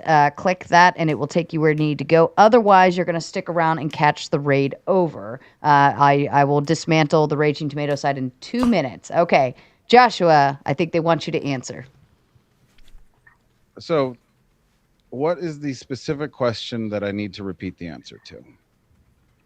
In the conversation in the panel earlier, and in this now, you were speaking towards what those three groups were talking about in terms of historical. What was the word again, Brick? Historically oppressed people. So those three groups are talking about historically oppressed people. Is it a fair assessment, Josh?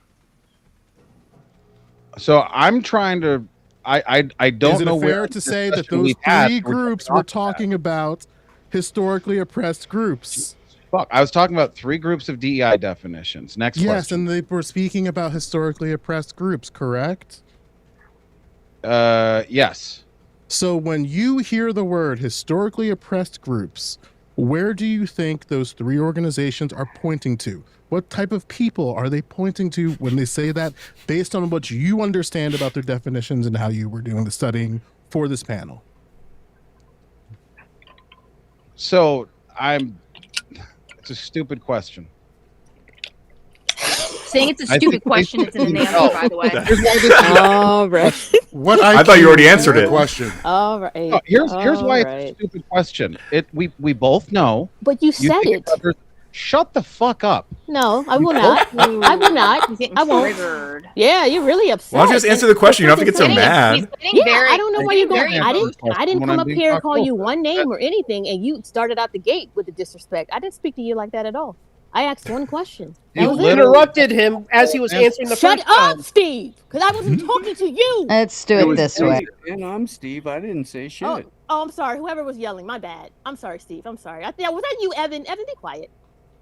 All right, lady. True. Let's hear it. All right, go ahead. Yeah, fuck Evan. Hashtag fuck Evan. Saying historically oppressed people. No, you're full of shit. I didn't keep saying yes, that. you. That's what you guys know. I've not been booted. Even if you said it You're once, lying. you said, like the person you are. That's the dishonesty here. No, yeah, you're just mediocre. You can just go ahead. He's not going to answer it. It's fine. He won't answer. And he can't while answer he's it. thinking about answering that, I'm shutting down the tomato side now. So head over to the gauntlet. I'm dropping the link in the chat, or catch the raid, or go away. Your choice. Oh, he's not going to answer it, Sarah. So you can just. He won't do it.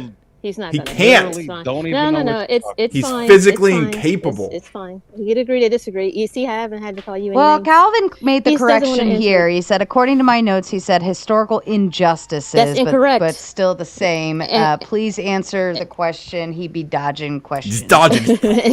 No, Calvin, he did. He also, he said historically oppressed. I might even have the timestamp because that caught me off guard when he said that. 'Cause I really wanted to know who he's talking about. Well, okay, can we 4.5 apply hours it on in the No, Sarah, don't answer it. No, let him. No, I'm asking a question now. 'cause he tried to- yeah, where does this change the thought process for what he's speaking to, or does it like basically staple the idea that DEI needs to stay because of that, because he acknowledges that? And that's what I'm saying. I need to know: is he talking about women? Is he talking about Black people, or is he talking about Asian people? Who is he talking about? Because I need to know who he's talking about. And if he's going to, give these alleged stats, which really there aren't, they're just what he's observed because he's a bigot. Then there's no point in him even saying the really. True. The dumb Wait, she's stuff. cooking him. I think all the Asians just need to stop and let the rest of us catch up for a little bit. I mean, That's so right. Okay. You're saving him by deflecting, though. And I'm sorry, Steve. I didn't mean to. Evan, that yelling was for you. Be quiet. Oh, you're Evan. good. You're Yeah, good. my bad, Shut up, Steve. Evan. I'm Yeah. sorry. Poor Evan. No, people yell No, at me Evan's all a the sweetheart. time. He's usually pretty. Yeah, Evan's kind. He didn't. He. I don't think. I don't know. His heart's got some questionable things written on it. Let's see. Let me get through a couple super chats, and then if anybody else has any final questions for Joshua before he heads out, now is your time to start spitting them out. Trip says, how Sarah talked about veteran applicants is how libs talk about DEI when done right. I don't want oppressive business practices, just representation. Well, veterans go and fight for your country so that you have the right to say stupid shit and send me money like this.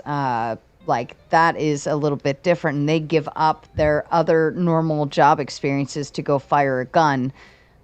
So I think that there's kind of a difference there, whereas all of these other people who are applying didn't write that check to the world or to you, the American citizen. So I think there's a very stark difference. Just getting in because you're, like, if you got extra points because of your skin color, or because you're a woman, or because you have a disability, or because you have something like that, that's one thing. But this is giving our service members an extra up because they went and signed a check of their life to you so that you have the abilities. I think we owe them something along those lines. Jason says the helicopter pilot earlier this year was a Biden DEI hire. Look how that turned out. And she went and repeatedly ignored correction by the male co-pilot trying to say, hey, you need to do this, otherwise we'll crash. And it's their fault because they shouldn't have let him mansplain. His mansplaining is why those kids are dead. No. Sometimes I all wonder right, if y'all so hate Ryan, women. you've got an opportunity. You wonder? What? It kills, man. Ryan, Yeah, Ryan, more did you want super to? chat. But Alish raised her hand, and Alish has been able to talk plenty, and you know how I feel about that. But would you like to have the last shot at me, or should we let Alish let it out? That's the Oh decision. no, I'm good. I don't care that much. I was going to respond to Sarah. No, I was going to respond to Sarah. Could I say, get a Sure. even better? Before Well, in that before case- I want to make sure Josh has everything before he walks away. And Everything. Then Alice, you and I can still go. Ayatin says, Brick and Joshua, say something nice about each other. It's Christmas. Ladies first. Dude. yeah, go ahead, Josh. Ladies first. Go ahead, John. Go ahead. Guys. It's Brick. It's to Brick. Or wait, did you? It starts with Brick. Bricks. I see. You, The yeah, other Brick one. of art. Well, I know her name is something different, so I was I changed thinking it up. I Clay would try and something different. Clay goes by Brick, so I was thinking it was Clay and Brick. But yes, Oh, I see. Yeah, go ahead and let Clay in, because. oh no, it's not Clay. It's you, darling. No, he wouldn't answer my question, so. It's Well, now you fine. have to say something nice. It is Christmas. She can't make you, It Brick. is You can say Christmas. whatever you want. Brick, you can just true. say his hair Say looks less something greasy nice. today than usual. Nice is No, subjective, he wanted me to so- say something nice to Joshua. Well, thanks for Yeah. coming. I mean, I don't. You know. Yeah, Coming. We did it. yeah, thanks for, Thanks for having a clean audio connection. I could hear you. That's right. Yeah, and don't even have the ghetto cricket in the back. How about that? That's fair. I don't- And Joshua, you have to have something nice to say back to her too, I assume. I did. I said two nice things. She also showed up. Now that was me mirroring hers, and she had a clear audio connection. That was nice. We could actually hear her. Oh, that's fair. I don't know much That's else fair. to go off of. I just see a Wow. glowing icon. I like your hair. You picked a nice icon. You have a I mean, I really really- nice that's all I got. voice. You were really Uh, committed to a question. But you didn't answer. But I'll get you next time. You were committed I'm to gonna not write it answering that down. question. Did anyone else have anything for Joshua? Because I do want to respect his time capacity. Clay put his hand up. Clay's been trying to get in. Oh. Mine's pretty quick. I You're not appreciate important how enough, Clay. Josh Sorry. looks like Seth Rogen's cousin that owes all of us $20 for weed. You know what? I do have a question. I decided I do have a question. Hold on. Let Clay go, and then to you, Ryan. Yeah, mine will be pretty quick. Just to be sure, for the prompt, when you're talking about the American workforce, are you differentiating between the private workforce versus the government workforce? Oh no, we can. That it's bad for all of them. Tulsi Gabbard had to fire like 100 NSA folks who were busy doing a DEI chat room that may or may not have been relevant to state secrets. That's not true at all, but okay. Go ahead. Was it a signal chat? Perfectly true. There's a little. No, it's little. not true at all. Oh, okay. Okay. I guess Most of the time when Josh talks, you can just safely assume that like it maybe there's like a 10% truth to it at best. Yeah, it's pretty much a lie. I mean, isn't autogynephobia one of the blue protected categories? I just We're wanted in to a DEI I just wanted to One be at a sure time. because One at a time. yeah, I just wanted to be sure just because as we proceed through the conversation after you leave, I just want to make sure that I personally don't make a mistake and go, well, it's only about the private workforce, really, and then you were really talking about both. So it was I'm across the board. unpredictable, The quick and Nicody. dirty on it is it demoralizes everybody and it pulls focus away from competence. Yeah, and I'm Other not than that, convinced it's great. with DEI at all. I see it as an affirmative action, and that's all it is, really. Yeah. And so it's in another clothing. All right, Ryan. Now that you Yeah. got something. Which of the historically oppressed groups that you refuse to name do you think deserve DEI the least?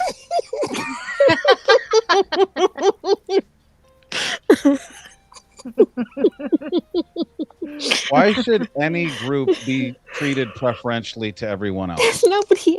True. That's not what I asked. He's not going to answer. I know. I mean, it was funny to stupid ask it. question. Like, are we supposed to go through going back to Brick's stupid question, right?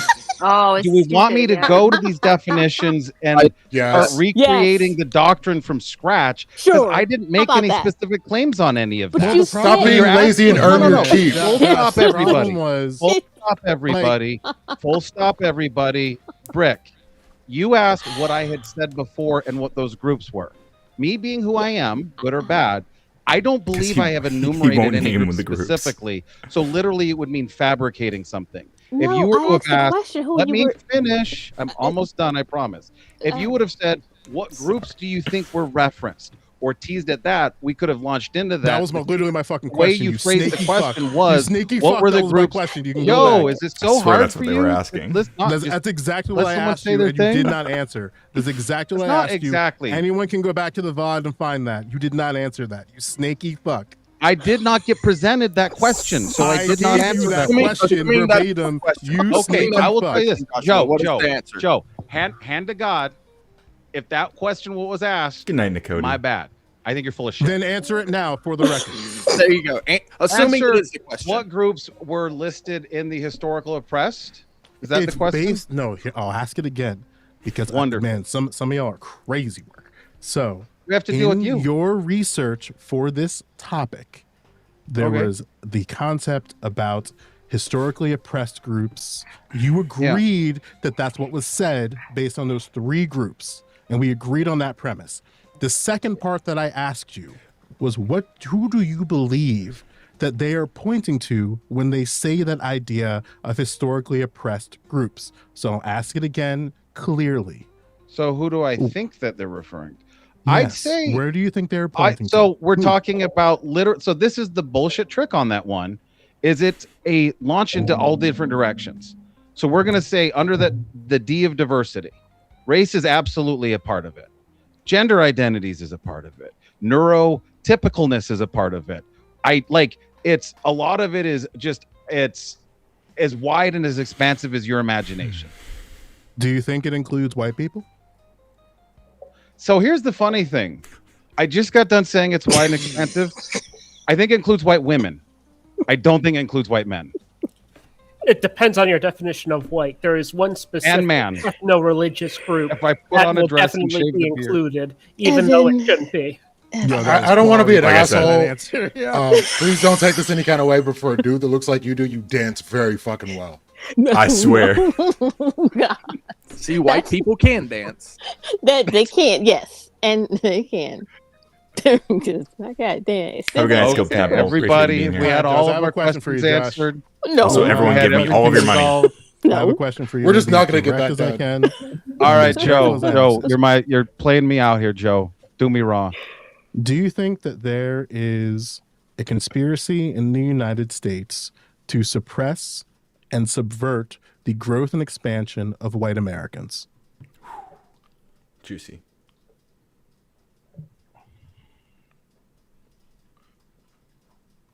Do I think there's a conspiracy to do what? So can you do you believe that there is a conspiracy to subvert? It's been a long day. I'm sorry. The Do conspiracy. you believe yeah, that there is a conspiracy to subvert the growth and expansion of white Americans in the United States? And does it have anything to do with Hart Seller? Does it have anything to do with Hart Seller? Focus on the first part. Focus first part. Do the I seller do part. think after. society's hating whitey. I don't know if that's an over. Maybe not even a conspiracy, but you could say the agenda is to as who said it earlier? Sarah's answer is yes. Stop the Japanese, stop the hold the Asians back so we can catch up to them. Steve said That would be probably the direction that Joshua is going. Is we're being held back so that everyone else can catch up. When in reality, you don't want that to happen. So he. No, it's a colloquial attempt. I think the whole thing is literally just a race bait game, so we fight with each other instead of actually working together, which I believe is at the DNA of the best of America. Like the through line for America's 250 years of jurisprudence is equality for all under the law. We started off white male landowners, and we've ended up at everybody by whatever strained argument we can make, we will fight over it in the courts. Pretty fucking cool country. Pretty cool country. Right. And All you right, want to end that? So you Right. And you want to get rid of that? just kind of pin this down. Just make sure we pin this down. Bro just wants to end it all. Oh, sorry, I was muted. But yeah, a couple weeks ago, Josh was arguing with me specifically about disenfranchising millions of people. So yeah, he does want to end that. Oh well, Ryan. Well, you'll be all right one day. You'll be all right. Yeah, look, Sarah, Josh, I'm sure you're a nice dude. You seem very doesn't charismatic. Nietzsche look like he could you be just my seem brother? really sneaky, man. That's like really sneaky. Joe, We my all- man. we really do all look alike. What did you say to me? Say your drawers don't stink. You say I'm a stinky individual. I said Nothing against snaky, you look like a man. weirdo. What the fuck? Oh, you saying I stink? I say my you God. stink. no, he said snaky. Snaky. Holy shit. Snaky, like sneaky, like Sneaky. snaky. Yes, Snake. you have a very Snaky. difficult time answering direct questions. I Serpentine, don't know why. forked tongue. I don't know why, but that's what Like it a parcel comes off mouth. as. Let It me comes ask you off one that last you have a very before I go, difficult Joe. time Joe, answering Do questions. you actually care why? I would love to know why, Mr. Do you 27% really in wanna the love- Nevada State Yeah. primary. I'd love to know Okay. why. It's really fucking simple. Here's the thing. I actually don't think I'm being evasive. I'm genuinely trying to answer your question. The disconnect there. So Owlish is fucking retarded. So we do the best we can with her. Joe, you seem like a reasonable man in the sense that we've been able to find some common ground. I'm the Kai, retarded one. you and I She seem didn't like do we get along a bit anything. there too. I'm trying to actually answer your questions. The core of it is the way I'm answering it doesn't seem like an answer to you. So I No, will tell you because this. it's You ever not- It's debate a again- non-answer, Well, but it's cool. Joshua, It's in cool, all man. in all fairness, if you have numerous people telling you like, "Hey, listen, we really don't understand. Can you answer the question?" Then it's probably you. I mean, let's not. And I'm not even trying to be rude or anything, but everyone up here is saying like, "Hey, that didn't answer the question." This is If- an intervention. Look, the special election in Nevada's over. You don't have to worry about running for office anymore. You can worry about whatever this is and just deal with that. All right. So with that in mind, All you right, can be Joe, a little bit tried, more man. clear. I Because if tried. that's how I if tried. that's how you If you guys function, all disbelieve it, that's fine. Josh is either the snakiest snake in the world, not stinky, or we didn't cause him on that yet, but snaky snake. But here's the thing. I tried, man. I tried. I'll leave you with that one. All You right. did good, Joshua. You did good. Evan. Ryan, good to He see did you. the gritty. He did the Dougie. He did... Hi. Owlish, you showed up. Say that about you. That was nice. You were more He did the restrained crip than I walk. thought. And she was perfectly calm, cool, and collected the whole time. Now, wasn't I don't she? know where you got this idea from. 99%, Honestly, and usually when he 99%. crashed out, he crashed out more than I did. The electric slide, the Cupid shuffle, the I got moved. everybody to avoid it. All right, everyone. We'll see you. Nice meeting you, Good night, Josh. Nice meeting Joshua. you, Take Thanks it for easy. coming. All right, Sorry let for me yelling ask. at you, Evan. Well, get through a few sorry more for of yelling. these. Yeah, I'm sorry for yelling. Trib says you mean the other people were born less capable, like people in power of the past believed, which is why there's even DEI practices in the 20th century. Maybe it's because of my work environment. I don't particularly see this, but I can't dismiss. I'm not going to dismiss it, saying it's not happening. It seems like, and hopefully I don't offend anyone, but it seems like DEI, the people who I've seen benefit from that, and again, this is my own personal experience. It's been the gay community. Oh, damn! I've kind of seen. I didn't see that coming. Well, I mean, but I mean that in the sense that like something as simple as you have to say they, them, like certain words that aren't normal to use. Like I can't like call me they. Well, I can't. Yeah. Can you tell Is me? that DEI? That's It is. yeah. It is. Not really. Yeah. One of those black folks. All right, comes all right. from That's the part that kind of is very frustrating because I don't want to be offensive, but it's like I can't. Can you just tell me your name? I don't want to call you. Hey, they go over there. That's not a. I don't want to do that. You can lose your job. You can lose your job, yeah. If you say the wrong fucking thing, and it's like I can't keep up with all this shit. That's I don't know how common that is. If you like, for people like just losing their jobs because they like made an honest mistake, like I think it was in our handbook. It was in our handbook. Wait, the handbook said if you make an honest mistake, then you're gonna lose your job. But if you do it so many times, like you'll get written up, even if it's a mistake, you'll still get written up.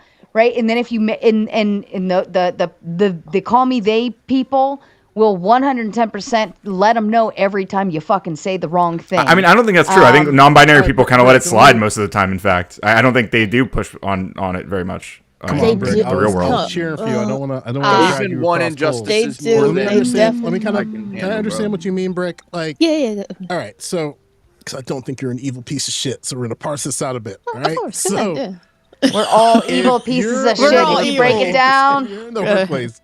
You're in the workplace. Mm-hmm. Oh, your mic just like went stupid for a second. Mine? Check back in. Okay, 1, 2. you're back. It just like faded out. Go ahead, you're back. Full on. So I guess that's how she refers to non-binary people. Do you think we ought to pay attention when boomer people mindset. do things on purpose? That's the thing. It's not on. Well, I can speak for myself. It wasn't on purpose when I did it. The person's name was on something, and I said the name. They said, "I don't go by that. Call me they." And I said, "Well, okay. I wasn't trying to be rude. I truly was just reading your ID. I wasn't trying to be nasty." But you still, but you agree generally that we should pay attention when we do these type of things on purpose, right? So, if a person's doing it on purpose, they're being an asshole. Right. So it's like you're just being insensitive. If you're doing it on purpose. Now, of course, if you slip, because again, it's common English language. You don't refer to someone as, "Hey, come here, they." That's just not. It's not normal. It doesn't flow. I think it's more common than we think, but I was resistant to it when it was first suggested to me as well. Right, and I think it's reasonable to say that for some people, based upon their backgrounds and experiences, it might be a longer step to go from an intentional action versus an unintentional action, right? Like if you knew, for example, I have a lot of people in my life who are trans now. Me too. And a lot of them use like similar variations of their names. Adam becomes Anna, Jane becomes John. Sometimes I slip. Yeah. Because I've known this person my whole life. I've known Jane my whole life, and now Jane is John, and I haven't seen them since high school. So there's a little bit of adjustment in that. And I think that it is reasonable to say, like, hey, we should try to do our best, but we shouldn't be punished for trying. And it sounds like you're saying that there might be an overcorrection in certain areas where Absolutely. we're not even focusing on the accidental part. We're trying to like, okay, sure. The moment you do it, it's literally complaints, getting written up, investigation. It's, I mean, and it's like, wait Even a minute. if you say, sorry, that was a mistake, it's still on your record. So if you make too many mistakes, you're gone. They will get you out of there for that. And they'll use that if there was any reason that they needed to get rid of people and avoid having to pay like pay you out or for wrongful termination. Pay you out. They'll use that. Yeah. They build the case. They're like, oh, well, we've got this sitting right here. So we don't have to pay anything. So like, maybe that's the problem. Maybe the problem isn't necessarily the people, but maybe the problem is just the systems that were built around to try to protect these individuals. I do think that would be an overcorrection. Well, that Like too, but also if the people Keep going. Slow down, Sarah. Slow down. Yeah. Go ahead, Joe. Go ahead, Joe. The systems that were built to protect these people go on. Have flaws, is what he's saying. They're not they end up in perverse incentives in other ways. For the wrong reasons. And what are those systems? Listen, sometimes people's nips get hard, and it's just because of the cold, you know? What are those systems? This is a simple question. Don't so like dance. my concern, Joshua. my concern, and again, this is probably like I think there is some validity in the sense that in the wake of certain events, there's an idea of overcorrection. I do think that's an issue. That's all. Like. I like that. That's it. Like these companies, like for instance, like when I look at Target, like when people are like, "Oh, I'm gonna boycott Target because now they're not doing DI," and it's like, bro, that was like, what are we doing? What are we doing? The sheep it's like become wolves. I'm a millennial. Speaking of wolves, I'd like to let Evan Lord would like to make his exit. Our darling, where the fuck have you been, Evan? Helping going in, building a basement bathroom, and then preparing for Thanksgiving. Did you do that for your mom? Yep. Aww. That's nice. Yeah. I love Evan. Did you guys put a shower in there with like tile and stuff, or? Yep. Tile floor and glass walls. We had to move one of the walls back a foot, and that was anyway. There's a lot I could say about it. But can you do my basement too? Shit, I know. I got a whole fucking list. I'm finishing my stairwell right now, and it's been sitting the way it's been sitting for like the last month because of all the shit that I just had to go through. And I'm like, well, that's last on my fucking list. But yeah, when you're ready, Evan, I have all the tools and everything set. So let me know. Me too. Seriously, I got a whole basement that I need to because it flooded and it needs to be repaired. Evan, with your final thoughts, my love, to you. I will say, I think the issue fundamentally is there's been laws already put in place about who you can't, or like reasons that you have to fire someone. Like, if there was complete free choice in the beginning, then I would say DEI for like major companies, they could have potential grounds. But if we're trying to pursue the thing of, all right, you can't have like you can't explicitly say this is a Christian-only business that we only hire this, that, and the other, and you can sue to go and get hired or to sue the company to get money, then I would say then, like in the same playbook, then you can't really ensure DEI to go and help groups that's been underprivileged when the best thing for them would to go and be to what is Evan? I don't know the right phrase, but to go and go together because that's where do their own thing, kind of get go together. Keep to their own, perhaps, is what you're saying. That's what like do their own, kind of have their own facilities and things. Like if you look at, I'll just say like some of the best companies are like done by insular groups where they go and where they bound together and have a successful company. Like Armenians like to do business with each other and typically within their clans because they all know each other. They can have family into like the closer knit business can be. Like it's kind of like what Steve said earlier. Nepotism is the best way to run a business because if you know the people and there is, if you know someone, I guess like if you know the most about them and you can kind of have investment in the business, then that can be like lead to the best. But anyway, sorry. Bit tired. My thoughts are all over the place. And I want to say, sorry earlier, I mixed up Boeing and United Airlines, but Boeing had an issue with engineers. But I think that was more to do with lowering of standards than actual who they choose to hire. But have a good night, everyone. And sorry, Brick, for this being a bit no, you're good. Enthusiastic. No, you're fine. You're always so nice, Evan. You're fine. Nice meeting you, Evan. Yeah, we always have Night, Evan. I've had plenty up here, so it's fine. Yeah. Hey, Joe, is your hair blue? Let me yell at all these Is your hair blue? fucktards Mine in the is. chat because It there's is. 62 of you over here watching on the YouTube side, 63 now, Nepotism and thing there's is only crazy. 9 fucking likes. What the hell? What in the actual hell? It's free. It's your one job, and I don't ask much of you. But I will tell you also, complete the goal. You only have 35 minutes to do so, or else this show fucking stops. Sarah, So you it's got to up bring to out you. your black mother voice. Oh Lord. Let me get my No, shoe. she has an honorary no. black. Yeah, we gave her. I gave her. She's honorary black woman. Have you Honorary. seen Sarah's body? She's honorary black woman. Yeah, Straight, y'all go she's- straight to hell. No parachutes. Oh, I'm okay. I've already accepted my fate. I need to know what's in the potato salad. She's regular food. I never even heard of putting raisins in there, just for the record. I thought that like that. I was like, what? This I is a thought that- thing? Who the fuck It does is. that? I thought that was That's made up too disgusting. until someone. I thought it was like a Mayonnaise joke or on some weird potatoes. shit. Trib says, are the differences in economic status because the people with less are born inferior? Is it nature or nurture is what I'm asking. If nurture, then would you want to even out the differences? If so, how? We got to recognize that people are born into whatever positions that their parents are in. Like that's the first step, right? Like we inherit more of our parents' economic status than anything else. And then we hope that like we can get some of that before we enter into the workforce. But there's just like in the broader world, but there's just some things you can't ignore once you're in there, right? Like I think it's something like half of Black Americans make under $50,000 a year. It might even be higher than that at this point. Now Like, where I'm that's- from, that's- that's I disgusting. need to get out Like, more because that we're And sharing. Atlanta's Yeah. even bigger. And if we're talking about like, okay, what do we do about that? That signals either Black Americans are in low paying jobs, which that's probably the case.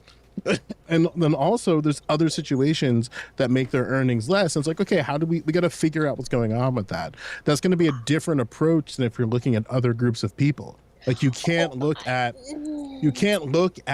what's happening to Black Americans and think, oh, if I apply this strategy to all groups, then it's going to solve that problem. Not necessarily. You have to be really specific about whatever sort of like problem you're trying to solve. Well, I don't know about that. I think really, if you don't have money, regardless of race, you're gonna struggle. I mean, it's really it's a like trying to get up out of that. It's difficult. So, but we can. I don't think it's really now during this time. I don't think it's specific to Black people.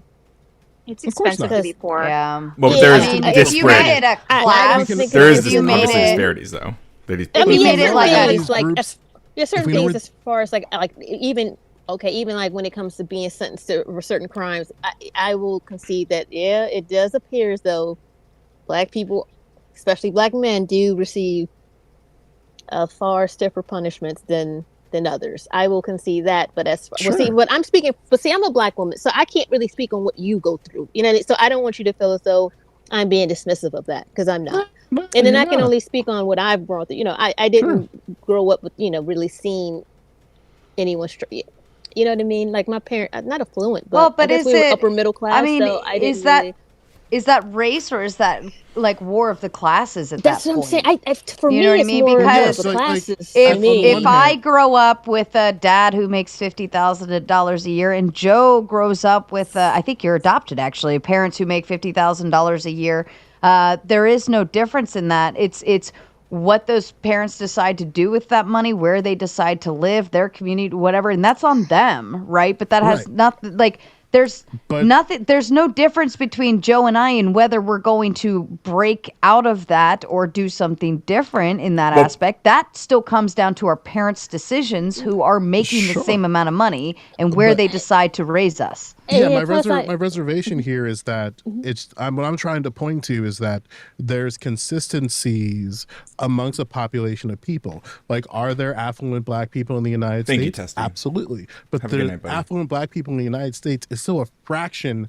of that group, even when you compare it to other groups of people. Like the median income of white Americans is significantly higher than other groups of people. Now?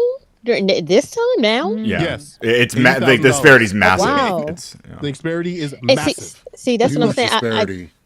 Wow. Yeah, that's and the reason why I like that is that you can't just race your way through it. So you can't just observe it strictly from a racialized lens, because you're going to miss out on certain aspects of that. You can't look at it strictly from an economic lens. There has to be some type of fusion of that.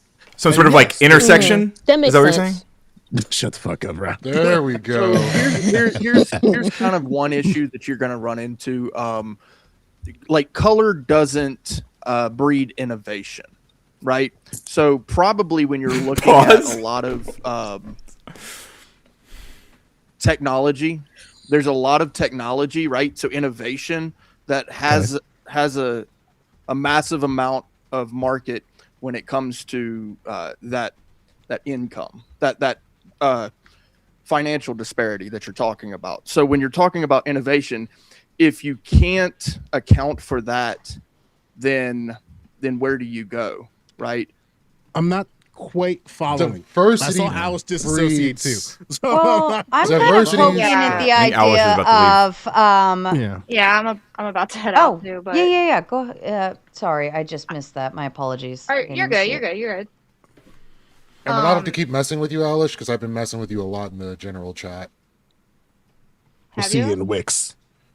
In Oh Wix. yeah. yeah. See you in I Wix. like motherfucker. Alice. I like her.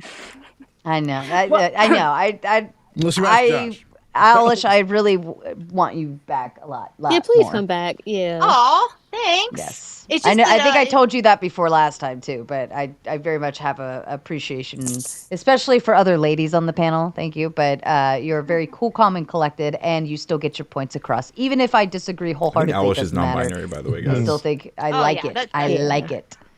I'm pretty But I sure. do want to clarify something. Make sure I I looked get at this their across. Twitter. When I say that, because this always comes across wrong when I say that veterans have get a DEI role or whatever.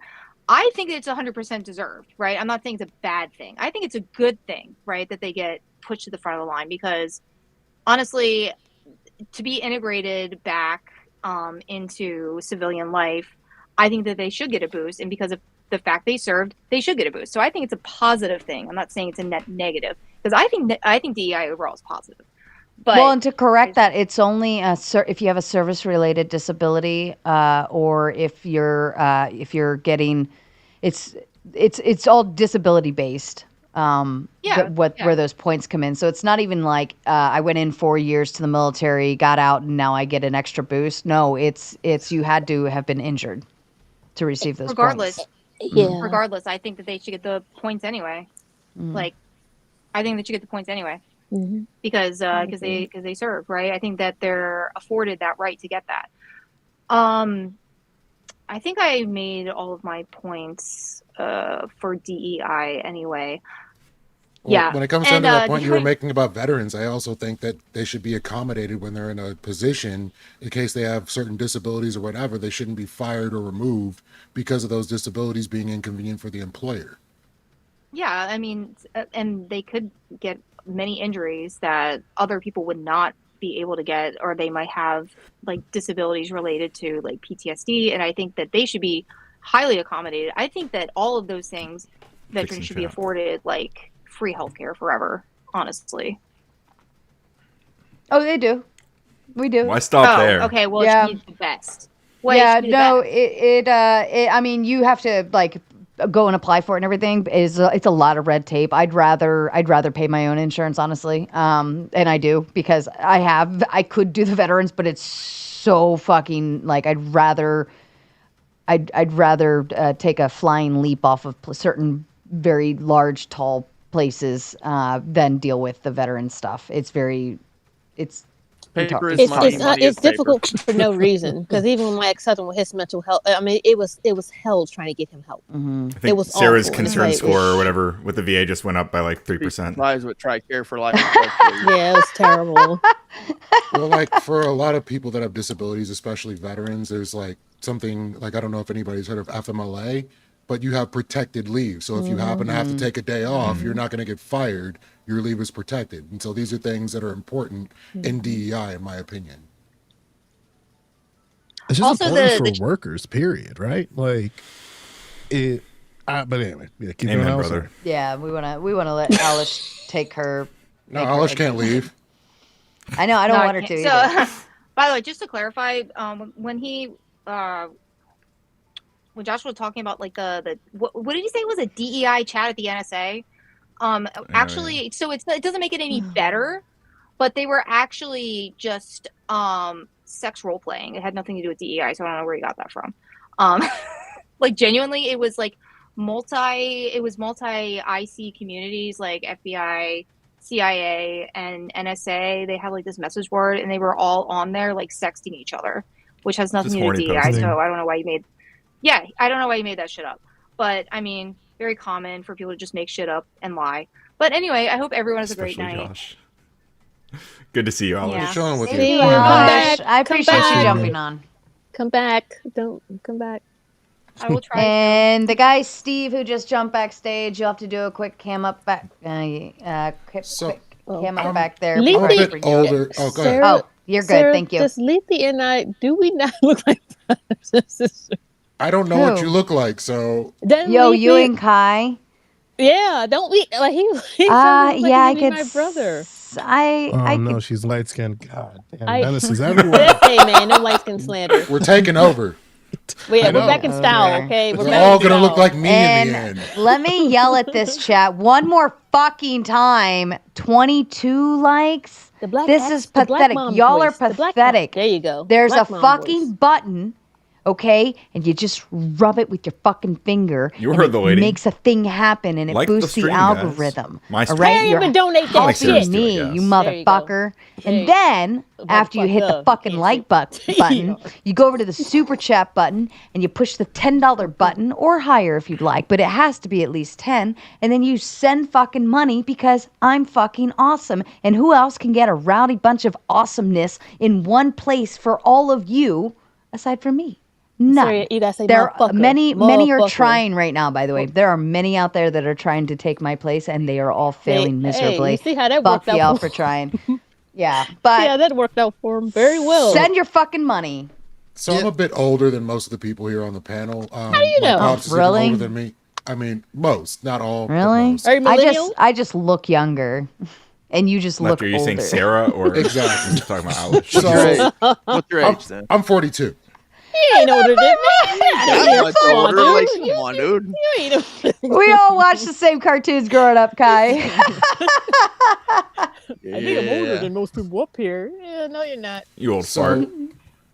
Like you look, my pops was an actual like affirmative action hire, and he had to Sure. deal with the issues of once he got into that position, them That's a trying good to as point, quickly Lefty. as possible after hitting that quota, get him out of that Fire his position ass. Yeah. as quickly as possible. So you saw those numbers jump up, you saw I'm those gonna give you numbers guys jump 15 back minutes. down. But that was based on a quota system. This isn't what we have with DEI at this point. There is no quota. So they're just basically making sure that everybody has an opportunity. Nobody's getting pushed up the ranks as they're putting their applications out. It's just, hey, now my application's in front of you and you have to look at it. And Yeah. if you happen to be qualified, you're not going to get hired over somebody who's well more qualified than you because they have no reason to do so. Now, if they believe they want more ideas from more diversified places put into their business, then they're hiring for that. But nobody's going to reward them for it or do anything on their behalf for it. So I don't see where DEI is the biggest issue going forward. Did was there any anti-American people on stage saying anything? I don't think anybody did. Amazing hear anyone say Disgrace anything like says, "If America isn't the country for you, tell me what is and go there." I don't know. I think we've all been pretty Damn. pro-America. Yeah. here. Well, I suspect. I mean, oftentimes I don't think people so. say that. people say this statement if you like say anything negative at all about anything regarding America. Like if you complain about what's going on in the country, they'll just say, "Oh yeah, well you don't like America, get out." But I mean, unless you're trying to make America great again, which is explicitly saying that America is not great currently. But then they like this person almost certainly believes in MAGA, so that's kind of a funny. Yeah. Well, when people were bringing up things about like how Japan hires or how China hires, I'm like, well, we're America. We're we're a country of diversity. We're a melting pot. So we are a country that's not homogenous by design. So to act like we should be acting like them is un-American, in my opinion. Well, and the problem was, and this is kind of I don't know why Josh was so sneaky about this, but like when we're trying to talk about, okay, what are you observing? Like, you think DEI is this evil thing? Okay, what do you see in that in practice? And even in the panel, like in the conversation that Sarah and him had, I couldn't really pull exactly what he was getting at practically. Like he was speaking to these sort of broad ideas, which is fine. Speaking to broad ideas isn't an issue, but when you get specific, that's when you're like, okay, like let's see what you're seeing. Like when you talk about quotas, like I disagree with those. Quotas were wrong. I think that liberalism and the broadening of neoliberalism made certain questions about race, gender, class almost unapproachable because of sort of the solutions that they came up with. One of which being quotas. And yeah, I don't know.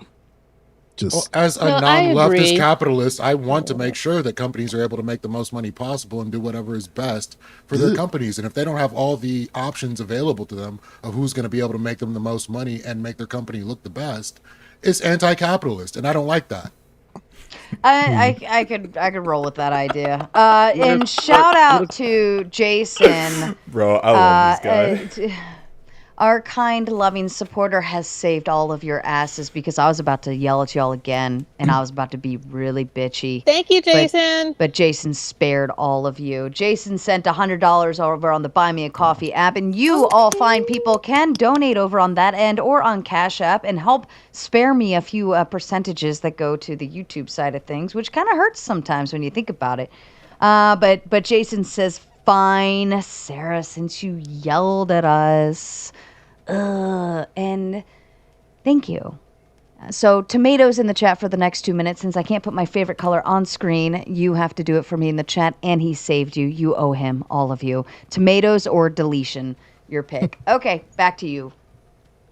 I don't know. It just seems like when people, because someone in the chat said this, I'm sorry, this person. They were like, DEI is a sorry excuse of putting people into a position that they don't deserve to be there. And that just seems like low self-esteem manifesting in blaming other people. like the idea that like I said that too, you know, like it just seems like there's just a low self-esteem amongst different groups of people. And then instead of like engaging with that low self-esteem, they kind of blame others for their things. Like I still think that Charlie Kirk was a very insecure individual when it came to dealing with others, and I think that he's not alone in that sentiment. I think that like the Nick Fuentes's of the world, the Tucker Carlson's of the world. Oh, my bad. Speak of the devil and he may appear. This is the guy you were just talking to. Mm-hmm. Like they poke at those insecurities that people have, and then That's the Well, whole I'm thing. wondering if it's the idea of it. So having like a law that says you cannot discriminate based on X, Y, and Z. It says, okay, here's the law. Don't do this, and if you do this, here's the potential consequences that you could face later. In court, jail, fines, whatever, yada yada yada. Right. So that to me is good. I think that having consequences for doing bad thing is good. However, I think when you kind of put a incentive to work against like I said earlier, I think they're assuming we're going to do bad thing. Therefore, they're going to put in protocols to force us to do it the way they want us to do it instead of the way we want to do it as a human and as a hiring company and as a this and as a that and yada, yada, yada, right? Like you're automatically assuming that I won't hire this race or women or men or old people or young people or disabled people or veterans or whatever the case. So you're going to put this quota thing, and if I meet this special quota in the way that they want me to, then I can have these credits or this special funding or this special thing or this special bidding war, whatever, where it's like, right. Why not just assume I'm going to do good thing? And maybe I don't want to, maybe I had a disabled child, and so I go out of my way to hire X amount of disabled people, but they all happen to be white kids because the community we're in only really has a bunch of disabled white kids, right? So then I meet one quota, but I don't meet another. Or, maybe my focus is to help aid the, Indian community, and I'm not hitting other quotas because I'm trying to, it just doesn't make sense. Like, you're not letting me show you I can be good person. Well, but it sounds like you're... Sorry. I'm sorry, my bad. Oh, go ahead. It's micromanaging to the point of overcorrection. Well, hang on. What law? I mean, is there a law that's making you do what you just described? Like we usually bring up the example. I know you usually bring up the example of like certain points towards contracts, but when I was digging into that, it seems like these sorts of things are certainly not the most significant points towards those contracts. And like I don't think there's it's like specific, or like having a specific class necessarily, as much as like meeting certain goals might give you some percentage points, but like. It's not going to like make or break a contract necessarily unless someone else has the exact same score or whatever. Like, in which case, shit's competitive out there. Like, I don't know, but this is like I feel like we're speaking about this as if it's like a broader mandated thing, but it's not. Well, no, I think Sarah's But if right. you, Like, but even if you don't if you don't look like you're tiptoeing around the topic, then you're more vulnerable to being oh, well, they didn't hire me because I'm a woman. They didn't hire me because I'm disabled. They didn't. Whereas if you have all of these protocols in place and you do all of this stuff, then it's like, well, we have all of this stuff here. We X, Y, and Z, blah, blah, blah, blah, blah. So then you have to like play the part just to avoid the potential consequences of something you didn't even fucking do. I'm not quite convinced that people left up to their own devices would ever like go out of their way in hiring specific people or groups of people. Absolutely. I think that's they the would truth discriminate that people are, like they did. Absolutely. I think that's the truth I think that's the truth within the overcorrection. I think that's the truth within the overcorrection. I mean, they literally have. Historically. If you left, like if you told the entire, I mean, we saw it in Brown v. Board of Ed. Brown v. Board of Ed said desegregate, and a bunch of states were like, "Now we good," and then they're like, "You're gonna desegregate," and then you're stuck to this rim of like. I don't think that the law is properly equipped to solve society's problems sometimes. And when it comes to like, hey, how do we make sure that businesses don't treat people like garbage? They're gonna treat people like garbage. It's how it's constructed. Like we constructed a country that says fuck disabled, fuck the blacks, fuck the Jews, fuck the minorities, like fuck these people. They're against efficiency, they're against sufficiency, like fuck these people. But you can't go that far. You can't go that far and just be like, oh well, I'm not gonna like my issue with that is that I, and not trying to be rude or anything, but I don't need I'm just because my blackness doesn't make me a charity case. It's of course, it doesn't make you special at all. Yeah, but you're not an efficient worker. Like you're not efficient. Statistics show that you're not efficient. The data shows you're not sufficient, and you're already behind in society because of things like chattel slavery. Just say it out loud. Fuck it. Just say it out loud. He's right about the data, right? Like as much as you want to think about it, black people are broke. We are predominantly poor. Like, why would I ever want to hire somebody with all of these different potential liabilities? And what? God damn it, Joe. Why are you guys pearl clutching? It's not a pearl clutch. It's just more so along the fact that you're literally explaining why it is that DEI is terrible. So why is DEI terrible? Yeah, I agree. By that measure, by what you just said. Yeah.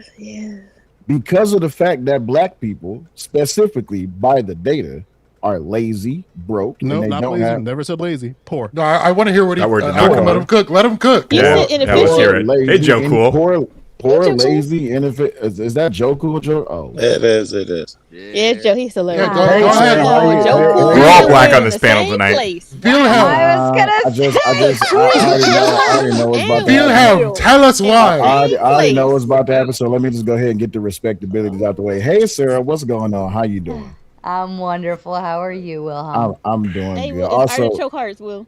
hey, those you are. What's up, bro? Artie. What's happening? That's when I saw you. I was like, "Oh shit!" Yeah, You yeah, come up. I yeah, was yeah. like, I'm making my rounds. okay. I'm making my rounds. Also, Ryan, what's going on, man?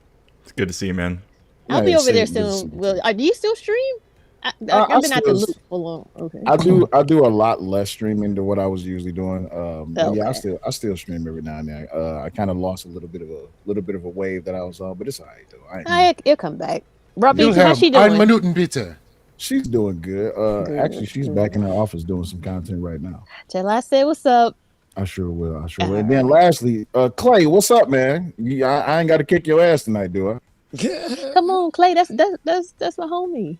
Yeah, I know, but sometimes I beat Clay in debates, and then sometimes he wins. But usually Well, see, at least you can concede that. Yeah. Clay is getting better, bro. He's getting better. You gotta admit that. He is. Yeah, Yes. Okay. Does he still overtalk people? He said he's not. He's better at that even. Oh, okay, cool. All right, but yeah, Joe Lewis. Which, by the way, I don't know if you're from Detroit or not. Are you related to Joe Lewis? Joe Lewis? I don't care to disclose anything to you, but keep going. Oh, okay. This is that type of party. But yeah, you made the exact argument as to why it is that DEI is terrible. I mean, if you even if you do have these discriminatory things to say about black people, you're proving why it is that based on merit that those people would not even get hired. Okay. Can I push back on this point right here that Will making? Mm-hmm. Typically, DEI programs, they typically create pipelines to already filter and get the most elite candidates from said group. So, for example, if you go to Google and you go for an interview and they create a pipeline for computer science engineers, they're not choosing computer science people who went to fucking community college somewhere. They typically choosing black people who went to computer science programs at the same elite colleges that the white people went to. Like, I think a lot of people think that they are just choosing like some random black people off the street. They literally statistically it will be random black people. But we understand that, though, right? So for example, Howard University is typically considered to be one of the better HBCUs in the United States of America. Google has a program directly with Howard University with elite black people. Like do people not realize that the pipelines you still have a fiduciary responsibility to be productive as a company. So I can't just bring anybody into the company. Because if I do, the shareholder can sue me for not doing being a proper fiduciary. So like there is still a money motive behind hiring effective and qualified people. And also typically when we talking about DEI, we talking about tech industry and we talking about the finance industry. If you go look at those industries, they are overwhelmingly white and they overwhelmingly Asian. So even if y'all saying that white people are being, because that's typically what people are saying, white people are being displaced. They make up 62% of the tech industry. Asians make up 20%. Black people make up 7%, Latinos make up 8%. So the only people who still underrepresented is the people that y'all saying is like benefiting from DEI. And what y'all really are seeing is, and this is just the historical reality, white male labor is the most expensive labor in the United States of America. So are y'all beating around the bush? Ain't the point to displace some white motherfuckers? Are y'all beating around the bush? I want to get to the direct thing that happened earlier. If you really want to get to what the rub is, white male labor has historically been the most expensive labor in the country. So if I'm a pure capitalist, my job as a pure capitalist is to make as much profit as possible. So I hire people in which I can pay less. And typically there's going to be people who from less advantaged backgrounds who happy just to be there, and they'll take whatever They'll take 100,000 versus the white person who take 200,000. Or they might not know the game because they historically have never been in these spaces to know how to negotiate for this money. So like the real rub, and I think y'all was hitting on it earlier, it is a class issue because what the real thing is about what we consider to be displacement is really employers are always going to look for the cheapest people. You know, that's just the reality. But with the when quality, Josh with was the here quality earlier, of work, would the quality of work go down? With the quality of work, the quality of work don't go down because they selectively filter through specific programs. So, like for example, if I'm hiring all black people from Harvard University, I'm going to get an elite cadre of black people. No, if I'm hiring all black people from Dartmouth, I'm going to get an elite cadre of black people. And I do find it funny that people don't even like go read some of these DEI initiatives and programs. They got DEI programs from people from the Midwest for schools in the New England region. They got DEI programs from people from the South in state universities in California. And it's just like the people is so caught up on this race thing. And it's like race is not the only thing that DEI covers. It's just like the craziest thing ever. You know, gender is one. White women have benefited from DEI more than any other group in the United States of America. It's created for white True, women. Sarah. So very true. When I don't Josh see- was I here like- I just don't earlier, see the he same dropped a level of- Bloomberg article that had a bunch of statistics, and the statistics showed that less senior roles were given mostly to Black and Hispanic people, where Like- white people suffered the most in that hiring. But as you got up the ladder, it was Asians and white people that still benefited. Y'all need to be going after the Asians. Leave the white people alone. They make the most money. They get all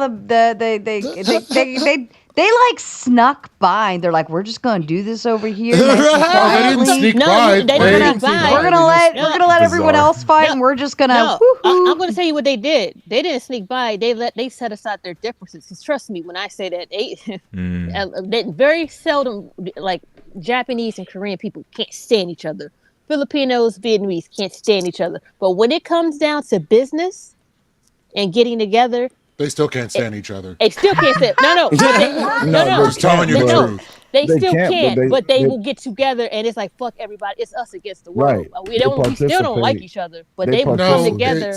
They I've seen it with participate. in my own family. Yeah, they They will. are. What They, it tends to They come down participate in to is nepotism. when they got to this Exactly. country, a lot of them got money to start businesses. This is why we had all the Black businesses in the hood get bought out by Koreans. So you had all these they already Black had liquor money. stores. They didn't have enough. They didn't have as much money as you'd like. That's to think. because they was destroying. That's because they was destroying the damn liquor stores. yeah, when you buy Trip land for cheap. says, Trip says, how does a program adding more people to your pool of applicants change your ability to hire who you want? How is that removing your agency? It doesn't.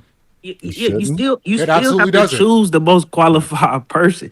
Yeah, Like- exactly. have to choose the Steve deal. was outlining, yeah. Like you have to make it through the filtering pipeline first. Like there's a filter first. Like if you don't hit the KSA, like somebody was talking about civil service earlier. In the like if you could be a veteran with the 5 points or the 10 points, but if you don't hit the KSAs, you don't even make it through the filter. Yep. Like Asburin gets sweatier every time I see him. And all veterans get veteran disability. If you non-disabled, you get 5 points. If you disabled, you get 10. And people say, well, why did they create this? Well, it was because America had a history of ostracizing veterans when they came back from war. Hey, So why do you think a lot of veterans- why do you think a lot of America is veterans be trying like, to hell yeah, 100%. So let's roll it back and wrap everybody in. So America is trying to fix a historical injustice that was done to veterans. So because either when veterans came back from war, they was left out into the street to their own devices, PTSD, whatever the case may be. America realized that's a problem and we need to fix that.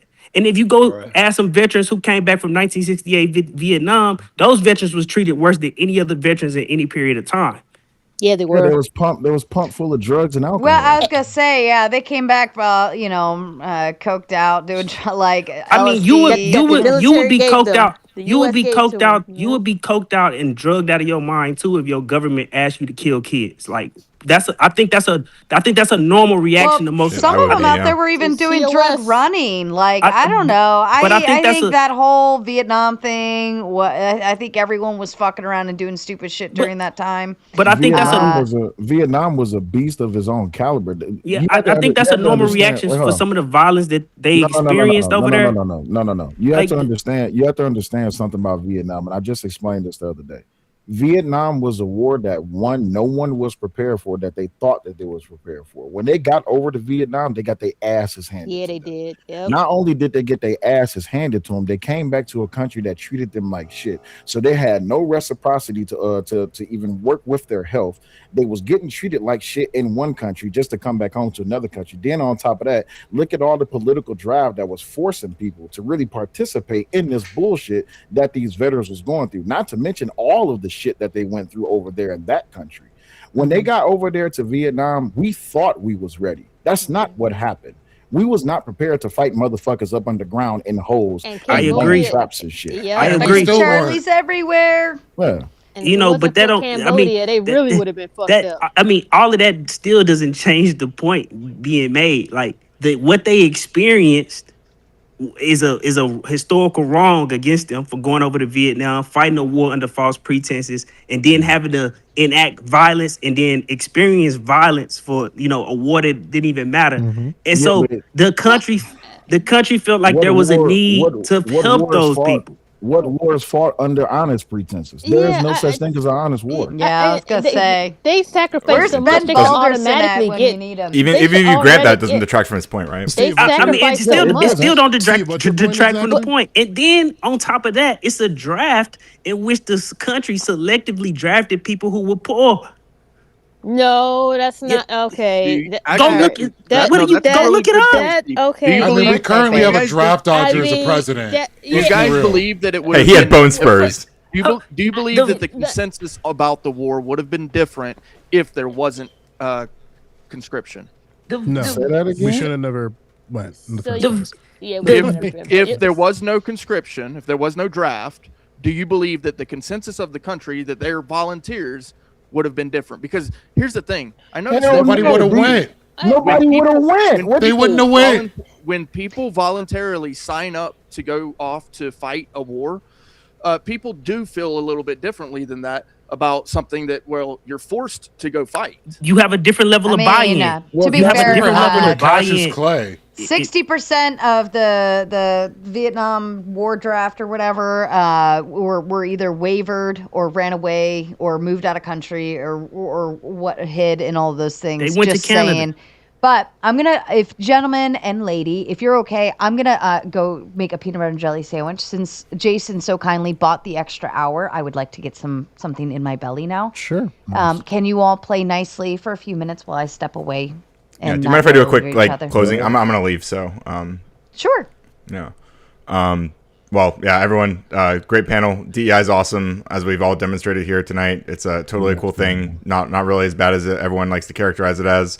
They're fear mongering. Don't let them lie to you. It's not that big a deal. Helps people out. Increases the pool of applicants and makes the world potentially a little bit more diverse, which can be a really cool thing for everyone involved. And don't listen to the haters. Don't let them lie to you. They hate you and they want you to be sad. Ryan, I would agree with you if DEI was implemented in a better way. Sure. What's a better way? I think. How did you get? How did you? Before we get on, I want you guys to fight about that, but I'm gonna leave. But it's been a pleasure. Everyone, take a moment to go subscribe to me at youtube.com/radicalcoder. I appreciate you guys, and I'll see you. I already am subscribed. We're good. I know you are, Leedy. I appreciate you all.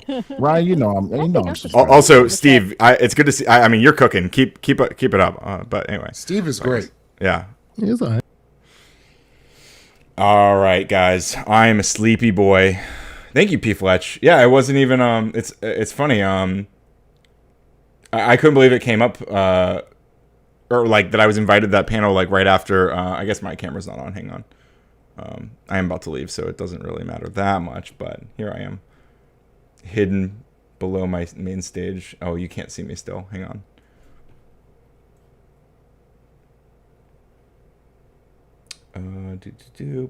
Okay. Hi, it's me. Yeah, thank you, Callie Dime. Appreciate you hanging out here tonight. Yeah, P. Fletch, thank you for turning me onto that topic, which I then got drafted against my will to go fight with Rob Noerr and everyone about, which was actually a lot of fun. I feel like I've... Oh, so you guys want to see the bouncy chat? Whoa, look at the bouncy chat. Look at that. We got bouncy chat. Love a bouncy chat. But yeah, good night, everyone. Appreciate you hanging out. Like, subscribe, leave a super thanks if you got it, if you're feeling generous. Leave me some money. I also will see you tomorrow or today. I guess it's past midnight. But yeah, great stream. I appreciate it, and I'll see you soon. Oh wait, should I send you guys somewhere? Should I do that? Wait, don't leave yet. Let me send you guys to... I might just send you guys back over to Sarah. Or to the gauntlet or whatever. Oh, I was so close to clicking the end button, and now I gotta find all this shit. Stream settings, do. 07DU as well, P. Fletch. Oh, I'm gonna sleep good. I'm gonna sleep so good tonight. The gauntlet. K. Goodbye. Oh, learning is radical.